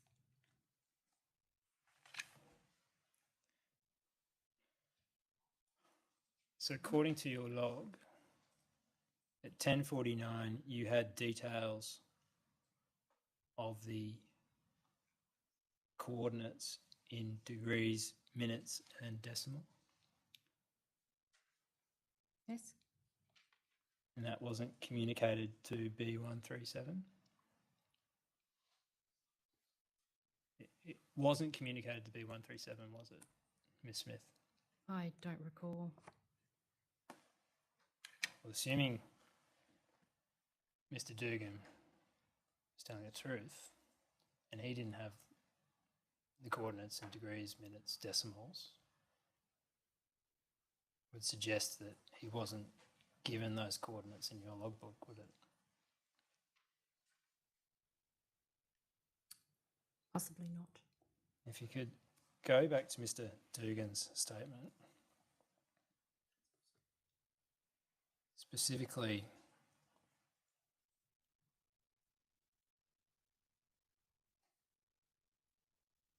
following page, let's go to paragraph 30.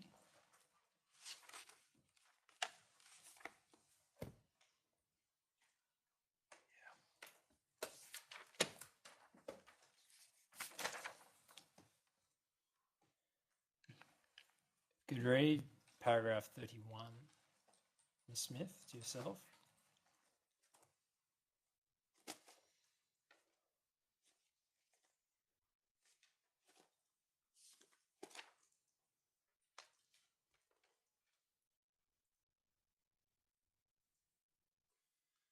And that includes the part below the extracted text messages.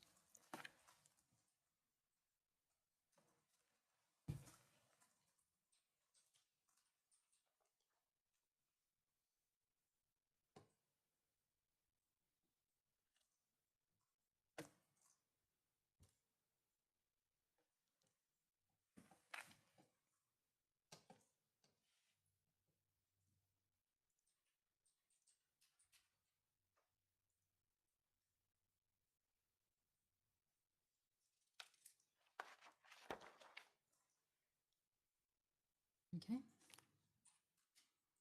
Would you accept that B137 was not informed of the contact person for the area?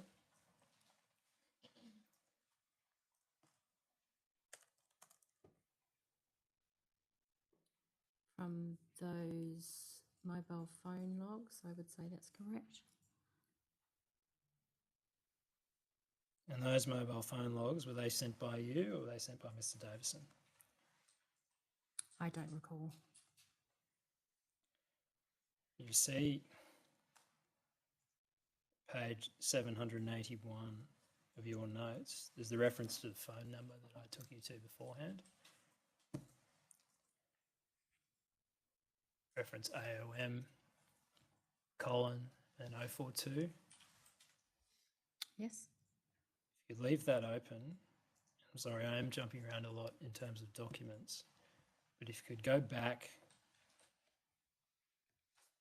to the specific page 793, which is the notification of dispatch.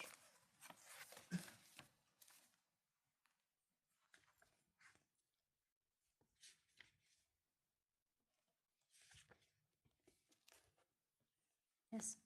That's the same. So at the bottom, there's a reference to Mr. Finstad.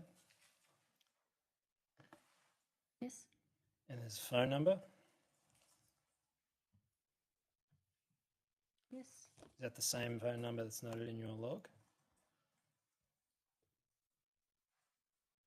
No, It's not the same phone number. no, Can you look at the log again? yes. Different?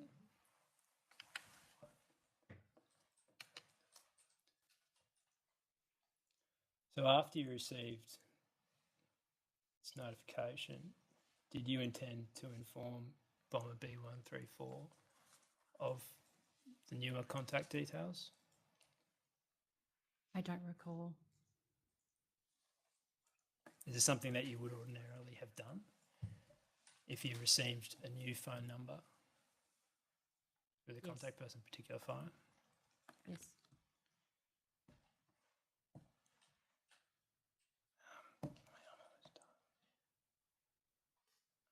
So, Miss Smith, I took you before to the information that all other local crews were grounded. Do you think there would be some utility in there being a direct line of communication between, say, the State Air Desk and pilots, so that information like that doesn't get lost? It's communication from the Fire Control Centre to the State Air Desk, to you as an airbase manager, and then to the pilots.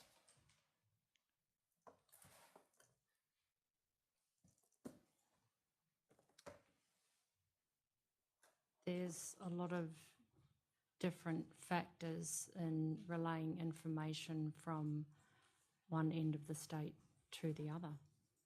You accept that there's a benefit in removing the number of links in the chain to minimise the chances of Chinese whispers kind of situation? There's possible benefits, yes.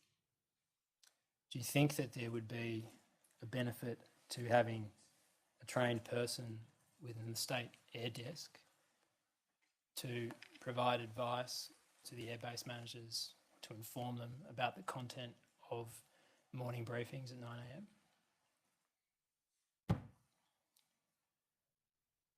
Yes. And that would enable, say, some person with knowledge of the operational limits of particular aircraft and knowledge from local crews, ideally, about the state of conditions on the ground and in the air over the fire ground, to provide information to inform your briefing to crews? In real time, yes, it wouldn't work with morning briefings Why wouldn't it work with morning briefings? because conditions change rapidly. The information that we give pilots and air crews in the morning briefing would and could be irrelevant 15 minutes later. Would it be beneficial having someone in the State Air Desk with those kind of qualifications to inform decisions about taskings then? Yes. And one final question. Is there anything from your experience of what occurred on the 23rd of January 2020 that you think could be done by the RFS or others to improve operations or communications with aircraft over the fire ground? There's always room to make improvements on processes. And do you see any room for improvements here? I'm asking you because this is your opportunity to make any, as a person who's on the ground, had experience in multiple air bases and as a radio operator, to make any suggestions that you think could improve the operations of the RFS.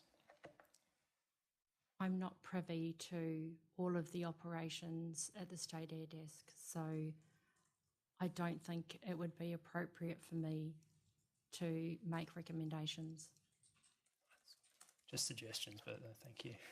Your Honour, I have no further questions. Thank you, Mr. McDermott. Just very briefly, Your Honour. Ms Smith, could I get you to have a look at page 781 of the logbook? Yes. You can see there it starts in the top right-hand corner, sheet 072. Yes. And then there's that entry that Mr Harker took you to, I believe, before at 11:42. It reads B134, and then am I correct that that's your handwriting in the entry? Launched Richmond, etc. Yes. Yes. If you then go over the page to 782, you can see in the top corner there it says sheet 073. Yes. Does that mean that it comes next in sequence in the logbook? Yes. Yes. You can see there at the top line there's a reference to 1140 F. I take it that means from. Yes. And then B134 and then departed Richmond. Yes. Is that also your handwriting? Yes. Right. In your statement at 8F, which is tab 112, page 2202, do you have your statement there, Ms. Smith? I do. This is on page 3 of 4. Yes. There's a subparagraph there, little f. At approximately 11:42, I observed B134 depart Richmond Air Base. Other than the logbook, do you have any positive memory of that, seeing that from that time? I remember the aircraft departing Richmond. I remember seeing it take off, like I did with all the other aircraft. And I remember that it was around that 11:30 mark. Mr. Davison's given us some evidence in this coronial inquest to the effect that at around 11:42, B134 started on the taxiway and it left at about 12:04 p.m, so about 26 or so minutes later. Would you have any reason to dispute that recollection from Mr. Davison? No, but I do remember seeing the aircraft depart. Yes. Would it have been unusual for it to have taken that amount of time?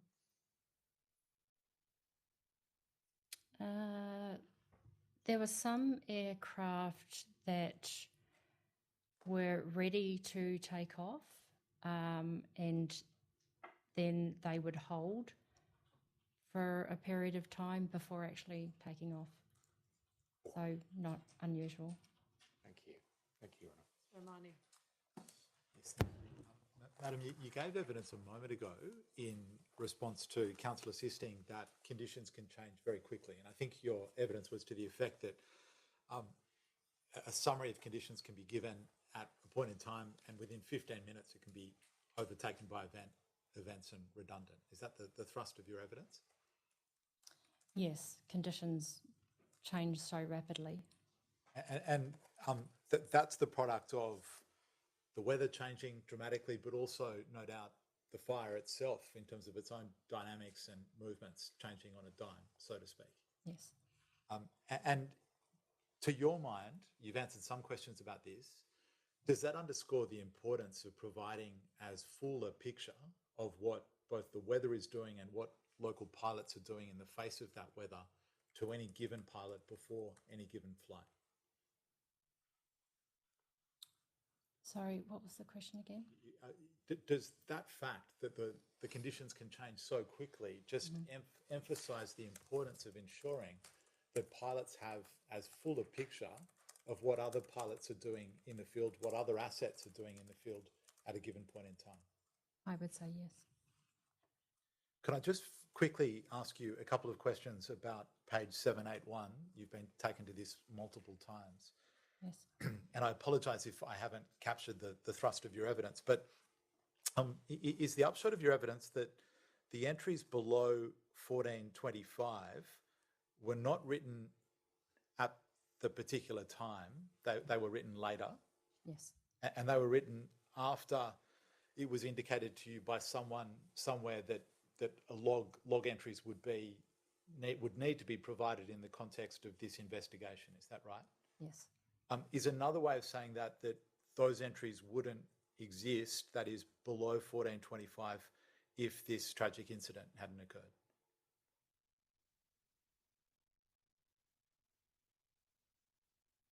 That's possible, yes. And I think you accepted a moment ago from counsel assisting that it's possible that the coordinates reflected at the bottom of the page here weren't relayed to Mr. Dugan, and you were taking to Mr. Dugan's evidence about what information he received, correct? Yes. Can you explain how that might come to pass? How it might come to pass that Well, that we're looking at a document that on noms its weren't given? no, that just we're looking at a document that on its face suggests he was armed with certain information, but if it was the case that he wasn't, can you explain how that could be possible? No, I can't explain how that's possible.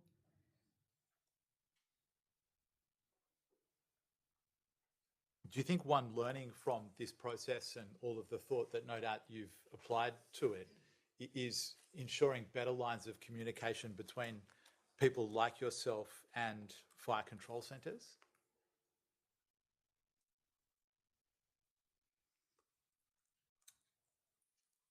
There's probably always room for improvement with lines of communication. And that's a good example. I take it you'd agree. Yes. No further questions. Thank you. Thank you, Mr. Free. Just a couple of quick questions, Your Honour. Ms Smith, just while we're on this page of the logbook at 781, Yes. I think earlier you indicated that some of the entries in this operational log hadn't been filled out contemporaneously, in part because it was a busy day. Is that right? Did it sometimes happen that entries wouldn't go into the operational log at the time but would be filled in later if you were too busy to do them at the time? Yes. And is that part of why some of these entries came after the event? Yes. Thank you. And can you tell, Her Honour, what the ARENA system is? ARENA is the Rural Fire Service, I guess, electronic operations system. Unlike our beacon system. And is that something that the pilots had access to? No. Can you drop down to page 793,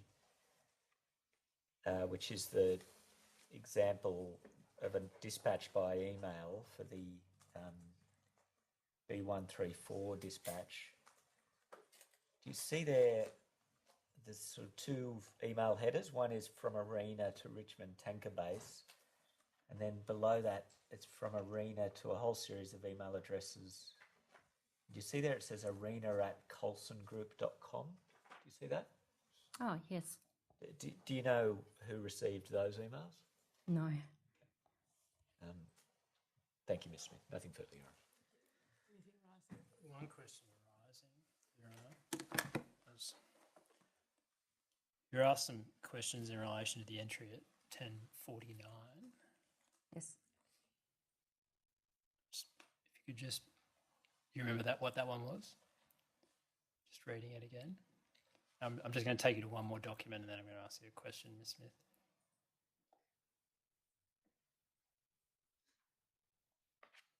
Okay. And can you now turn to page 793, which is the notification of dispatch? Yes.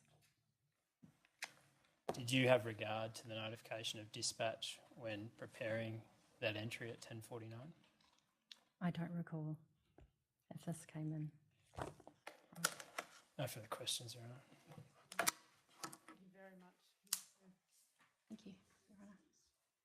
Just leave everything there. That's fine. Thanks very much. Thank you. The Castle. For the benefit of Your Honour and my learned friends, the order of witnesses tomorrow will be Mr Coward, Mr Harder and Mr McGuffin. And can I indicate to Your Honour and also to my learned friends that Thursday, the only witness to be called on this Thursday will be Mr Polkinghorn, the independent expert. Mr McKechnie has been placed for Monday following the evidence of Mr Gallagher. Thank you, Mr Castleton. Unless anyone has anything else they would like to raise, we'll adjourn and resume at 10 a.m. tomorrow.